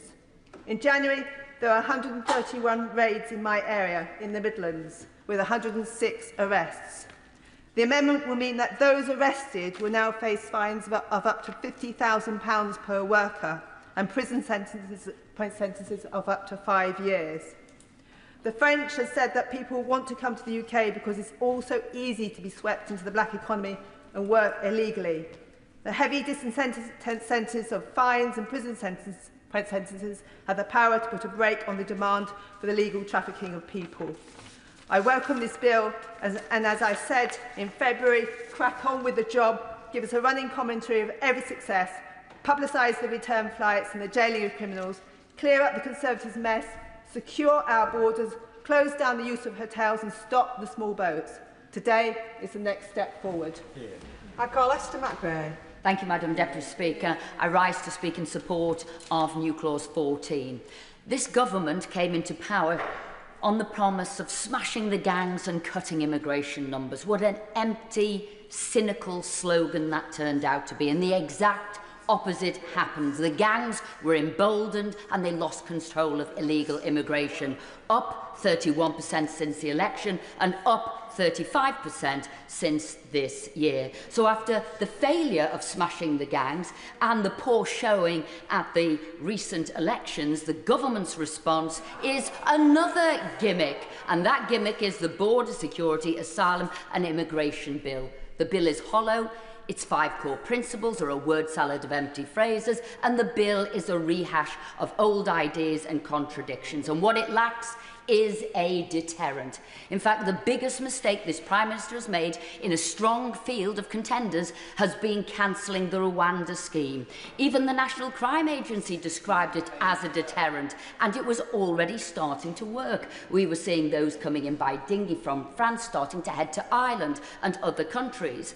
And without Rwanda, or another third country, there is no way to remove any illegal immigrants who destroy their documents as they come to this country. And as a result of cancelling that deterrent, we have seen illegal migration soar. Now, some of this illegal migration will come down, immigration levels will come down, but as a result of the former Prime Minister, the MP for Richmond, what he did with his restrictions to stop dependence entering the country and the bilateral deals he made, like the ones with Albania to deport criminals. So this government now says it's going to create a new legal framework for immigration judges to prevent illegal migrants and foreign criminals avoiding deportation by exploiting the ECHR Human Rights Act, Article 8. This is never going to happen by a human rights lawyer who leads the Labour Party or a Labour Party that champions the ECHR and the Human Rights Act. The reality is, until this government gets ahead of the curve and gets a spine and takes the UK out of the ECHR and repeals the Human Rights Act, a Labour law introduced to cement the ECHR into British law, and reinstates the Rwanda scheme and radically clamps down on housing and benefits, I'm afraid immigrants will continue coming to the UK. The British people expect security and prosperity, not platitudes and broken promises. We in this House must act accordingly and vote in favour of new Clause 14, which would disapply the Human Rights Act. I call Nadia Whittam. Thank you, Madam Deputy Speaker. Vulnerable people are dying in the Channel and in our asylum system in record, horrifying numbers. Today, yet another person tragically died trying to reach our shores. The exact figures are murky, but from what we know, last year was the deadliest year ever for people seeking asylum in the UK. The UN estimates that 82 people, including at least 14 children, lost their lives in the Channel, but French frontline charities believe the fatality rate to be significantly higher. Meanwhile, Freedom of Information requests reveal that 51 people died in asylum accommodation, among them a 15-year-old boy and 2 babies. People are drowning while trying to reach safety, and once they arrive, they are dying by suicide, from infectious diseases and unknown causes, in poverty, in low-quality accommodation, or on the streets. Like the teenage victim of modern slavery who took his own life while terrified of deportation, or the father of one who died of diphtheria after being held in a government processing centre, or the 7-year-old girl crushed to death on an overcrowded boat. In several cases of deaths in asylum accommodation, there have been alleged lapses of safeguarding codes. These deaths are utterly unacceptable and often preventable, yet the Home Office keeps no official record. As such, we don't know how many lives are being lost. The government rightly wants to reduce deaths in the Channel. The starting point must be to know the numbers. My amendment, NC1, signed by 24 MPs, is a call for truth and transparency. It would mandate the Home Office to record and report statistics and information on the deaths of people in our asylum system who are meant to be in their care and those at our borders. This would provide opportunities for scrutiny and accountability, because no matter where they come from or how they got here, people deserve dignity. We must not allow them to die in silence, ignored and uncared for. So I urge the government to act. We need a new approach to refugees and asylum. We need to stand up to members opposite, scapegoating desperate people for the problems our communities are experiencing after 14 years of Conservative austerity, instead of parroting them. I'm glad that this bill repeals the Safety of Rwanda Act and much of the Illegal Migration Act, but we need to reverse all the dehumanising policies implemented by the last government, not just the ones covered by this bill. We need to expand safe and legal routes to the UK, including resettlement, family reunion, and piloting a refugee visa to travel, as proposed in a report by PCS and the Union and Care for Calais, the launch of which I was privileged to host here in Parliament. No longer must people seeking asylum fall through the cracks of a system which does not provide them with the care and safety they deserve. Let's ensure that every person who loses their life is counted, remembered and mourned, and that we do everything in our power to prevent anyone else dying because of this inhumane system. Sir Christopher Sharp. Madam Deputy Speaker, may I speak briefly to new clause 39 in the name of my right honourable friend, the member for Gainsborough. He is unfortunately not able to present this argument himself today because he is actually attending a meeting of the Legal Affairs Committee of the Parliamentary Assembly of the Council of Europe, and he's asked me if I would speak briefly in support of this. And I hope that in doing so I'm going to be able to tempt or encourage the Minister to expand a bit more on whether the government thinks that this is rather a good way of trying to ensure that the worst abuses which we've seen in the court system are avoided in the future, because essentially my right honourable friend's amendment would give precedence to the non-refoulement arrangements in the Refugee Convention and in the UN Convention Against Torture, but they wouldn't allow the European Convention on Human Rights and the interpretation of the European Court of Human Rights to extend beyond those provisions. And I think that this is very important because fundamental to English law is the principle of equity. And if people come here with clean hands and seek justice and our support, we should be very keen to encourage that. But if people come here and they abuse their hospitality or they've already committed offences, then we should get rid of them very quickly. And that at the moment is not very easy because of the way in which the courts are interpreting the European Convention on Human Rights. And my right honourable friend for Tatton referred briefly to a new clause 14. The problem that I've got with new clause 14, it doesn't actually go far enough, because it talks about getting rid of the or disapplying the Human Rights Act, but it only goes to talking about disapplying the interim arrangements for the European Convention on Human Rights. And I think we need to go much further than that, and I'm slightly reluctant to be enthusiastic about it. But one provision I was very enthusiastic about and am enthusiastic about, and I'm disappointed that the official opposition are not going to be calling a division on it, and that's new clause 15.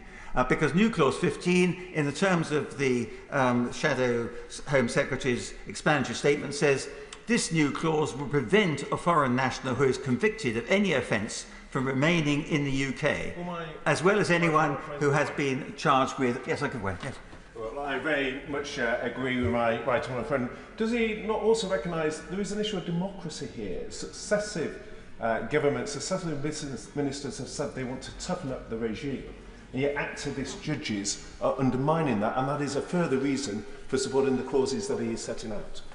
Well, I agree with my right honourable friend, and if one wants a sort of current example, there was a headline in the Daily Telegraph on the 1st of May which said, "Migrants spared prison after punching a female officer." This was a fact. This was a court case in Poole, in Dorset, not far from my constituency, and this was a small boat migrant who repeatedly punched 2 female police officers, and he was spared jail. And this is completely laughable. And I've got the support of the David Sidgwick, the excellent Police and Crime Commissioner for Dorset, trying to take this issue further. But that brings the whole system into disrepute. The fact that people come here, they seek our help and assistance, and when they abuse the system, we are still indulging their presence. And I hope that the Minister will get much tougher on this. And sadly, the bill as drafted seems to be actually weakening the offence regime under the immigration law rather than strengthening it, which is what I think we should be doing. I call Phil Brickell. Thank you, Madam Deputy Speaker. I'm pleased to speak in support of the bill today because for far too long, criminal smuggling gangs have operated with virtual impunity, ruthlessly exploiting men, women and children and putting their lives at risk for profit. That's why I'm encouraged to see a government being honest with me and my constituents. No more gimmicks, no more wasting £700 million on unworkable and fantastical Rwanda schemes, just giving our law enforcement bodies the tools and the resourcing they need to intervene earlier and act faster, with new offences to target those who supply or handle boat parts used in crossings, with up to 14 years behind bars for those guilty, seizing electronic devices like phones and laptops to help gather evidence and disrupt operations, and a new interim serious crime prevention order to allow immediate restrictions on travel, communications, finances, to stop criminals in their tracks before they escalate their activity. And it's also why I'm particularly pleased about the £150 million into the new Border Security Command and further National Crime Agency officers working across Europe, including, importantly, through Europol.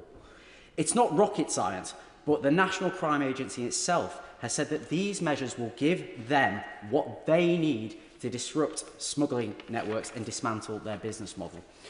Just as importantly, this bill will put a stop to the party opposite's attempts to turn our backs on the world, as we saw recently with the 2 fantastic trade deals concluded recently with India and the US just last week. And that's a vital recognition that putting Britain back on the global stage and tackling the gang smuggling people into our country can go hand in hand. Now, crime doesn't respect borders, so it's quite right that we are prioritising strong international partners, and I would particularly like to welcome the new joint action plan with Germany through the Calais Group and the G7 and the alignment of efforts across Europe to shut down smuggling routes, seize key equipment and bring gang leaders to justice. New clauses 6 and 7 both set reasonable timelines for first-tier tribunal appeal determinations, important clarifications given the damage interminable proceedings and delays due to trust in our immigration system. These will cut the asylum backlog and drastically save money for taxpayers. And new clause 7 will, I hope, improve our approach regarding persons convicted of serious sexual offences, something I know my constituents have grave concerns about. So it's right that foreign nationals who commit sex offences should not be able to claim refugee status here in the UK. The UK is a welcoming an open nation, and we need a sensible, fair and caring immigration system to support our key industries. But I'm pleased that the government is making moves towards that, and I am pleased to support the bill tonight. Nick Timothy. Thank you, Madam Deputy Speaker. I want to go through the difference between what the government told the newspapers and the reality of this bill and the amendments that are presented today. Ministers said they would change indefinite leave to remain. The White Paper proposal today is weak, and the Home Secretary admitted it may not apply to immigrants already here. So it's no wonder that the government refuses to support new Clause 11, which would do the job for them. The visa crackdown on the nationalities, Pakistanis, Nigerians and Sri Lankans, we were told, blamed for asylum costs.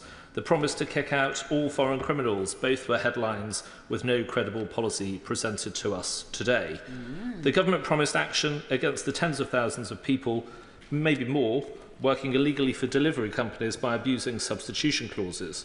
So it is welcome that substitution clauses are being added to sections 15 to 24 of the Immigration, Asylum and Nationality Act.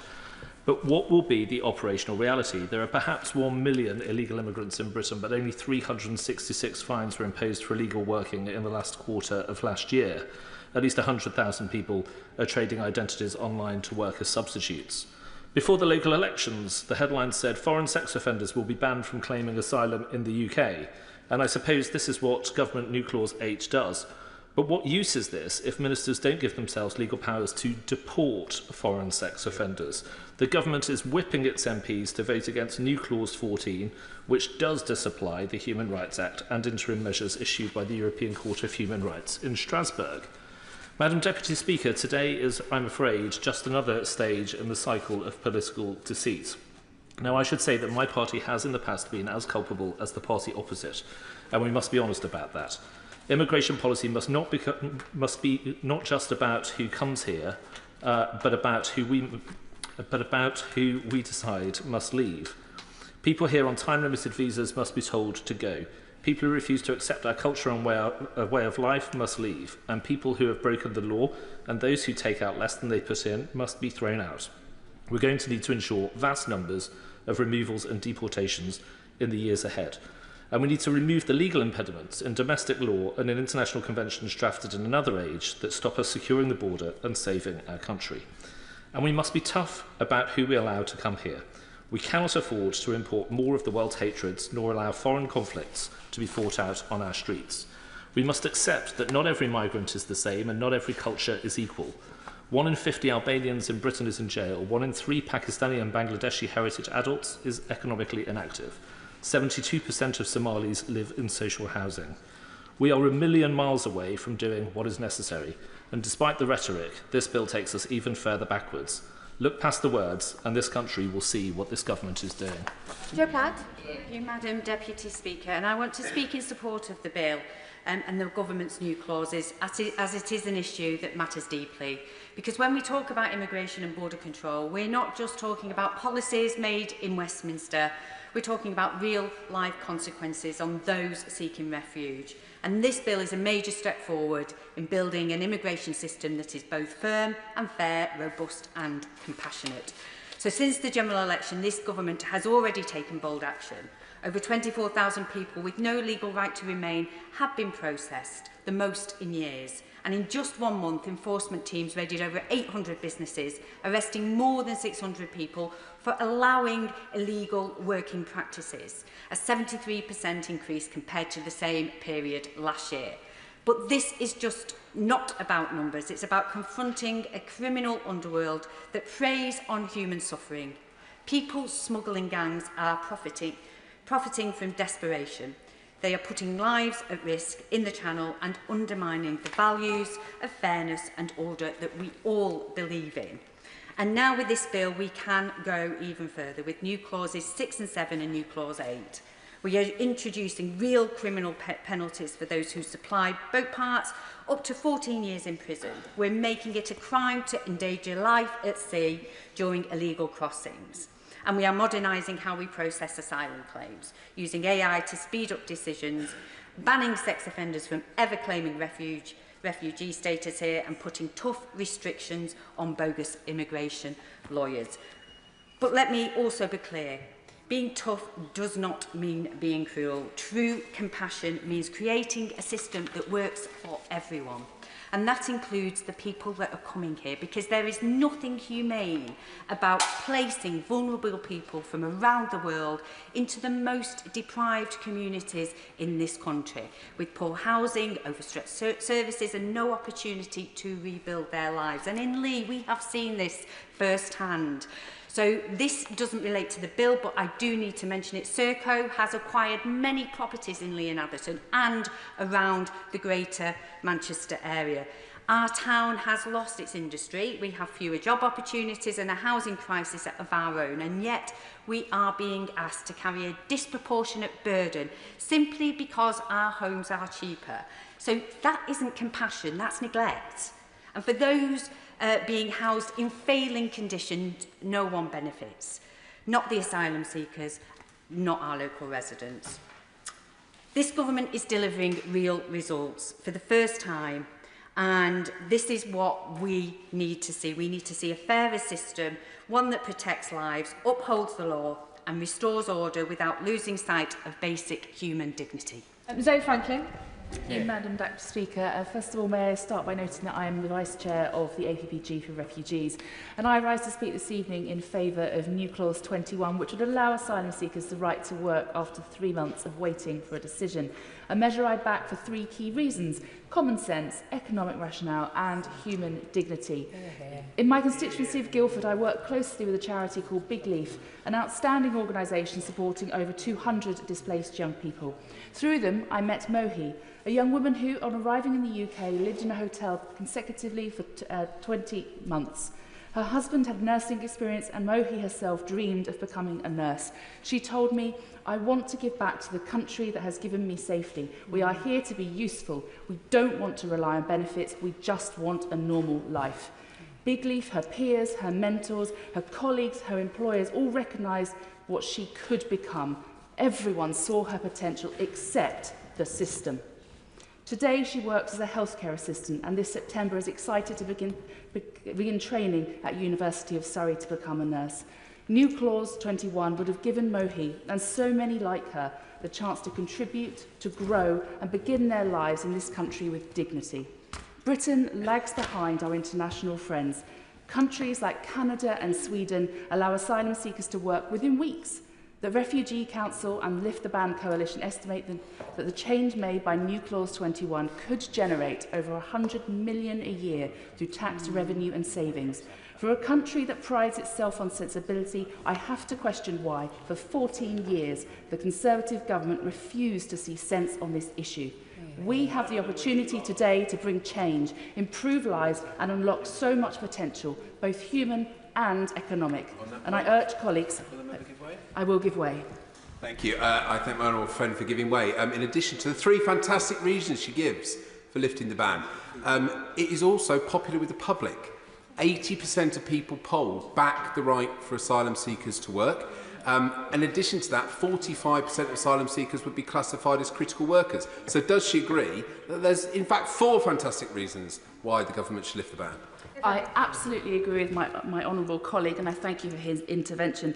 And I will just end by saying I urge colleagues across this House to vote in favour of New Clause 21 to unlock all of these 4 reasons that between us we have stated. Thank you, Madam Deputy Speaker. Tom Hayes. Thank you, Madam Deputy Speaker. So late in the day, with so much said, I'm going to take the direction which is different to some of my colleagues. I want to talk about what border security means for us as a country.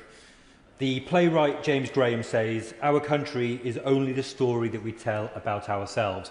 Well, with the Conservatives, we were told a story of hopelessness, despair and scapegoating.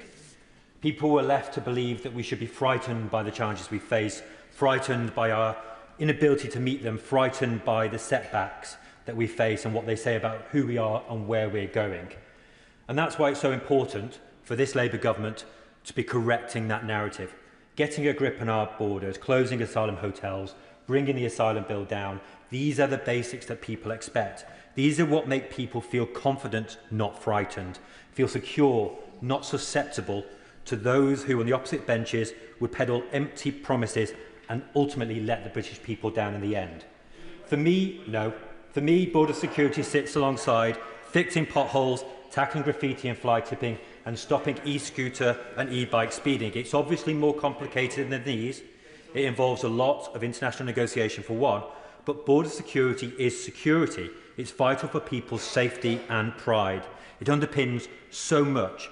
If people cannot rely on the basics, they cannot begin to enjoy everything else that life has to offer.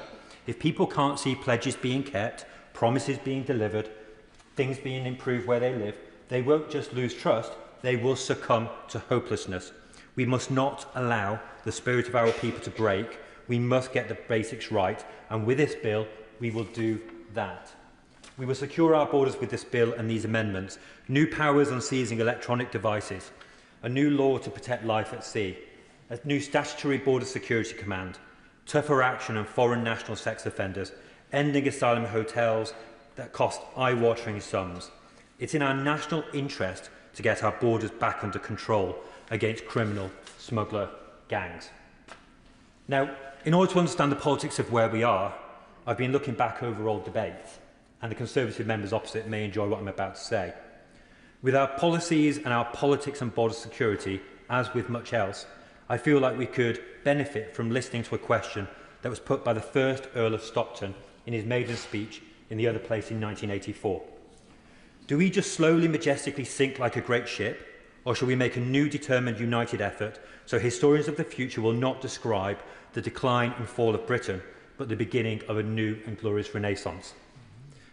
As the Member of Parliament for Bournemouth East, I want to work with all in this place who share the former Conservative Prime Minister's moderation and determination to have a united effort to bring about a better Britain, and that involves fixing the basics like border security. After all, it would be an absurdity for small boats to sink a ship. Madam Deputy Speaker, the trafficking gangs that profit from the most vulnerable refugees do not care if those on those boats live or die, and it is obvious that we all want to see the end of this horrendous crime. But for those who travel, they are not bad people, they are desperate people. And it is understandable that communities who see groups of mainly young men, economically inactive, will be frustrated and angry. But these asylum seekers are not responsible for people not getting a doctor's appointment. It is the people who traffic them. When I was a leader of BCP Council, I backed the Lift the Ban coalition, and I met an inspiring young man from Cameroon who had arrived here legitimately on a student visa, and whilst here his village was torched and his uncle killed. He could not return home, and so he claimed asylum from where he was in the Midlands. He was immediately relocated to a hotel in Bournemouth and refused the ability to work, something he had done legitimately right up to that point. Letting him work would allow him to contribute to our community, not be a great drain on it. I also want to talk to the Liberal Democrat new clauses 24 and 33 relating to our work with international partners. Madam Deputy Speaker, as a member of the Armed Forces Parliamentary Scheme, I recently learned more about UNCLOS, the International Law of the Seas. Article 99 covers the prohibition of the transport of slaves, but it does not cover human trafficking.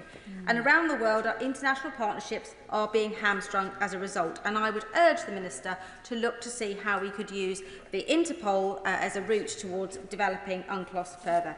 Finally, Madam Deputy Speaker, I want to speak against new clause 16, increasing the minimum income for a spousal visa to $38,000. This would mean the average police officer, research scientist or nurse outside of London in places like Mid Dorset and Northport would not be able to get a visa for their spouse. I was pleased the government paused the proposal, leaving the threshold at $29,000, as I'm concerned we could see a brain drain among many British professionals who would choose to leave the UK for their partners' home countries where they would be welcome. And I want to speak in particular for armed forces personnel that I've met, both in the constituency and through AFPS, in particular those coming from Commonwealth countries. They have answered our call to fight for our country, but they are forced to leave their spouses behind, as the lower threshold provided for them only applies after an extended period of service. Pushing that threshold up to 38,000 would take reunification out of their reach too. The current threshold ensures that families who can support themselves can stay together, and I would urge the government to leave it where it is. Thank you, Madam Deputy Speaker. Let me begin by saying that we can all agree upon that immigration must be managed. The public rightly expects a fair, firm and functional system, but control cannot come at the cost of compassion. So let me be clear, immigrants cannot be viewed through the lens of fear. Parliamentarians on all sides must choose their words carefully. We are responsible for ensuring our rhetoric does not incite attacks, fear, division, or even lead to violence. It is not enough to say we denounce hate. We must also refrain from language that fuels it. And the terms like islands of strangers simply do not help. Too often we hear suggestions, explicitly or implicitly, that immigrants are to blame for everything that is wrong in our country. Let us be honest with the public. It is not the immigrants who have polluted our rivers or our seas with sewage. It is not our immigrants who set sky-high rail fares while slashing routes. It is not our immigrants who have hollowed out our NHS, cut GP services or closed libraries. And it's not immigrants who have overseen 40 years of economic stagnation, rising rents and growing inequality. There are indeed some aspects of this bill that I can support. Abolishing the ridiculous Rwanda bill is for one, but there are more shortcomings, especially in relation to the lack of help for victims of human trafficking, which is why I rise to support some amendments to the bill. I am calling on members across this House to support New Clause 27 to ensure proper age assessments are conducted by trained, independent social workers and not through rush visual judgments or flawed, impersonal scientific tests. Furthermore, in the shadow of our immigration debate, children are being exploited. They are the victims of modern slave trade run by some smugglers and traffickers who prey on desperation. Children are coerced into roles that put their lives and the lives of others at risk. These are not isolated cases. Over 4,000 unaccompanied children claimed asylum in the UK last year alone. The system must recognise the unique vulnerability of children and treat them as such. They are not as suspects, not as statistics, but as they are, children. So while the government's intent to address the asylum appeals backlog is also laudable, proposals like New Clause 6 and 7 to impose arbitrary deadlines of 24 weeks without sufficient resources or legal safeguards are not the answer. Justice rushed is justice denied. Finally, by taking on the narrative of the right wing, by mimicking their talking points and rhetoric, we are not neutralising the threat of extremism. We are feeding it. We will only push Reform UK and others even further to the right, emboldening them to say things we have made appear acceptable. So I ask the government to stand its ground. When will we choose principles over polling? When will we remember that leadership means bringing people together, not chasing after the loudest voices in the room? Let us reject the politics of scapegoating and lead with integrity, facts and humanity. Our country deserves nothing less. Caroline Borden. Thank you, Madam Deputy Speaker, and I would like to focus particularly on New Clause 21. We can all see that the asylum system is broken, it's expensive, and the horror of people arriving in a desperate state on small boats is causing division and anger across our country. But turning to a populist party which throws out sound bites that appeal to many but fall apart at the first hint of real scrutiny is not the answer. So how do we address this problem? Firstly, we need to dial down the volume and divisiveness in this debate and talk about these people as humans, not numbers.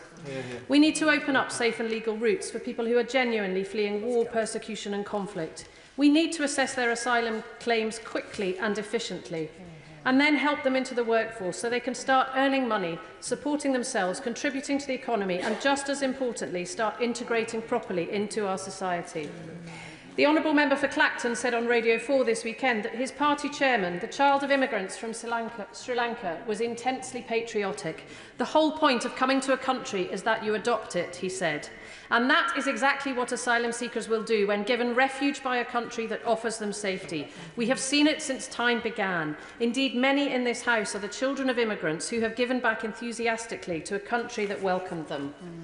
The asylum backlog stood at 91,000 at the end of 2024. While they wait, asylum seekers are trapped in limbo, unable to work or rebuild their lives and forced to depend on government funds. This benefits no one.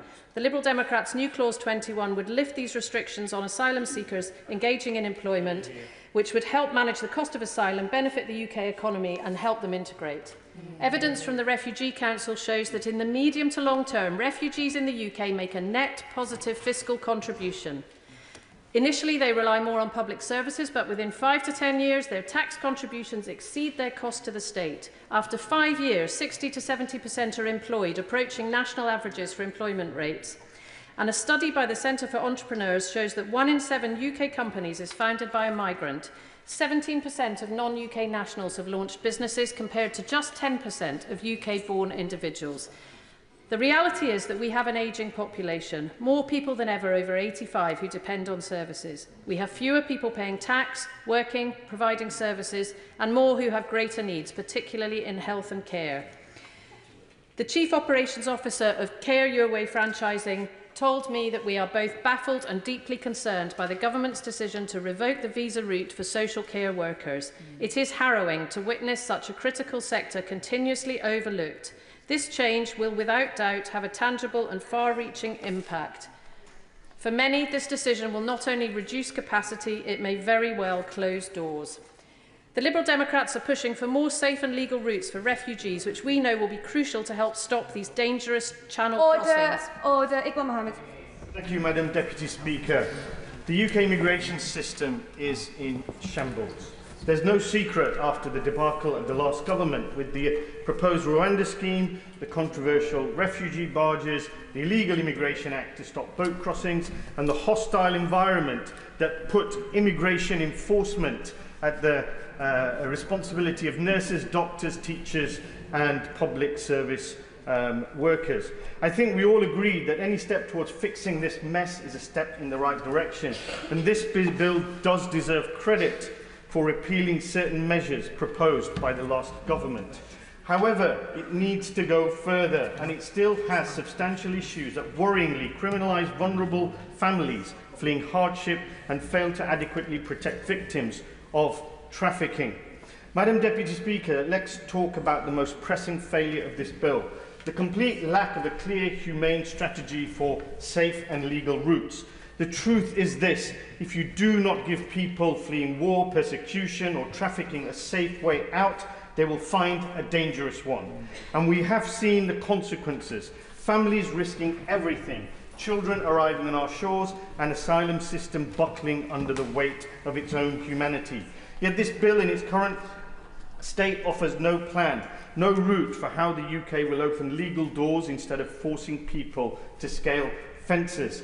That's why I supported New Clause 3, which would require the government to do what has long been overdue and publish a strategy on how it will establish safe routes to the UK. We need safe routes not because it's morally right, but because it works. Moving on to deaths of asylum seekers. More than 10 people have already died this year trying to reach the UK in small boats, and last year over 80 people have died trying to reach our shores. That is why I also supported New Clause 1 to shine a light on the human cost of this broken system. Right now, the government doesn't have a system to ensure a full record of deaths is published. People die in asylum accommodation, people die while waiting for decisions. Also, over 450 children went missing between 2021 and 2024, and in 2024 over 100 were still unaccounted for.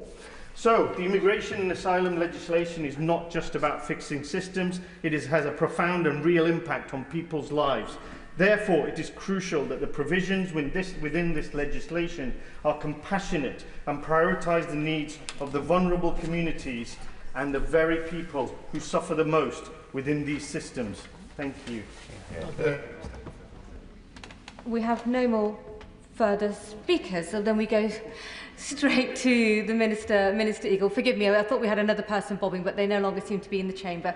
So you get the lucky extra few minutes. Minister Eagle for wind-ups. Thank you very much, Madam Deputy Speaker, and it's a pleasure to rise after what has been a very full debate with people having to put quite complex points in short amounts of time to fit in, and I'd certainly like to congratulate everybody for the points that they've made, and also try to deal with some of them in the time I have left as much as possible. Not sure how much time I have left, given the sudden. Okay. Okay, so I'd like to thank all those on the Labour side who've made their contributions. The Honourable Member for Liverpool Riverside, the Honourable Member for Folkestone and Hythe, the Honourable Member for Walthamstow, the Honourable Member for Sheffield Hallam, Edinburgh East and Musselburgh, Clapham and Brixton Hill, Bassetlaw, Nottingham East, Bolton West, Lee, and also Lee and Atherton. I think the Honourable, the Lib Dem benches really have particularly concentrated on the issues in safe and legal routes and the ability to work. I think the Honourable member for Perth and Kinrossshire, I was disappointed, was worried that he'd had such a difficult time in committee. I thought we were having quite a reasonable time, but he's extremely downbeat about it. I must try more on another occasion. Obviously, I'd also like to welcome the maiden speech from the Honourable Lady, the member for Runcorn and Helsby, which we all listened to in the traditional silence. Congratulate her on that, welcome her to the House, and wonder if Reform are practising the principle of one in, one out, or perhaps one out, one in, but it's a pleasure to welcome her to the House. The Honourable member from the front bench, the Honourable member for Croydon South, produced a flurry of amendments and new clauses demanding that we do a whole range of things that he didn't do when he had the chance to, as not only as a Home Office Minister, but that they didn't do when they had the chance in 14 years. I have to keep saying this, but we did inherit a system that was in the most incredibly difficult mess, with huge backlogs. He says we made it worse, but by beginning actually to process claims, that by definition creates a backlog of those who've been refused. So by trying to get the system working again, what happens, you get a backlog of appeals, because people who are refused asylum generally appeal, and therefore your backlog, as the Honourable Gentleman knows from his time in the Home Office, reappears in the appeal system, which is why we have the new clauses on attempting to get a kind of timeline for dealing with them. But I want to concentrate particularly on some of the things I know there'll be votes on tonight. Firstly, I want to deal, if possible, with on safe and legal routes, new clause 3. Our approach is to resettle refugees identified by the UNHCR who would benefit most from resettlement to the UK.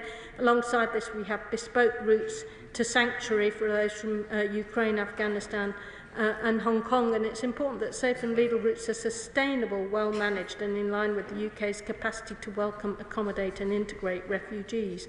Part of the difficulty that we have at the moment is the legacy we had from the party opposite of huge quadrupling of net migration and the issues around having to assimilate all of those in the huge unplanned way in which they delivered it. I want to talk about new clause 37, the Honourable Member for Clapham and Brixton Hill. We recognise her campaigning on this issue over the last 5 years. We also recognise that there's been an unfair burden for some families with rights to citizenship by the system as it is, and I can confirm that the work referenced in the White Paper on page 76, I think it is, right at the end of the White Paper, will look at tackling the financial barriers that she highlighted in her speech, and I would urge her to work with us on how we move forward and to withdraw her amendment today. The opposition new clause 14. Let me be clear that this government is fully committed to the protection of human rights both at home and abroad. As the Prime Minister has made clear, the United Kingdom is unequivocally committed to the European Convention on Human Rights, and it's worth noting that many of the legal obligations provided for in the European Convention are also found in other international agreements to which the UK is a party. Very quickly, because I have a lot of points and not much. Just set out once again, as the Prime Minister did earlier today, her steadfast commitment to the ECHR. But does she not accept that that makes the legislation not watertight, and we will continue to see those who have committed serious criminality able to stay in the United Kingdom because of the ECHR?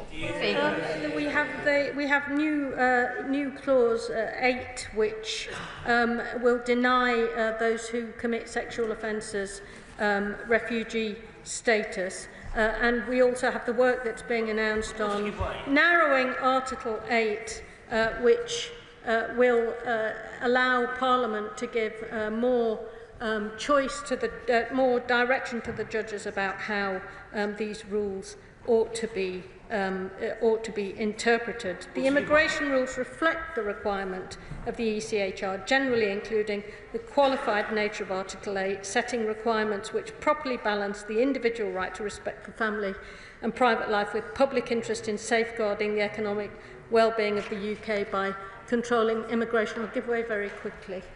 I thank the Minister for giving way. She mentioned the provision to prevent certain sex offenders from claiming asylum. While that is a welcome step, what will of course happen in practice is the sex offender will simply make a claim under ECHR Article 3 instead. I've seen dozens and dozens of cases like that, and that is precisely why we need to disapply the Human Rights Act from all immigration matters. Otherwise there'll just be a huge loophole, as my right honourable friend just pointed out. Well, if we disapply the Human Rights Act, then people would just go to the ECHR anyway, and a lot of these cases would end up in Strasbourg, which would take even longer. I think also disapplying the Human Rights Act also means that other countries cross-border who we have to work with and collaborate with to try to deal with cross-border people smuggling won't work with us. The party opposite had many huge rows with people and went round the world make it look like they didn't believe in the rule of law. Well, actually, this government believes in the rule of law and will carry on upholding the rule of law. That is one of the things that we regard as an important part of the value system that we have in this country. On new clause 18, the cap on non-visitor visas, as always, the party opposite have talked a good talk when they're now safely in opposition, whilst not delivering it when they were in government. They promised time after time after time to reduce net migration down to the tens of thousands. They did it in manifestos, they did it in all of the different manifestations, many manifestations of Conservative governments that we saw plough through the House, especially in the last 4 years. And what did they do? They quadrupled the levels of net migration. So we don't need a cap. We need to get migration down, fundamentally lower than it is now, to make the system fair and effective. And in order to do that, we have published a white paper today. We have further measures in this bill, and we will be coming back to this issue to ensure that we can deliver, unlike the party opposite. Now, yes. Mr. McGinn, and I thank her for her early mention of my amendment and her commitment to end the financial burden that is coming upon young children in particular and their families who have a right to citizenship. I just wanted to ask what further work will be done in terms of consulting with people like the campaigns Citizens UK, Lambeth Citizens and the PRBC. Those are the types of campaigns that have been working on this particular issue. And I know obviously the white paper covers a range of issues, but I just want to understand what consultation will be done with those organisations to make sure we get to where we need to be, which is a situation where children are not being priced out of citizenship. Minister. My honourable friend, the Member for Citizenship and Migration, has just made it clear to me from the front bench as the honourable lady was speaking that she's very happy to consult and meet with all of these people. We want people to contribute to the consultation so that we can get this right, and I hope that in the light of that she will withdraw her amendment. I wanted to deal with the right to work in the very brief time that I have left. The Lib Dem bench has talked particularly about this, and it is an issue about balance. We know at the moment that if one's asylum claim is delayed for 12 months, you have the right to work, in particular shortage areas. Our way of dealing with this is to get the system to work more quickly so that we don't have people languishing for very many years in limbo, and that is what we are aiming to do. We are worried that if right to work comes in after 3 months, that will be too much of a pull factor and get around some of the issues with work visas, and we have to have a system that people apply to properly rather than can get around by coming in by irregular routes. So that is the issue. I appreciate what members opposite are trying to achieve, but we just have a slight difference of approach on that. But clearly we will carry on having these debates. Madam Deputy Speaker, I commend all of this part of the bill and the report stage of the bill to the House. Order, order. Under the order of the House of the 10th of February, I must now put the questions necessary to bring proceedings on the consideration to a conclusion. The question is that the Government new clause 5 be added to the bill. As many of that opinion say aye. Aye. On the contrary, no. The ayes have it. The ayes have it. That's what I said. Read it a second time. Oh, of course, I'll do the first one. The question is that, forgive me, the question is that new clause 5 be read a second time. As many of that opinion say aye. Aye. On the contrary, no. The ayes have it. The ayes have it. And I am now moving on to... The question is that new clause 5 be added to the bill. As many of that opinion say aye. Aye. On the contrary, no. The ayes have it. The ayes have it. And now we are officially moving on. We come to Government new clause 6 to 8. I call the Minister to move new clauses 6 to 8 formally. Move formally. The question is that new clause 6 to 8 be added to the bill. As many of that opinion say aye. Aye. Of the contrary, no. The ayes have it. The ayes have it. New clause 3 has been selected for separate decision. I call Pete Wishart to move new clause 3 formally. Move formally, Madam Deputy Speaker. The question is that new clause 3 be added to the bill. As many of that opinion say aye. Aye. Of the contrary, no. No.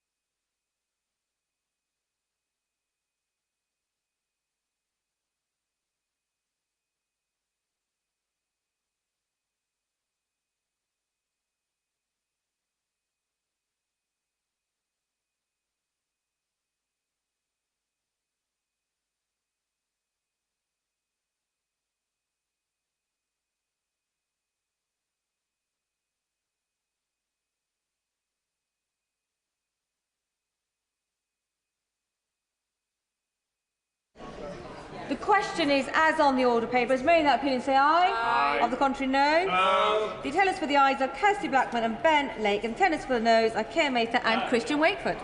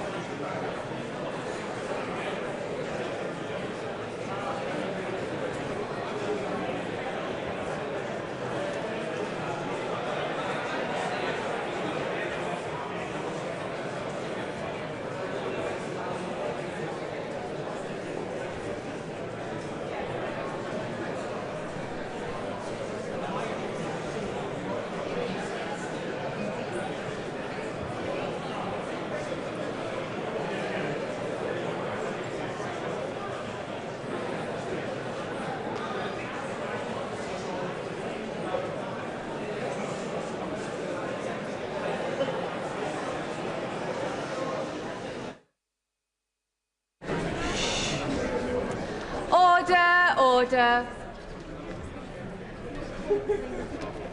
The ayes to the right, 90.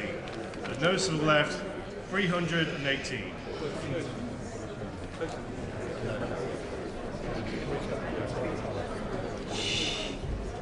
The ayes to the right, 90. The noes to the left, 318. So the noes have it, unlock.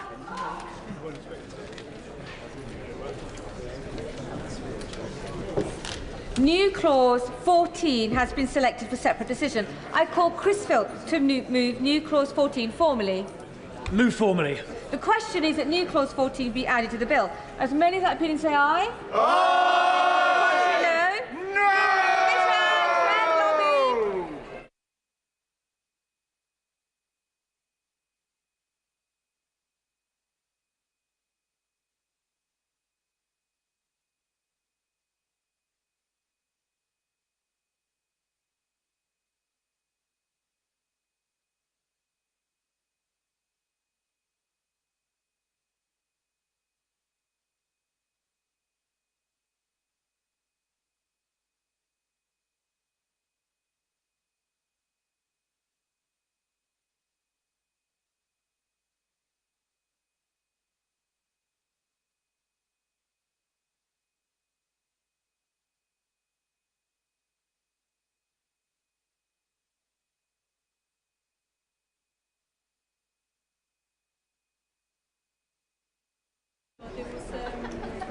Colleagues should be seated at this point.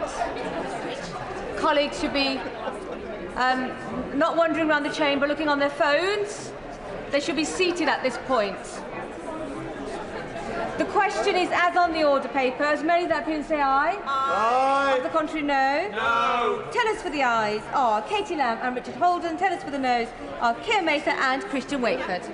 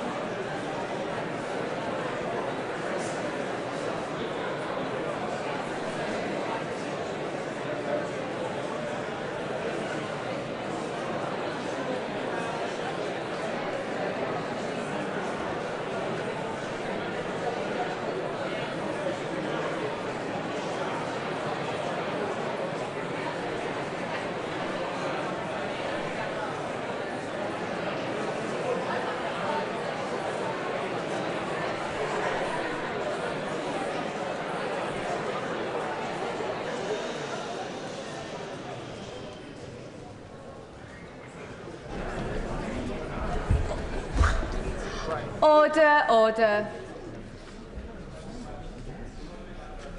The ayes to the right, 98. The noes to the left, 402.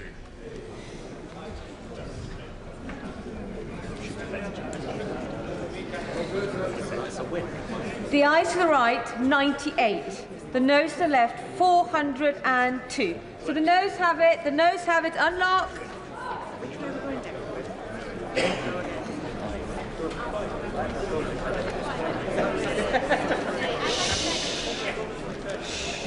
New clause 18 has been selected for separate decision. I call Chris Philp to move new clause 18 formally. Move formally. The question is that new clause 18 be added to the bill. As many of that opinion say aye. Aye. Contrary, no. No.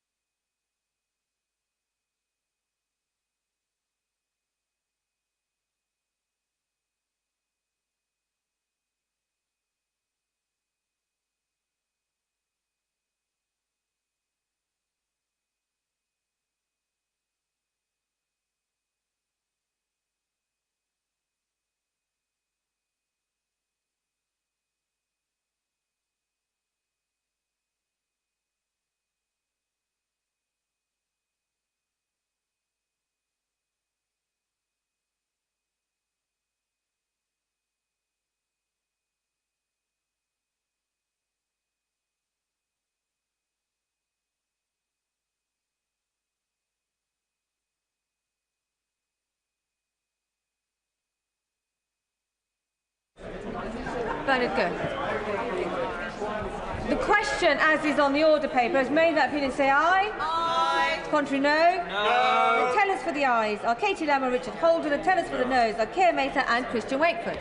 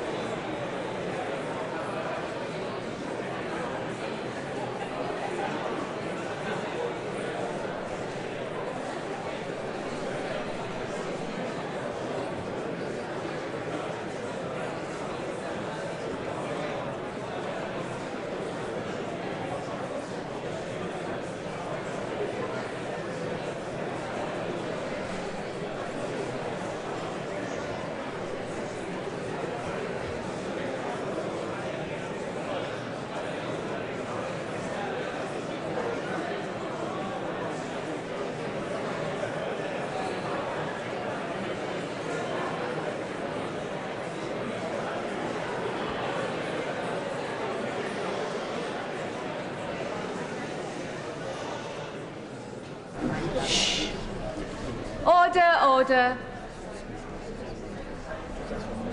The ayes to the right, 94. The noes to the left, 350.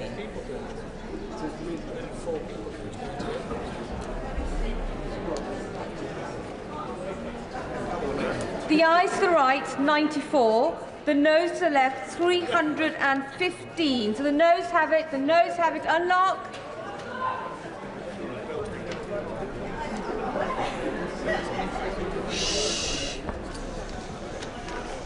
It has been brought to my attention that not all the division bells are working. We are trying to rectify that as soon as possible. I will urge colleagues to remain close to the chamber and the estate and to keep their eyes on the monitors as well.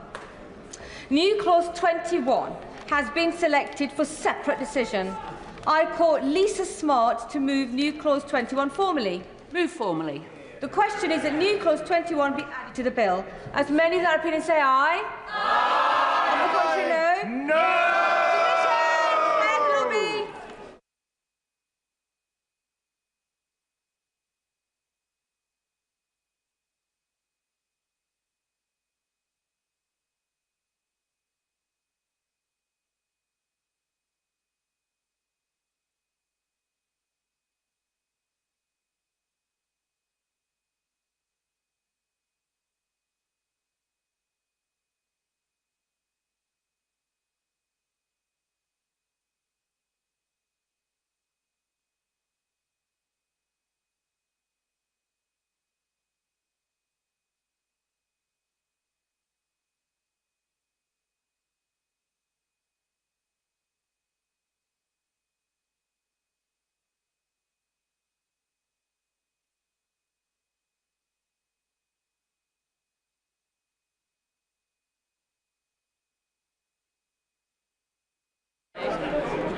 Alison. Sir John. Ali. Seated. Colleagues should be seated. Seated. The question is as on the order papers. May that opinion say aye. Aye. Of the contrary, no. No. Tellers for the ayes are Tom Morrison and Bobby Dean, and tellers for the noes are Keir Maker and Christian Wakeford.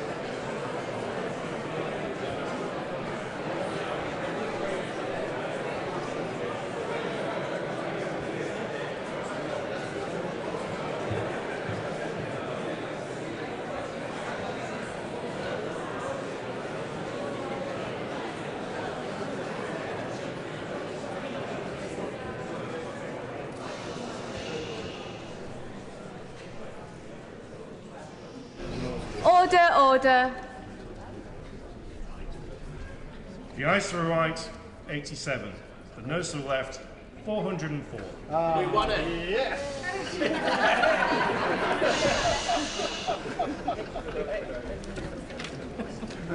The ayes to the right, 87. The noes to the left, 404. The noes have it. The noes have it. Unlock. So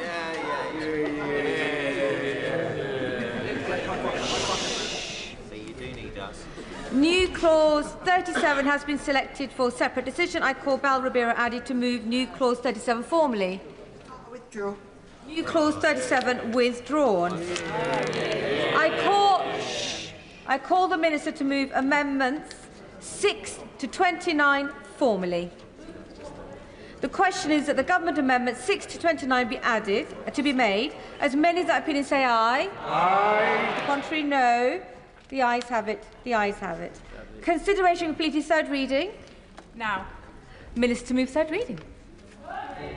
Thank you, Madam Deputy Speaker. This bill restores order to an asylum system which was left in chaos by the party opposite. It puts an end to the failed gimmicks and the unworkable mess that they bequeathed us. It repeals in full the Safety of Rwanda Act. It repeals most of the unworkable Illegal Migration Act, which trapped asylum seekers in limbo as asylum backlogs soared and the taxpayer picked up a spiralling bill. This government is clearing up the mess that the party opposite left us, and the bill before the House will help us to succeed. It will assist in securing our borders by dealing with the soaring backlogs. It gives counter-terror style powers to law enforcement agencies, equipping them to go after the people smuggling gangs who are making millions out of exploiting people's misery. The bill introduces new powers to seize electronic devices and disrupt the activities of the people smugglers, new offences against gangs selling or handling small boat parts for use in the Channel, new powers around serious crime prevention orders targeting individuals involved in organised immigration crime, a new law protecting lives at sea, making it an offence to endanger another life during small boat crossings, a new statutory footing for the Border Security Commander, new and improved data sharing between government agencies such as HMRC and DVLA law enforcement to detect organised immigration crime. This bill introduces a statutory timeline for appeals decisions, a major modernisation of the powers of the Immigration Services Commissioner. It ensures that those who commit certain sexual offences will be denied protection under the Refugee Convention, and contains a long overdue extension of the right to work checks for casual and temporary workers in the gig economy. So why on earth, Madam Deputy Speaker, is the party opposite going to be voting against it tonight? People smuggling is a complex and multifaceted problem. There are no quick or easy solutions to prevent it. Anyone who claims that there are easy answers is a snake oil salesman. But it is possible, Madam Deputy Speaker, to identify, disrupt and dismantle the criminal gangs and strengthen the security of our borders with international diplomacy and operational cooperation. This bill will help us do just that, and I commend it to the House. The question is the bill be now read a second time. The Shadow Minister has a minute or two. Well, thank you, Madam Deputy Speaker, for this unexpected opportunity. The reason that we on this side of the House will vote against this bill is because it does nothing to restore control of our country's borders. It repeals the legislative basis for a removals deterrent which is needed to stop people crossing the English Channel. The fact the Labour government cancelled that deterrent before it started is why illegal crossings have gone up by 29% since the last election, and it's why this year has been the worst in history for illegal crossings of the English Channel. This bill weakens border controls. It removes the powers the government could otherwise exercise to control those borders. They are failing, and this bill will do nothing to restore control of our borders.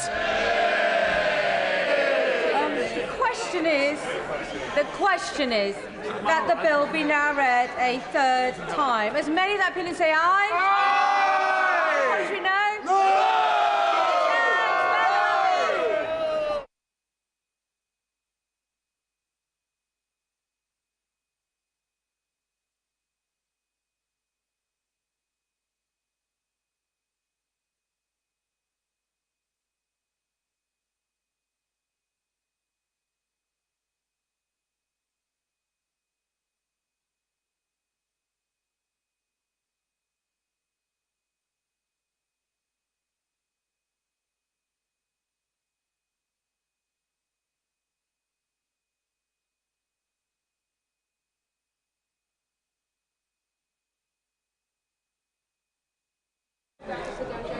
Colleagues should be seated. It's surprising I have to do this at every division. The question is as on the order papers. May that opinion say aye? Aye. Of the contrary, no? No! Well, aye. Tell us for the ayes are Kev Mather and Christian. Wait for the tellers for the noes are Richard Holden and Katie Lamb. Yay.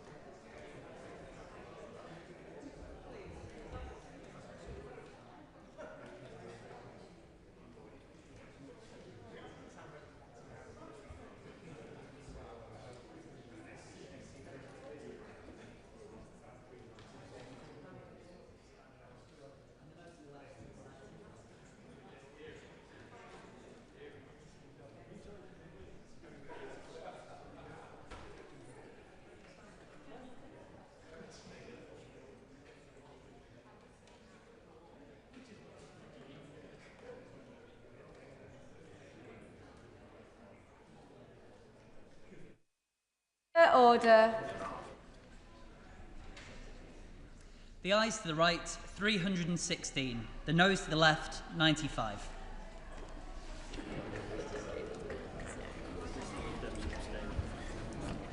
The ayes to the right, 316. The noes to the left, 95. So the ayes have it. The ayes have it. Unlock.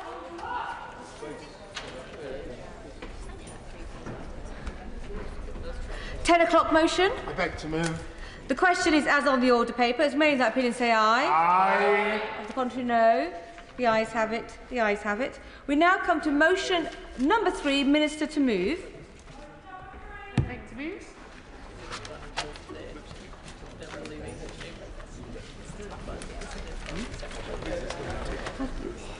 Motion 3 is on the order paper. But she's not doing the bit on the animals themselves? She's just moved. Okay.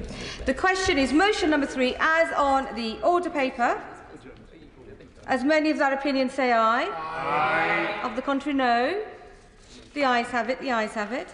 Motion number 4 on capital gains tax. Minister to move. I beg to move. The question is as on the order paper. As many of that opinion say aye. Aye. Of the contrary, no.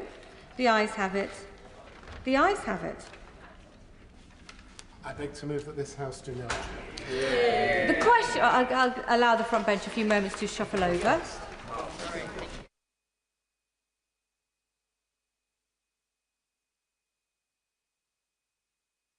Move on to the adjournment debate, and the question is: this House do now adjourn, and I call Mr. Joshua Reynolds. Thank you, Madam Deputy Speaker. I'm glad to be able to speak in my adjournment today to highlight an issue of painful neglect, one that affects around 80 British families every year, yet remains largely hidden from public view. We've all said goodbye to a loved one at an airport, wishing them well for their holiday, their time abroad for work or for study. If any of us receive a phone call saying that our loved one had been murdered when they were in the UK, that phone call would be devastating enough. But to receive that phone call when your loved one is thousands of miles away, murdered across an ocean in a country that speaks another language, that is a whole different world of pain and confusion. Every year, British citizens are killed in acts of violence abroad. In many of these cases, their families are left to deal with unimaginable grief for the loss of a loved one. But all well faced with the full weight of an unfamiliar, bureaucratic and different system. They do that alone.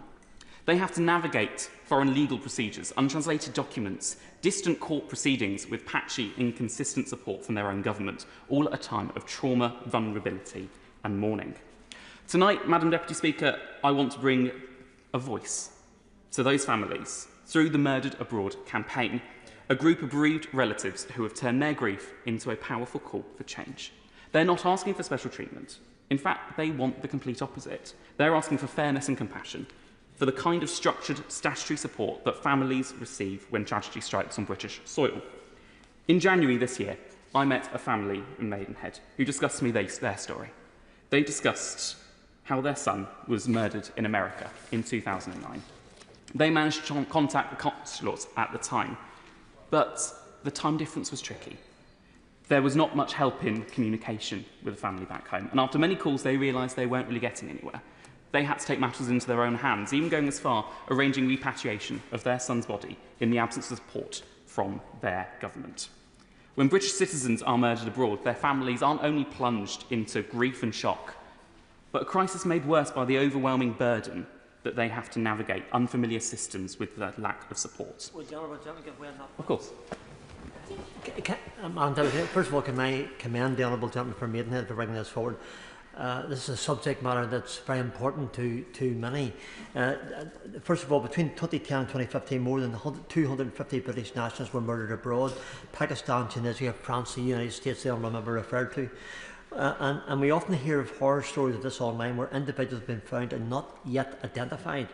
So does the Honourable Member agree with me that there is more that the Foreign Office could do to ensure that for British nationals, all efforts are made to alert the family before any potential news alert is released to media?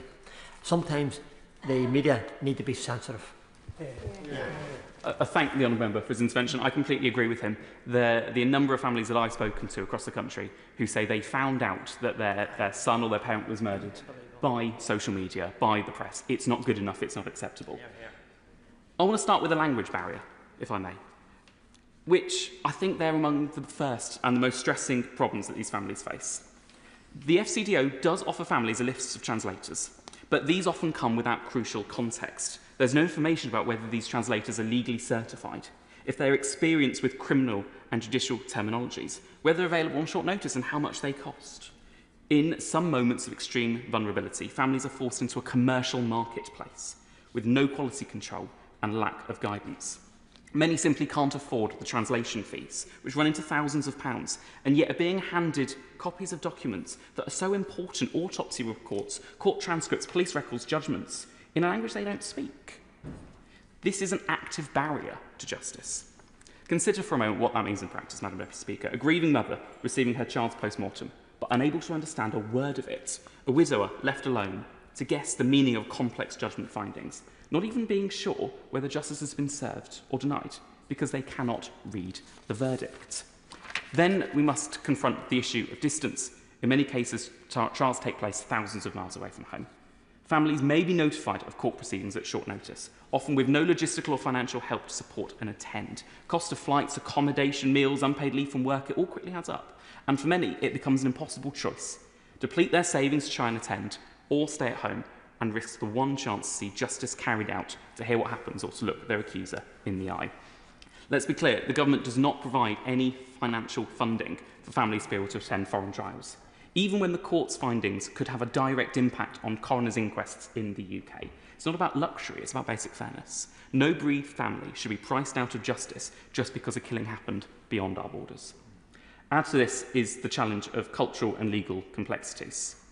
It's easy to find when families feel so lost. Legal systems, they vary so much from country to country. Some are adversarial like ours, others aren't. Some permit victims' families to play an active role, others don't. The length of proceedings, the level of evidence that's required, the appeal process, it all differs.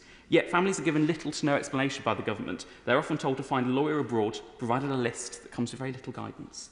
There's no indication of whether those lawyers speak English, whether they specialise in murder or not, whether they understand victim support, or whether they're familiar with working alongside British families. All the while, they're left with no UK-based legal advice, no legal advice in the UK with someone who specialises in overseas homicide cases.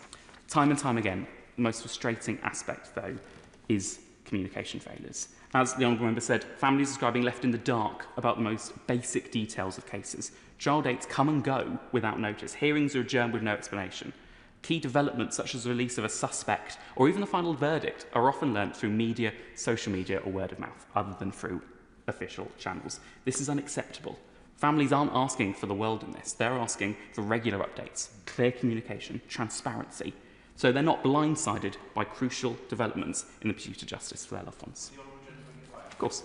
I thank the Honourable Gentleman for giving way. Some of the aspects of the cases that he's very eloquently describing are sadly very similar to those of Rob Spray from my Cannock Chase constituency, who died suddenly in Bulgaria in 2019. Rob's case is about to be heard in inquest, so I won't comment on the legal aspects, but I can say that his family were left in the dark by the Bulgarian authorities and sadly also by the Foreign Office.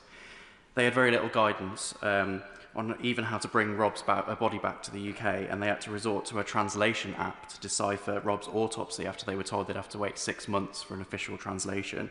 All of that deepened their grief and frustration at the worst possible time, and the worst part of all is that Rob's mom sadly passed away, not knowing what happened to her son. I'll do everything that I can to help Rob's family to get the answers they've waited so long to get. And I know that the Honourable Gentleman will continue to campaign on this. So would he agree with me that we need to make sure that bereaved families like the Sprays get the full support of the British government so that they can get the closure that they need and deserve? I thank the Honourable Member for his intervention and for him talking about Rob and his residents and their family. It's really important that the government step up and really support families where they need it. And it's the advice that's being given, it's the advice, it's the consistency of that, and knowing that they've got someone to turn to. And that brings me on really nicely to my next point, which is the support that we're giving these families in terms of the consistency in the consular services. Some describe consular services overseas as being really positive, empathetic individuals going out of their way to help, but far too many tell me about being passed from person to person, receiving contradictory advice, having emails ignored, and being made to feel more like a burden than a bereaved family in need of care. The inconsistency is one of the crucial failings, because there's no statutory duty on the government to provide a minimum standard of support to families in these circumstances. The level of help depends on the consulate involved, which official picks up the phone, which country the incident occurred in. This is a passport lottery in some cases. Now, Madam Deputy Speaker, I want to mention some real people in this and highlight how they feel like they've had failure. Eve Henderson's husband, Roderick, was killed in France in 1997. She encountered immediate language barrier, completely different judicial process that no one explained to her and no help to navigate. Brian Chandler's grandson, Liam, was killed in Greece in 2006, pushed from a fourth-floor balcony by his own father, a British national. The perpetrator admitted what he'd done, yet the Greek court found him not guilty due to a psychiatric episode. For Liam's family, the experience of sitting through the trial in a foreign language, trying to understand the complex long legal arguments without any help, was traumatic and bewildering. The fact that it involved a British perpetrator makes it all more difficult to understand why no support was given from British authorities. Brenda's brother, Howard, was killed in Australia in 1999. She faced an enormous barrier of distance. Attending trial meant significant costs, time off work and personal sacrifices. No financial assistance or practical help was offered. She had to make the decision between justice and affordability, an impossible choice that no grieving family should ever have to make. Alicia's sister, Vanessa, was killed in Thailand in 2004. Alicia faced a perfect storm of challenges: language barrier, cultural differences, and geographical distances for an unfamiliar legal system. She had no understanding of how Thai courts operated, no guidance on how to follow proceedings. These quickly became a nightmare of issues. These aren't isolated incidents, though. These are emblematic of a broken system that's so inconsistent as we move forward. Well, my friend give way. Of course. I'm grateful for giving way and congratulate him for securing this debate. Dr. Ding Koldal Ding was raised and educated in North Norfolk and became a neurosurgeon before travelling to South Sudan to practice medicine and save lives. In 2017, he was found dead in his family's flat. They believed that he was murdered. However, the official government narrative is that he died by suicide or misadventure, which significant evidence disputes. Does my honourable friend agree that there is an extra challenge for families whose loved ones are murdered abroad when they're having to also challenge the authorities there, and that the Foreign Office should support them in their fight for justice? Yeah. I thank my honourable friend for his intervention. It's incredibly important that the authorities provide that extra level of support. But one thing that families have told me makes a real difference is the peer support that they can get. Other families who've walked the path before and can offer reassurance, practical advice, and the emotional understanding that no bureaucrat or leaflet they're given ever could. These support networks, like Murdered Abroad, are under-resourced. They're often disconnected from the formal consular processes. They're run by volunteers, by bereaved themselves, who've taken on this work not because they're asked to, but because nobody else would. It is time that we support and they recognise what they've done, because that's what we're here to do. We need a clear, comprehensive statutory framework of support for families of British citizens murdered abroad. So I'm calling on the government to commit to 8 key reforms. A statutory duty to provide consistent, timely communication to bereaved families. Every family should have a named point of contact, regular updates, not a revolving door of anonymous officials and faceless email inboxes. Translation of key documents into English.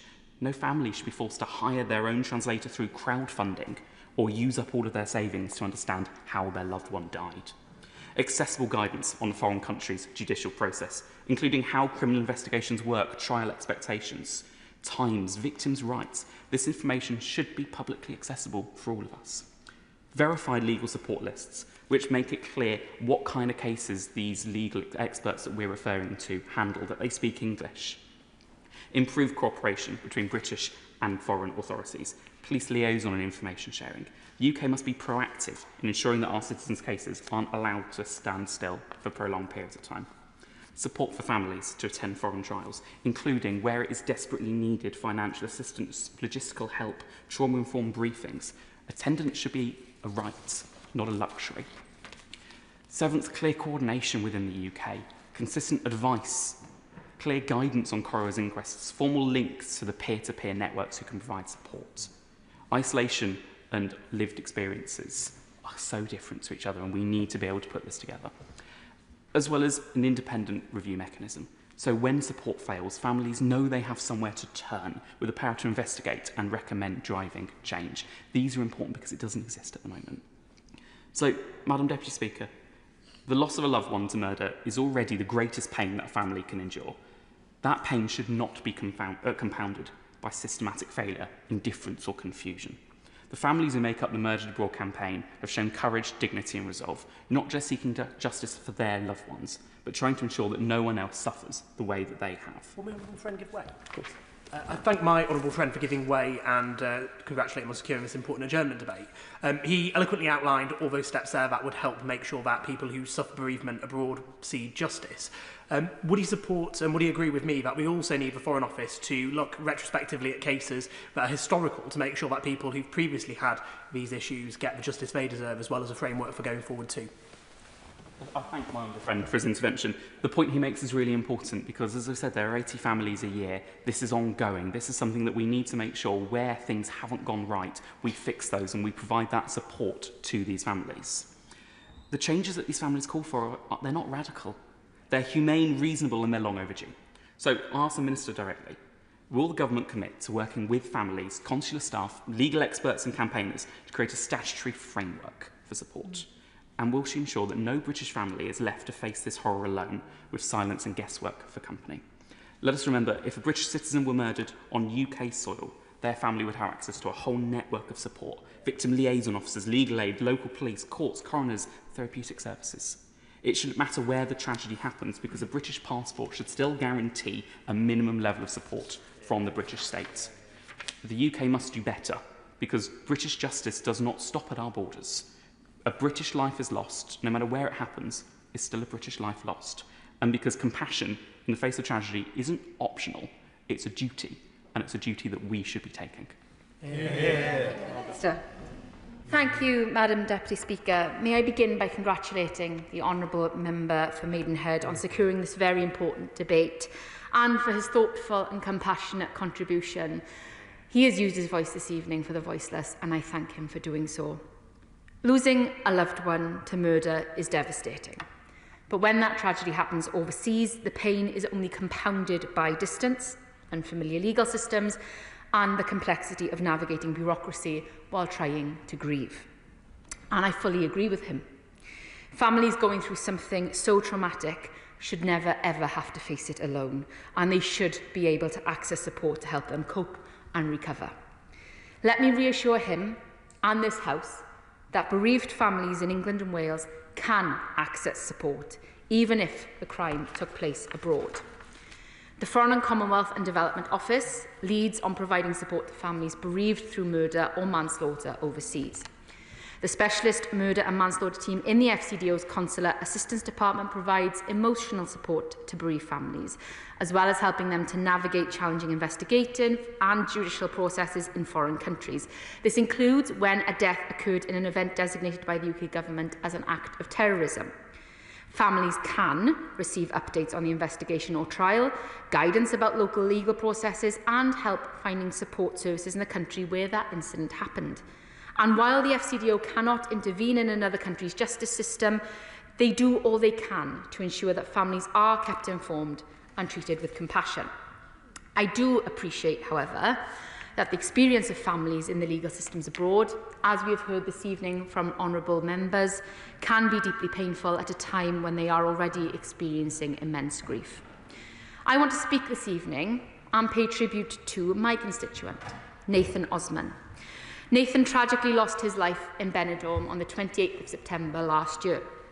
His family, including his sister Alana, brother Lee, parents Liz and Jonathan, have given me their consent to speak about Nathan today, and my team and I have been supporting them for several months as they fight tirelessly for justice for them. Alana was initially contacted by Spanish authorities on the day of Nathan's death, and the exchange of information was as brief and unclear, with Alana confirming her name, only to be told, brother found dead bottom of cliff. They were then told to contact the British Embassy 2 days later and left with no additional information. The Spanish police, initially, like the Honourable Member's case of Dr. Ding, ruled Nathan's death as accidental and closed his case with little investigation or support. It was only thanks to the research and investigation of the family themselves, with the help from my team, specifically from Rebecca Lewis and my team, that enough information was now collated to reopen that case, and I hope that this will bring a result of closure for the Osmond family.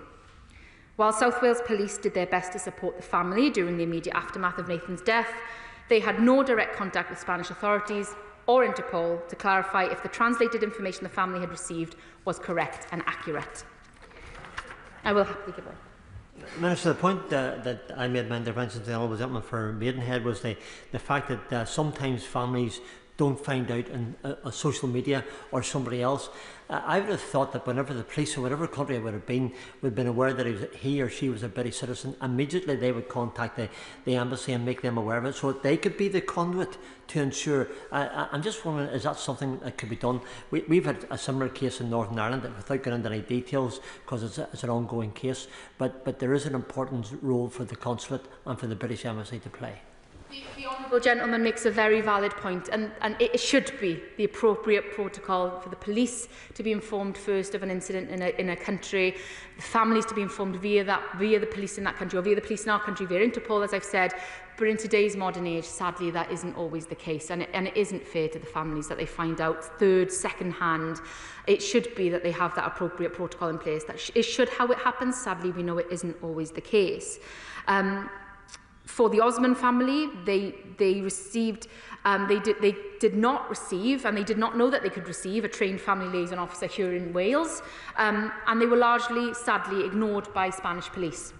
When they visited Spain shortly afterwards, they had to describe the situation on a mobile phone via Google Translate, as we've heard from other similar cases, and there was extensive miscommunication throughout the ordeal between the families and external authorities, costing valuable investigation time and prolonging the agony for the family.